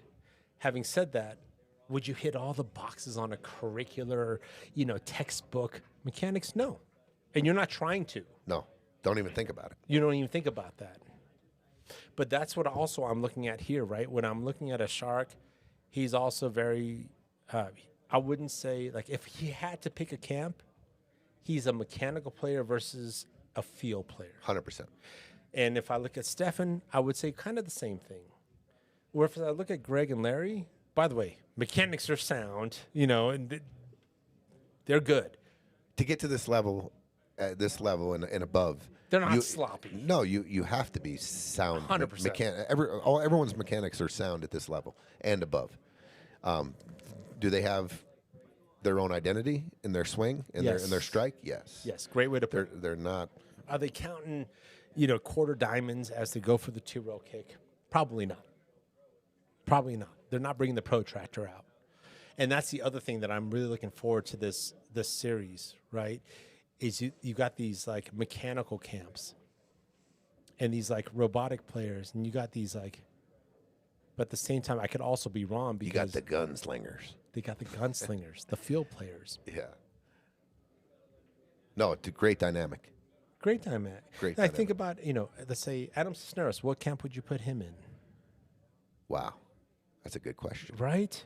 I'd put him in both. Because he's good at both. I'd put him in both. He looks like a flow But player. but he's got mechanically. and he's got just piles of touch and Yes. finesse. Yeah, if you and want it to be spin robotic and protracted. Yeah, yes. he's got his creativity can get there with his with his 100%.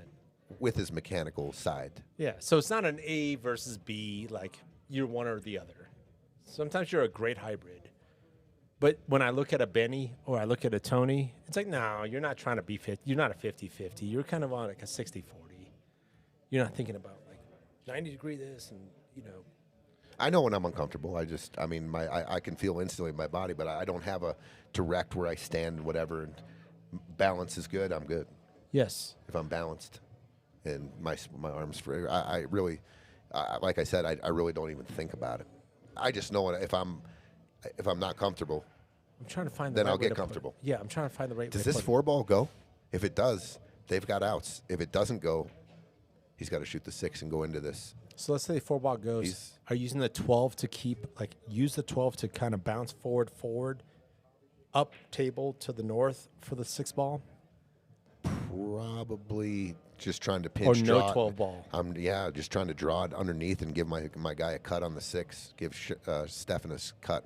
I think he's got to shoot the 6 either way. I think that's he's got to go into the 8-11-4. It looks like the 4 goes into the 12 and sends it down tables. Stick You a need look. you need a roll here. The 4 is going off the 12 towards the corner pocket.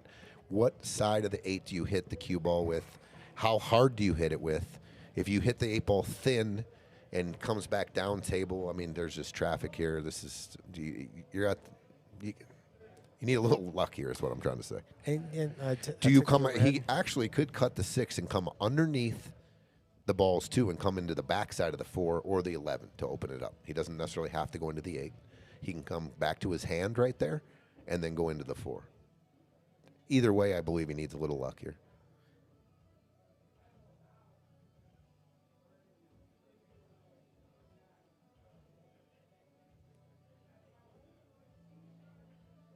Missed it. Made it. Oh, made it.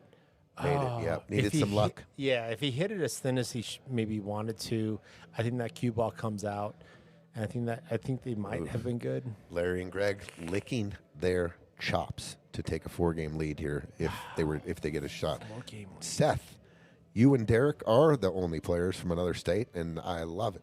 And you guys, Yes. I'm so happy to have you Agreed. guys. Two Agreed. champs, dude. Two good, great dudes, and monsters. Yeah. Jinx. Yeah. Monsters. Coming in Anytime Seth traveling. and Derek Pacheco, I wish I was 100%. Donald Parker. There's a lot of guys from up in. Dude, we've been going to Wyoming for 20 years, man. I mean, Yeah. they're like family too, bro. Like, And they I know come down Seth's for from the Nebraska, Stevie. but he's one of the guys from Wyoming, dude. And yeah, You guys had a great race on the big tables. I mean, they came down for they Stevie. kicked our ass. It wasn't a great race. I was gonna say it. They showed up. They destroyed us. They showed up. Yeah, were- they did. They played played great. clean. Yeah, they kicked our ass, They played clean. and I hate getting my ass kicked. Oh, good Great try, Stefan. by Stefan. Oh, he almost connected right there. Okay. Okay. Underdog time to go up by 4. I know you keep throwing that out there because of the number. If you would have asked, it's just like asking the Chicago Bears today. They were a 1.5 point underdog. Are you guys underdogs at home? Hell no. We're going Right. to kick the shit out of the Packers. It's one of those Same with situations- these guys. They're not. They could care less if they look across and see these numbers. These guys, like I said, all the teams in here battle tested. They don't. Nobody's bowing down to anybody, not Right. giving anybody credit. We all have respect for each other on the pool table. Yes. But when it comes down to flip the coin, I could care less. Yes. Who you are, what you're doing. you've It's time- talked It's about- time to get it. Even for Titans too, there's going to be some adjustments. We Look at noticed, this. Look at Benny Conway's. You know what I like about having Tony as a This partner? guy He's very relaxed. never gets high strung. This guy doesn't get high strung. Wait, Dude, wait, what? you're a funny guy, Benny. Oh, he's being a sarcastic. Oh, Mr. Really? Mr. Sarcastic Pants. Yeah. I'll take Benny as a partner any day, bro. That's all I know. I'll take He's him like, I'm just any trying to have day. a smoke break, bro. Yeah, smoking, dude. I'm telling you. Getting him a vape for the rest of this tournament. I can't. Yeah. It's all good. No, I'll take him. It's champ.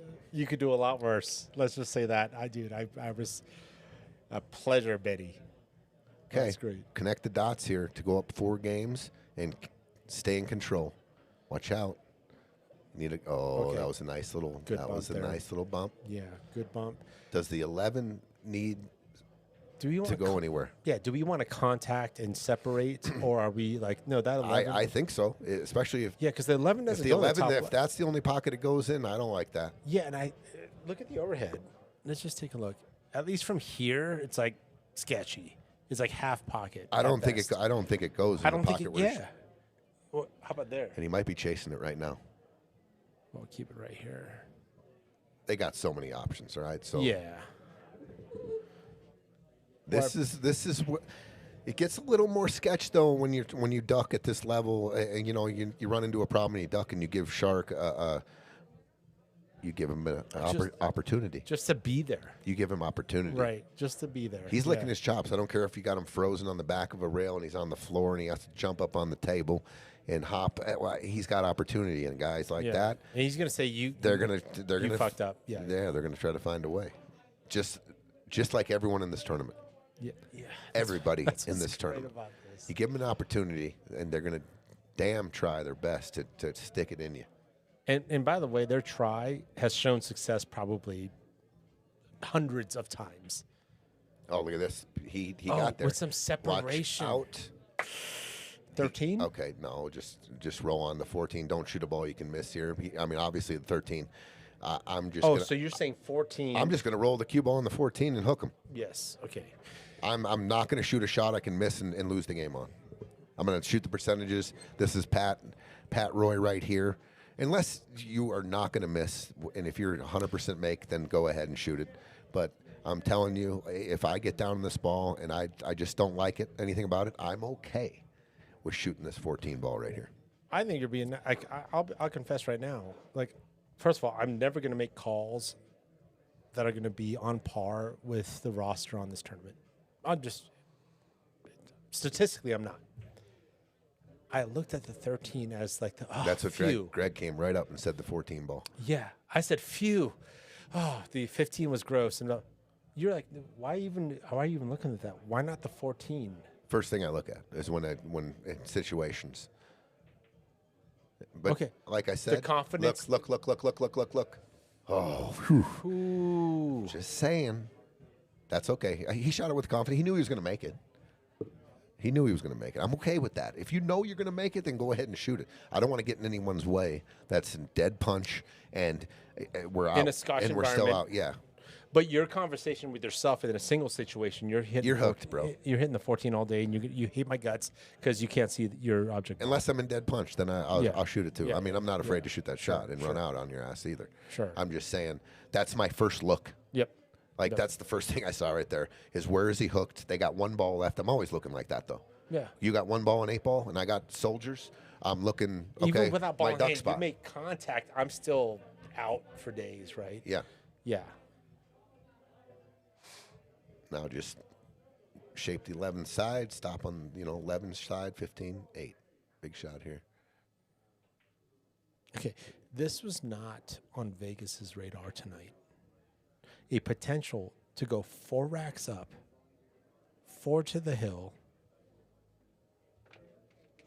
You got a lot. We got a lot of pool left here. But the now. equalizer is it is still winner's break, and it's still the race of 17. Yep. I love this. They're feeling real good right now. They're running out, but they have a lot of work to do, and they both know it. They're both got all the experience in the world. They're not getting ahead of themselves. They know they got it's one ball, one game at a time, and they're grinding right now, and they're playing real good. You know what it goes back to also is like, I think we've talked or even commentated Greg Romero playing some bar box 8. We have commentated Larry Romero playing bar box 8. When's the last time you commentated Sharik playing bar box 8? First time. Stefan. First time. You that's the point you were making earlier these guys are bar box 8 ball masters in the Romeros right now. Yeah. In both Greg and Larry. And Sharik and Steph, do they know what to do in bar box? Yes, of course. They're strong players. But have they played in this playground for a lot? 13-9. Wow. 13-9, the legends. Still, I agree. I mean, we're watching it unfold here. I mean, that's what it is. Yeah. We're not mailing it home No, yet. I'm just saying that these guys know what lays on the other side too if they make a mistake. Believe me, I know they know. They're feeling good right now. They're worried about what they're doing, and they're in a good rhythm right now. They really are. You were playing with either Greg or Larry back when we're at the Riviera. Yeah. Back when we were at the Rio. This is. They've been Hundreds and hundreds of racks I've shot with these boys as my teammates. Yeah. Yeah. Warriors. Yeah. Warriors. Yeah. Got no problem.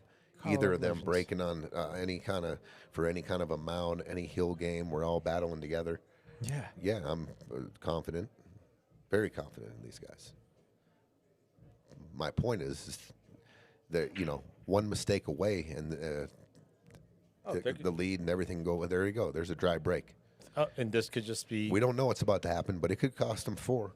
Yep. I'm just saying. I mean, that's where we're at with this tournament. Absolutely. And you try to throw in a make it take it curveball. Still, this can happen, especially when it's dry. But they're playing good, and it's a real good match right now. Yeah. Couple of swings, couple of big mistake for each team, and we thought, what's going to happen now? And I think Larry and Greg got the best of their mistake. They got a little fortunate that they weren't punished more. Right. And then they put out a little bit of a max, a blow to the jaw after Sharik missed that 8. They cost them 3 before they got back to the table. Yeah, of course. So, is there a point where you obviously know Sharik, you know Steph, you've been playing for a while. Like, let's just say we had a chance to this is Moscone, you're Jeremy Jones, and you get to talk. I would first like to hear, what is your conversation with Larry and Greg that you would have right now? If you were the Jeremy Jones, coach position, what are you saying? Keep it up? Is it basically a keep it up thing? Stay focused. Don't let up. Yeah. Don't let up. Your next, just Scoreboard says it all. Be ready. Stay focused, and keep doing what you're doing. You didn't get you hit by guys accident. you guys are playing great. Yeah. If I'm Sharik and Stefan, Now I bring you over. Hey, you got to talk to Sharik and Stefan right now. And by the way, they're the favorite. There's all this other stuff that can be going on. I'm going to go back to old cliches. I'm going to say, guys, do what you do. You guys are the best of the best. Yeah. We got to go one ball at a time here. Yeah. Work your outs. If you need to talk a little bit more, I don't know. You got to just don't panic and do what you guys do. I mean, you guys are champs, but stay in the moment. And you can't get 4 games back at one time. You got to do the work. You got to keep working. And you got to keep grinding. Love it. That's a bad shot.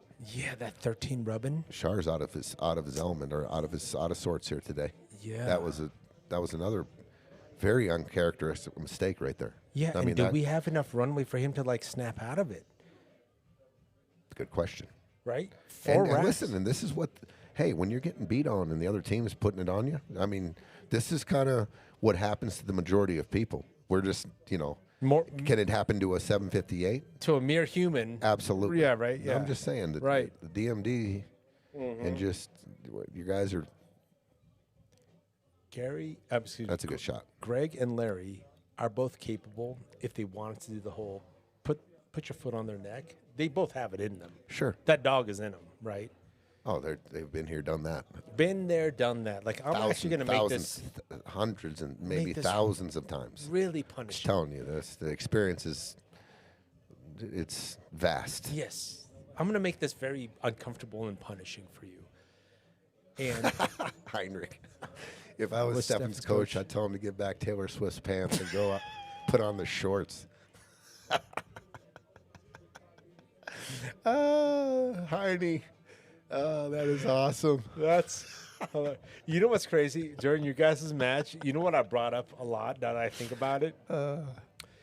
When you guys were playing safe ball and chess match, and you guys were waiting for someone else to open the door a little bit wider.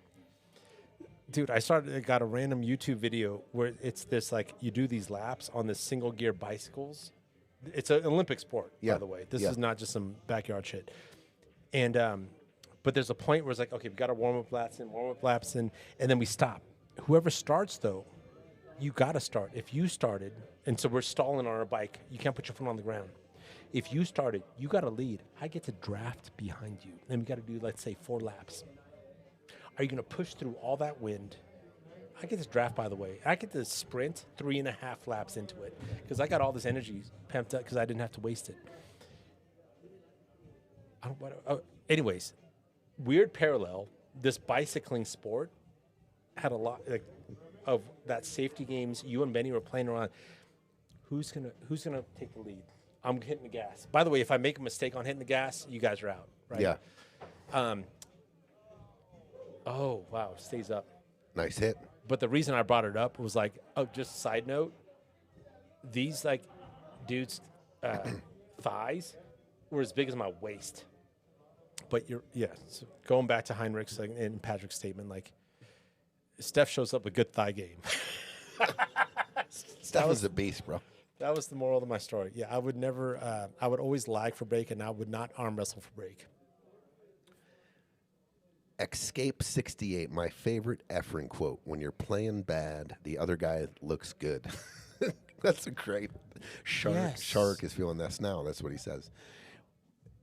That's a great quote. When you're kind playing of putting bad, him on a pedestal. the other guy looks good. Yes, great point. Escape. I'm just saying it's not very often that we get to see the other side of it, and it is Scotch too. This is not something that this isn't Shark's wheelhouse, bro. Like he plays, this isn't his wheelhouse. Scotch doubles. It's none of our wheelhouse, but we've played a lot more, and we've played a lot more bar table 8-ball.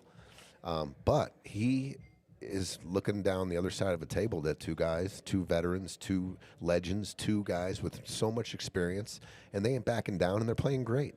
Yes. And we're seeing the effects. Yes. We're seeing the Well effects put. of what it does to Well a put. champion. Well put. Yeah.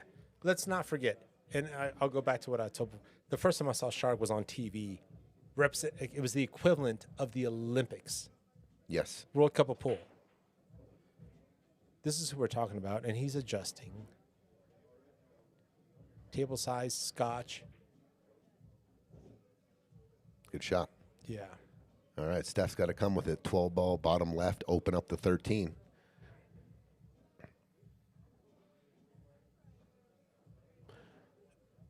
Stefan's got a little bit of body position problem here, but he's such a tall guy, he's going to have to stretch over the corner pocket, but he should be fine on a bar table. If he's on a big table, he'd have a big problem right here, Right. being a lefty.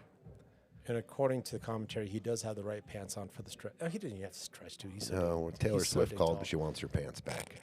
He's so dang tall. He doesn't even have to stretch. Steph, Heine says all the love for Steph, one of the best. He is one of the best guys in the pool community. I would, absolutely one of the best guys I've ever met. Yeah, sometimes it's just fun to give. He's got veins popping out of his forehead. He's focusing. And he hits it good. Give him a shot. Yep. Goodness gracious. 9-ball draw. Does that 13 go? I think the 9-ball goes. 13 doesn't go. It banks. I It think it banks cross Sure. side. Oh, yeah, even now? Oh, yeah. I think it banks, wait, banks yeah. cross side. 9 9-ball, to, then the bank. to 13 bank. Yeah. Yeah.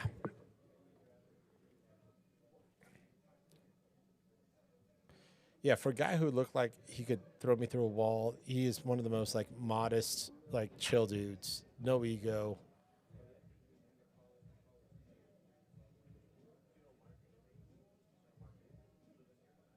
All right, so This is not an easy shot to pump the 9 in and hold the bank.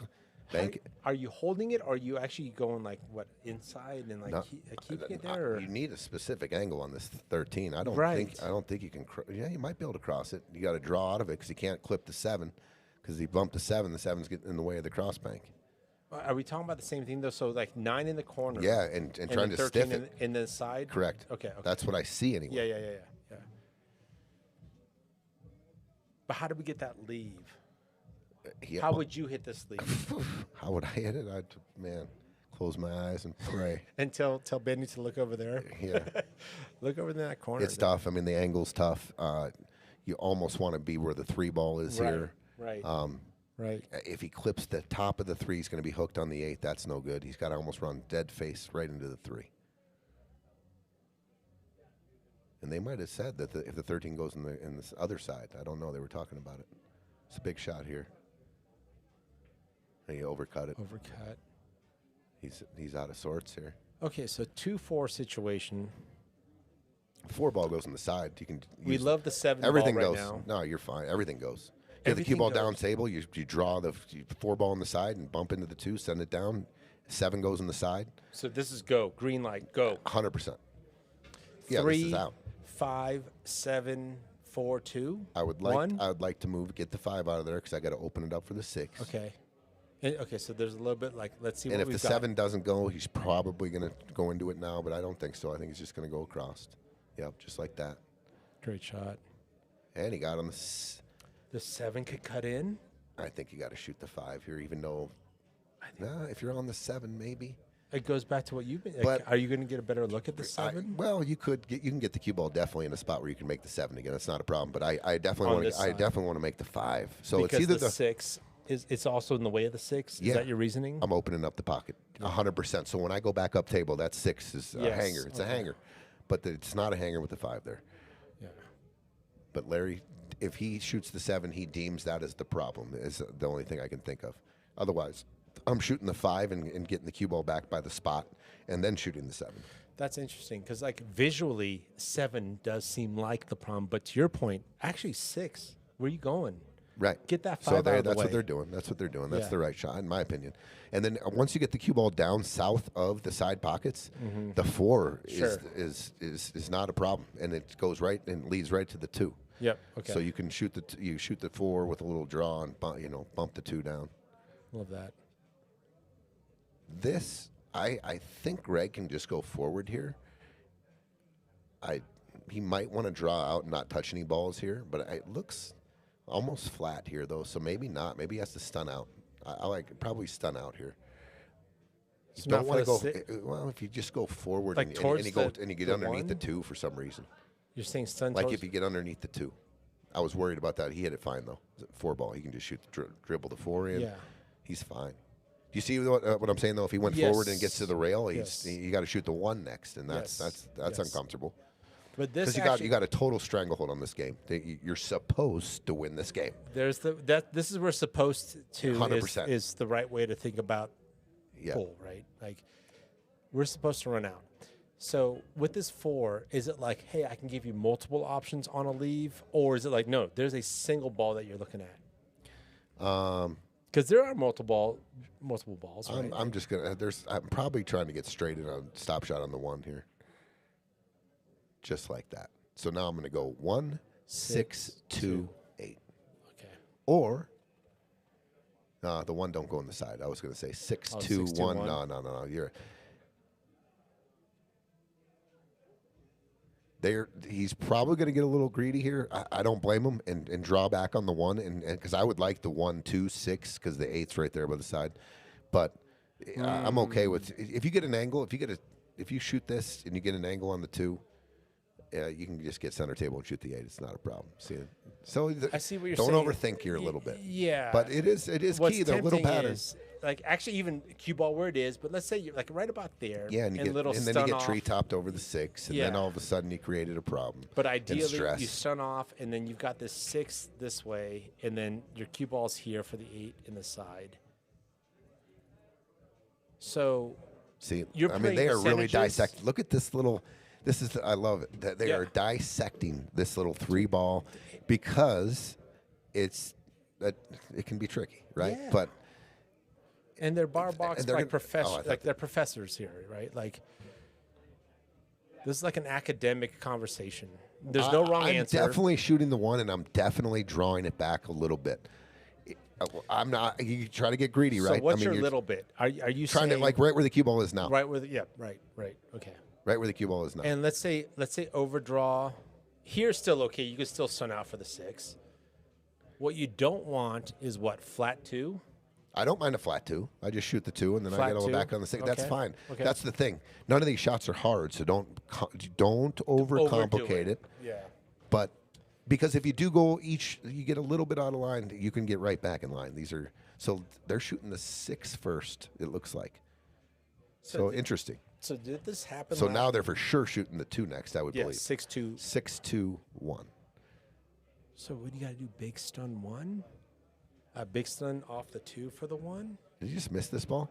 Oh my God! gosh. All that overthinking. That's what that was right there. They were I was gonna ask you. Even when he got down on the 6, he was probably still unsure. So Larry's going to go 2 rails. I like this forward center table, and shoot the 1 on the side. Money.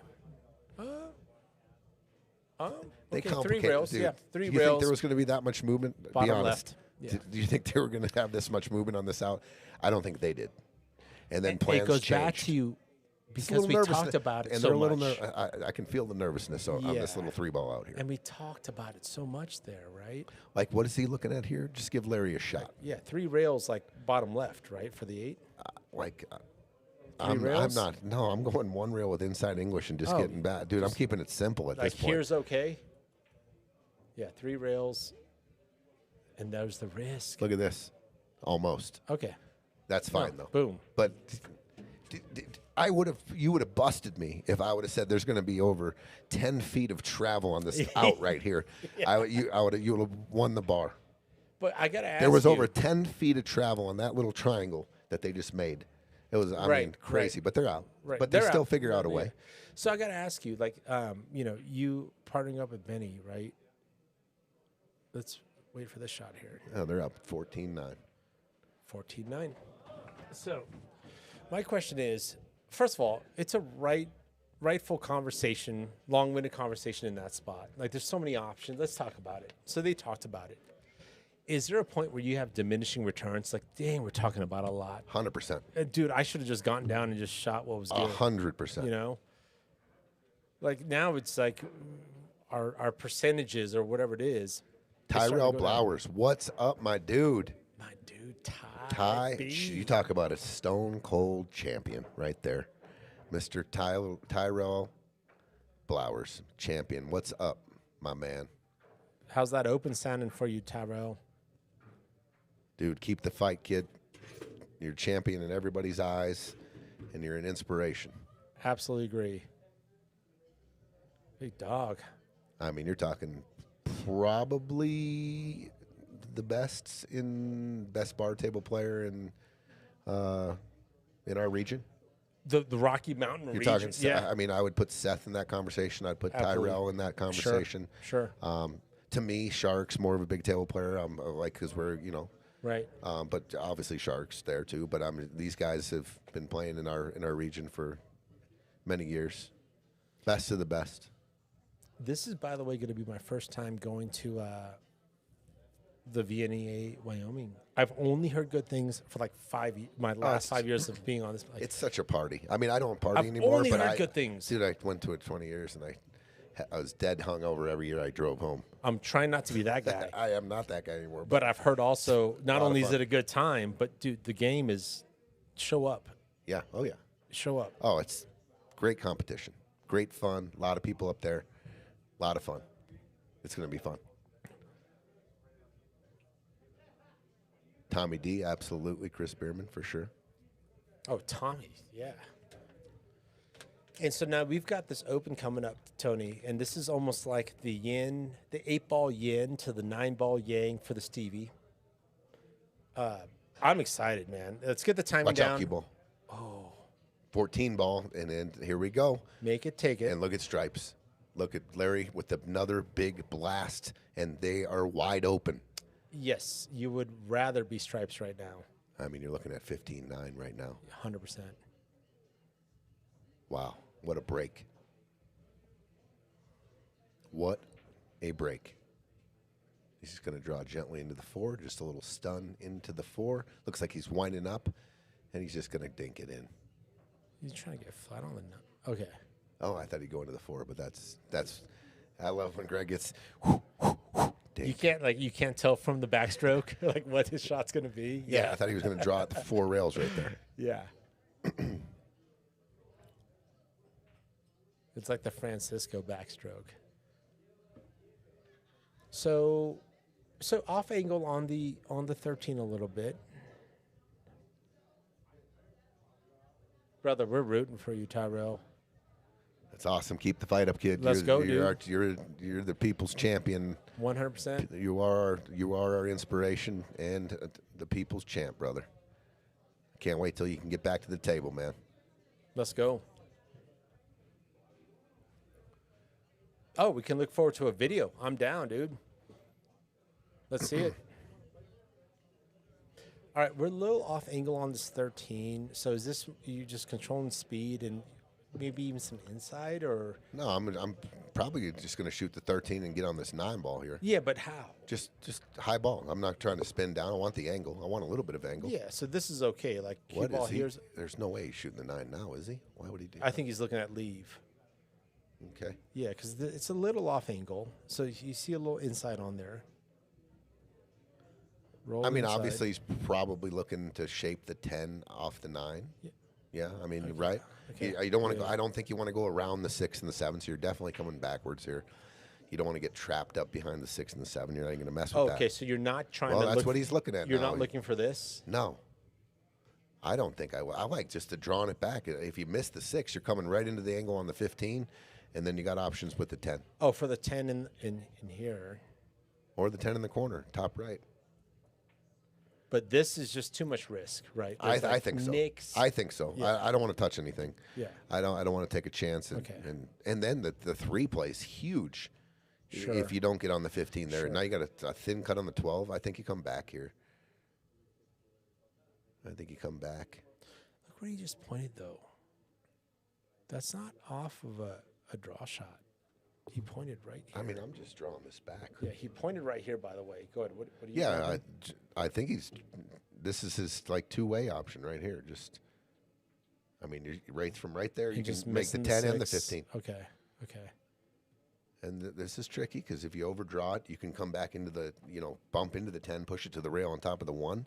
Right. That's a problem. He might. He can shoot the 10 in the corner. Larry's got the 10 in the lower left. I mean, not ideal. I don't think he can shoot though, the 15. It's too right? flat. And then he's got the 12 balls hooked on the 5. So he's got to shoot the 10 here. Yep. And then he wants to come off the rail and swing it out for the 15. Wow. So this is. Wait, you're talking about Lower left. this ball here. Yes. Cue ball comes up or here? Here or here? Preference here. I mean, the side pocket's right there. He's probably got to stun it. He could actually shape the 12 as well. But yeah.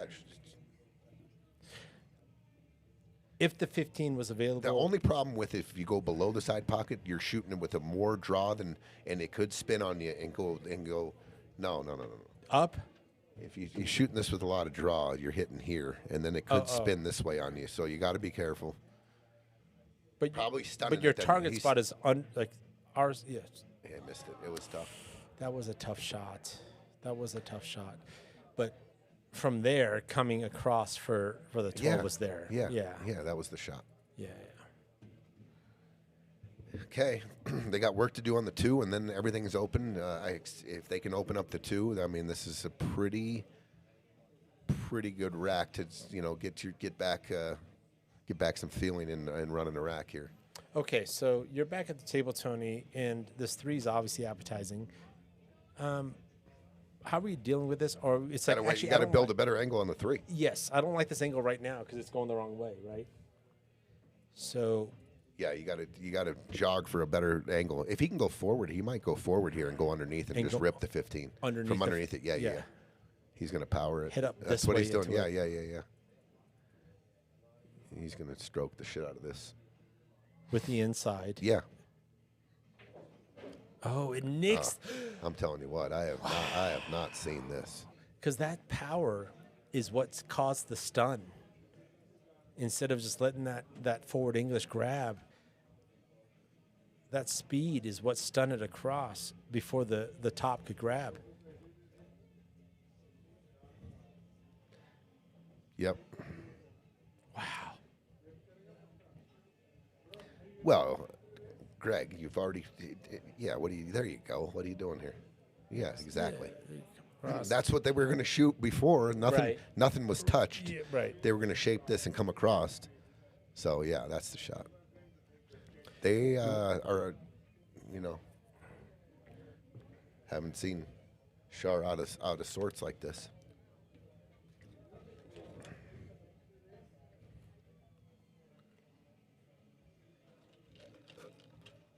Good shot.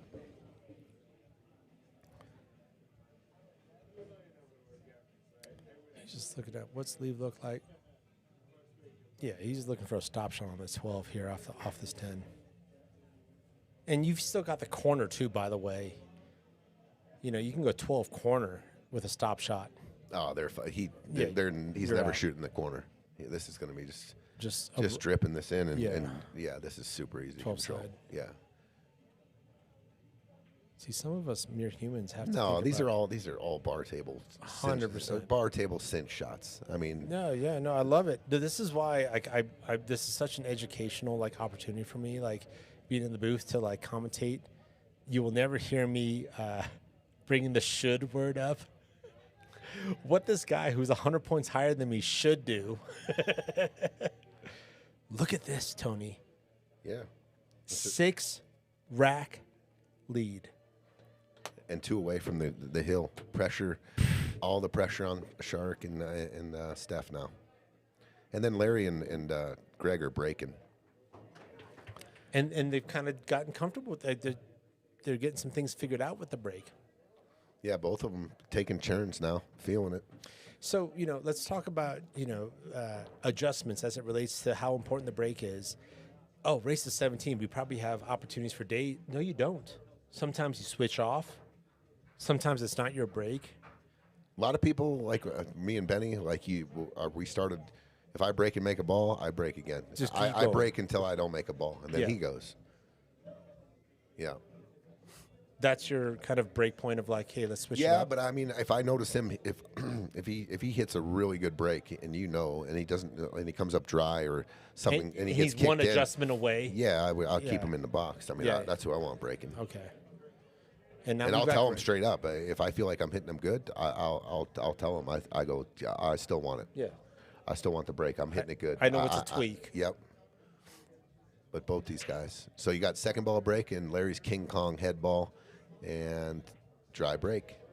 So Larry went for the King Kong, and it's almost like at 15-9, I'm okay with things ending up in clusters. So hey, Greg, why don't you shoot with your second ball break? And even if it's dry, we're dealing with some complexities. Me and Benny talked about that when Right. we were playing. He said if I would have broke second ball, when I don't make a ball dry, it's clusters. always clustered up. Yeah. Yeah. And we can out-chess our opponents. Or at least gives us the opportunity to I feel out-chess like our Stefan opponents. hasn't shot a ball in quite a while. Oh, good observation. Yeah. Because it does reset. I don't remember.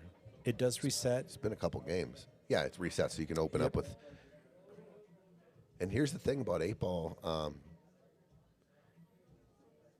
If you haven't played a lot of 8-ball, like these two, and you find yourself down 6 racks, I guarantee if you could put them in 9-ball mode, switch the game, they would. Maybe they wouldn't even feel like they're down 2 or 3 games. I got you. Yeah. They would just run out. But I know where I can since run. The game of 8-ball has an abstract pattern every single game. Every single game, you got to Well put. work. Well and put. you got to get the right angle and these little things. That's If this was APA Masters. That's 8-ball. Yeah, APA Masters. You know we were going to switch gears to 9-ball in a second. And so I'll concede this on the 8-ball, knowing what I can do on 9-ball. I'm just saying they don't have to work this hard the way they do playing 8-ball than they do 9-ball. 9-ball, they just turn the faucet on. Yeah, they go to the 2, the 3, the 4. This is going to take a special grind and if they want to come back and win this because they don't play a lot of 8-ball. Right. And every rack can seem a lot more complicated than it is. Right. And it's grinding on your mind and Right. whatever. We see 8-ball patterns. I see it right away. Bing, bing, bing. Maybe like Shar sees a 9-ball pattern. He can look at it and process and out in 10 seconds. I'm out. I see every single pocket where every single ball goes. Yeah. 8-ball, you got to know that you got to bump some balls sometimes. You might have to change the GPS. You have to change the choices and to get you back. And there's a flow to it. And that's all I'm saying. Like, it might. This deficit is bigger than 6 games to me because of that reason. Interesting. I like that insight. Yeah, because you're right. Knowing that it's rotation, I've got to hit the 5, the 6 after the 5. And they don't just because they don't play a lot of 8-ball. Yes. Yeah, So yeah. this isn't common, just breathing air like 9-ball is to Yeah. Shar. Yeah. I mean, you And break then the balls. sometimes he brings out the 89-degree cut because you have to, and sometimes you leave the medicine because you have to. No, you don't have to. And maybe the pattern selection becomes a thing. So now, 14 flat-ish No, he can go forward, I think, and spin out to the 15. for the 15. And then they need to get shape on the 10 in that right-hand corner. So what he just lined up, was that after the 15 or was like in case I go... After the 15, I Okay. believe. Okay. Yeah, or if I go too much on the 14, at least I still have the 12 ball. Or is he just it's 15 shape all day right now? I think he plays shape on the 15. He might be going after the 10 now and play shape on both. He might try to shape both, but he knows he has the 15. Oh, he hit it good. Or did it spin? I think he has it. I think he hit it good. Yeah. It's close. If he did get the 10, he hit it beautifully. If he didn't get there, this is tricky all of a sudden again because Stefan has to pocket the 15 and play shape just for that pocket. Can't underhit it, can't overhit it. This is 8-ball. Yes. Traffic. And you have enough distance off the rail. hit If it you good. want to just stop it, you can stun it, stop. Oh, no. Oh, my God. Funky bridge shot. Funky and bridge flat. shot. And look at all the traffic between where he's got to get. Look. Shark's laughing at him. Shark saying What do you- anywhere here, or here would have been good. Shark's righty, at least. He can stretch over the table easily. They're both gritting right now. He can see a little bit of that side of the cue ball. Does the 7 coming into play here? He's got to spin the shit out of this. Yeah. Does the 7 get nicked? Oh, he massated into it. He started with a cut angle and massate over. He was tilted from the get-go. Not tilted. That's the wrong word. They have been taken out Yeah. of their. They have. The Romeros are putting on an 8-ball claim. And we take some 8-ball professors right now in Larry Romero. They're going and to take Greg their Romero. time with this out. And yes, they're going to soak in this. Well, that's what they do. I mean, they just the closer to the finish line. I've played with Larry enough where he gets more deliberate, but guess what? They rarely miss. They rarely don't take care of business when they smell the finish Yeah, line. we Blood's could in put blood's duct- in the water. We could put duct tape on both their mouths right now. Blood is in the water. Yeah. I'm probably starting with the 2-ball, believe it or not. For the 3-4 situation. It just opens up that whole quadrant right there. Okay. It opens up. I mean, you could start with any ball, honestly. I don't know. I'm just saying where I would start, but you could start with any ball and they can get out. Yeah. Okay, so we'll just put it that way. To get on the hill. to get on the hill. I mean, they can just stay right in the middle of the table and go back and forth here. It's an 8-ball dream. Just dink, Yeah, they could dink, just drill this dink, out. stop, 8. I mean, all the guys that are watching this right now that are playing this tournament, Seth's at home, and just they're getting a sandwich right now because they already know this is out. They're grabbing whatever. Yeah. They're Look at this. get Option, time to go to the option. bathroom, come back. They're going to be breaking 16-9. I'm just saying, We're done. bar here. table 8-ball players. This is absolute walk in the park.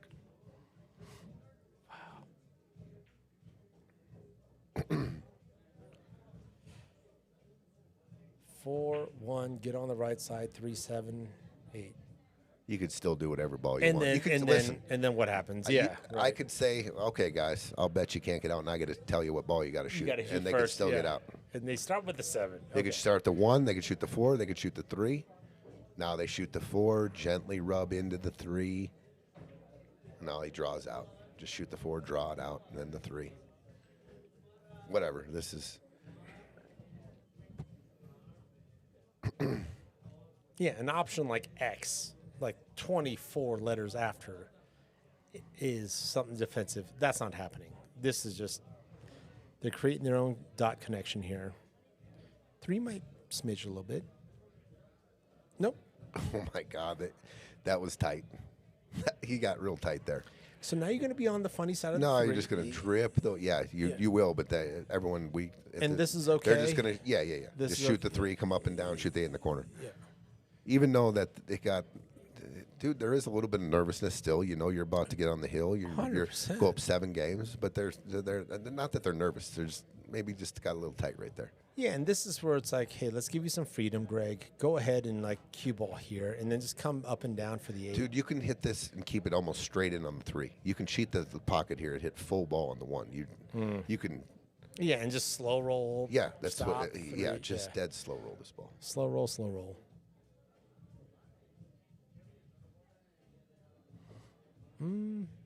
Now Larry can go flat up and down 1 rail, or he can draw out into the other corner and go 3 rails. Yeah, but whatever the preference. slow roll's gone though, right? Slow roll's gone. Yeah. Yeah. So you're gonna have some cue ball movement here. I like this freedom. Look at this pump pump. That's one of the most comfortable shots. Yes. We've all shot that shot a million times, Yes. and that's a preference for a lot of players on the bar table, just like he shot it. Sure. They're on the hill. To get on the hill. 16-9. Wow. 7-game lead. Potential upset here. I mean, Upset. I you don't know, know if it was I an know, upset you know, anymore. I'm going to use the word. You know, for maybe first-time viewers, you know, what have you, if they're just mathematically going By the you know, numbers, yeah. By the numbers. Meanwhile, Larry and Greg know this game, and they're showing it. Dude. Battle tested. Battle tested. Champions. Over and over and over, and many bar table 8-ball championships between these two right here. Singles, team, partners, whatever. They're in this. When they signed up, there was no one. This even, is their no one even wheelhouse. looked closely at that. This is. I want to draw Larry and Greg. You're absolutely crazy if you thought that. Yeah. No.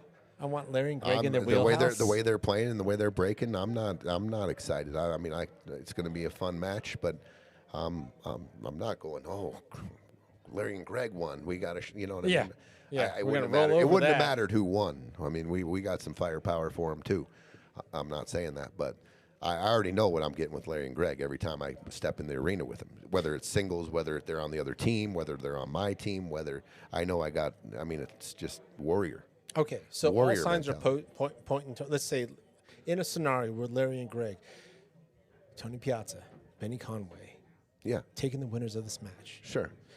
You have had a scouting report, but to your point, you've got 20 years of playing with these 100%. guys. So you know, yeah. this isn't about like I'm going to do something tricky. They already know. or- They know me too, bro. They already know 100%. that I'm flipping the coin. I don't know what. I can't wait. Yeah, and you All didn't- right, I you didn't can't pick- wait. They know I can't wait. Love it. Don't be sitting here. I'm not putting any fear into me, bro. Like I can't wait. And Hey, you it's didn't gonna pick be. this It's gonna. you didn't pick this Benny guy off the street, you know, yesterday. By the way, I believe It's gonna be a hell of a match, bro. Oh It's gonna my be a hell of a gosh, dude, match. I'm so fucking hyped. I dude. can't wait. Oh my gosh. I mean, these guys are like family, bro. I mean, it's 100%. There's no 100%. there's no secret about that. It's gonna be a dog fight, dude. Yeah. I can't wait. It's gonna be a dog fight.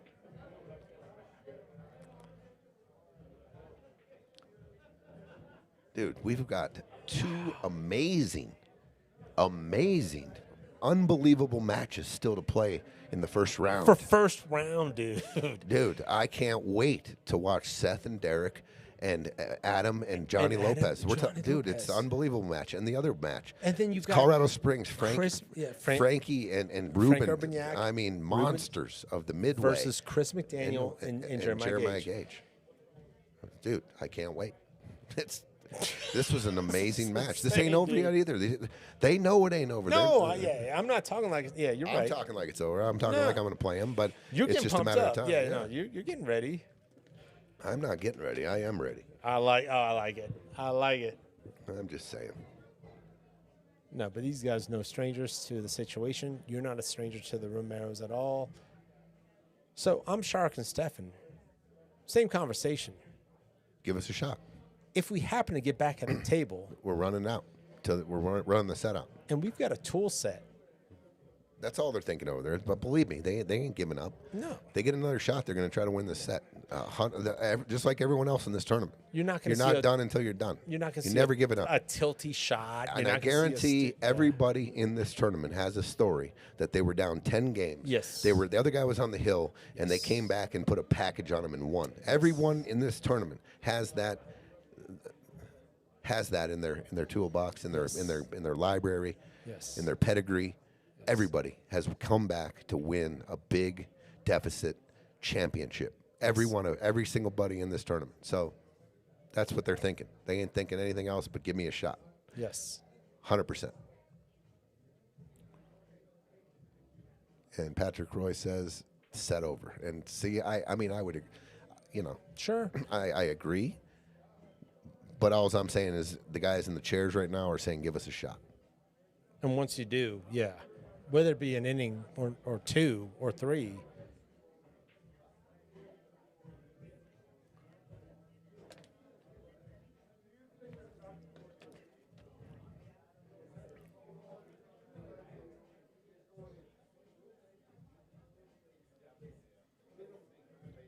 This should throw in.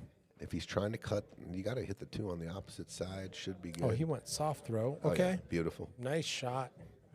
No, you're good, Larry. No, he is good. He was saying they made it a lot. I know why he did that, because he thought it was a lot. They were making like They made a big deal out of nothing. Yeah, and he was like, "Oh my God, that just went straight in." I think Greg just power draws this.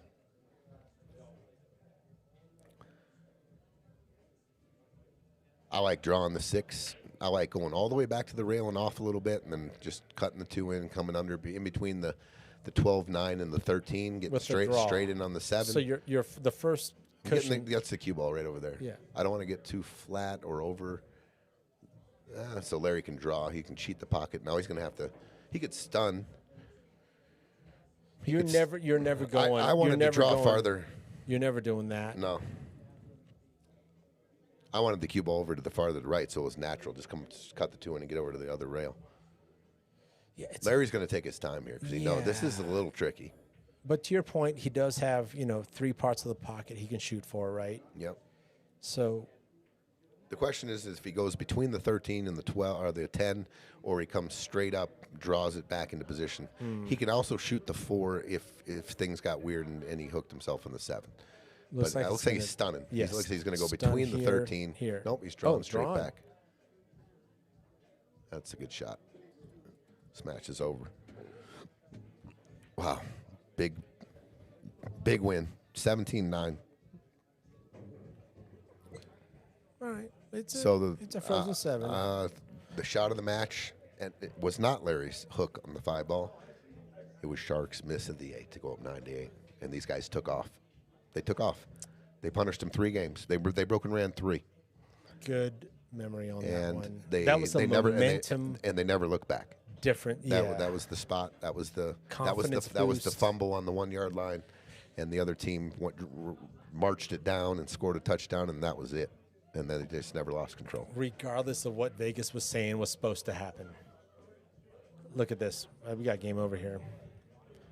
Wow. Dude, Larry and Greg, they're The 8 ball bar legend box. Larry, the legend Romero, Greg, the legend Romero. They're ball box. I mean, 8 ball game. Like, Monsters, bro. I Absolute beasts. I mean, you guys can add. Look at the numbers. Yeah, but 100%.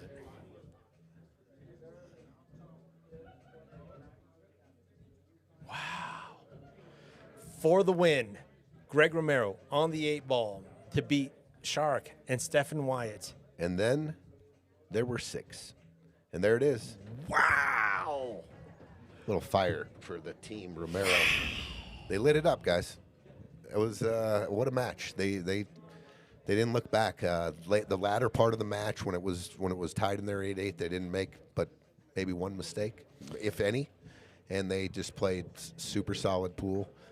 And the score says it all. I mean, there was a monumental mistake early by Larry and Greg. Then they overcame. We don't know what would happen if Sharik would have made that 8. If they would have kept, they would have Right. grabbed. But that was it to me. That shot that he missed the 8, and then Larry and Greg never looked back. So let's talk about the future, Tony. We've got a match.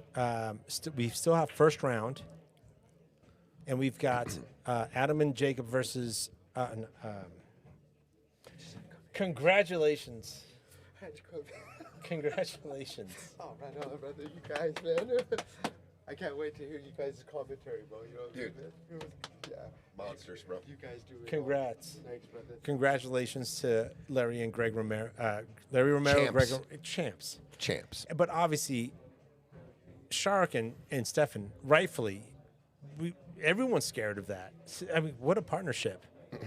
Just they don't play a lot of bar table 8 ball, And they just happen to be in a and they ran situation. into 2 guys that are masters of their trade.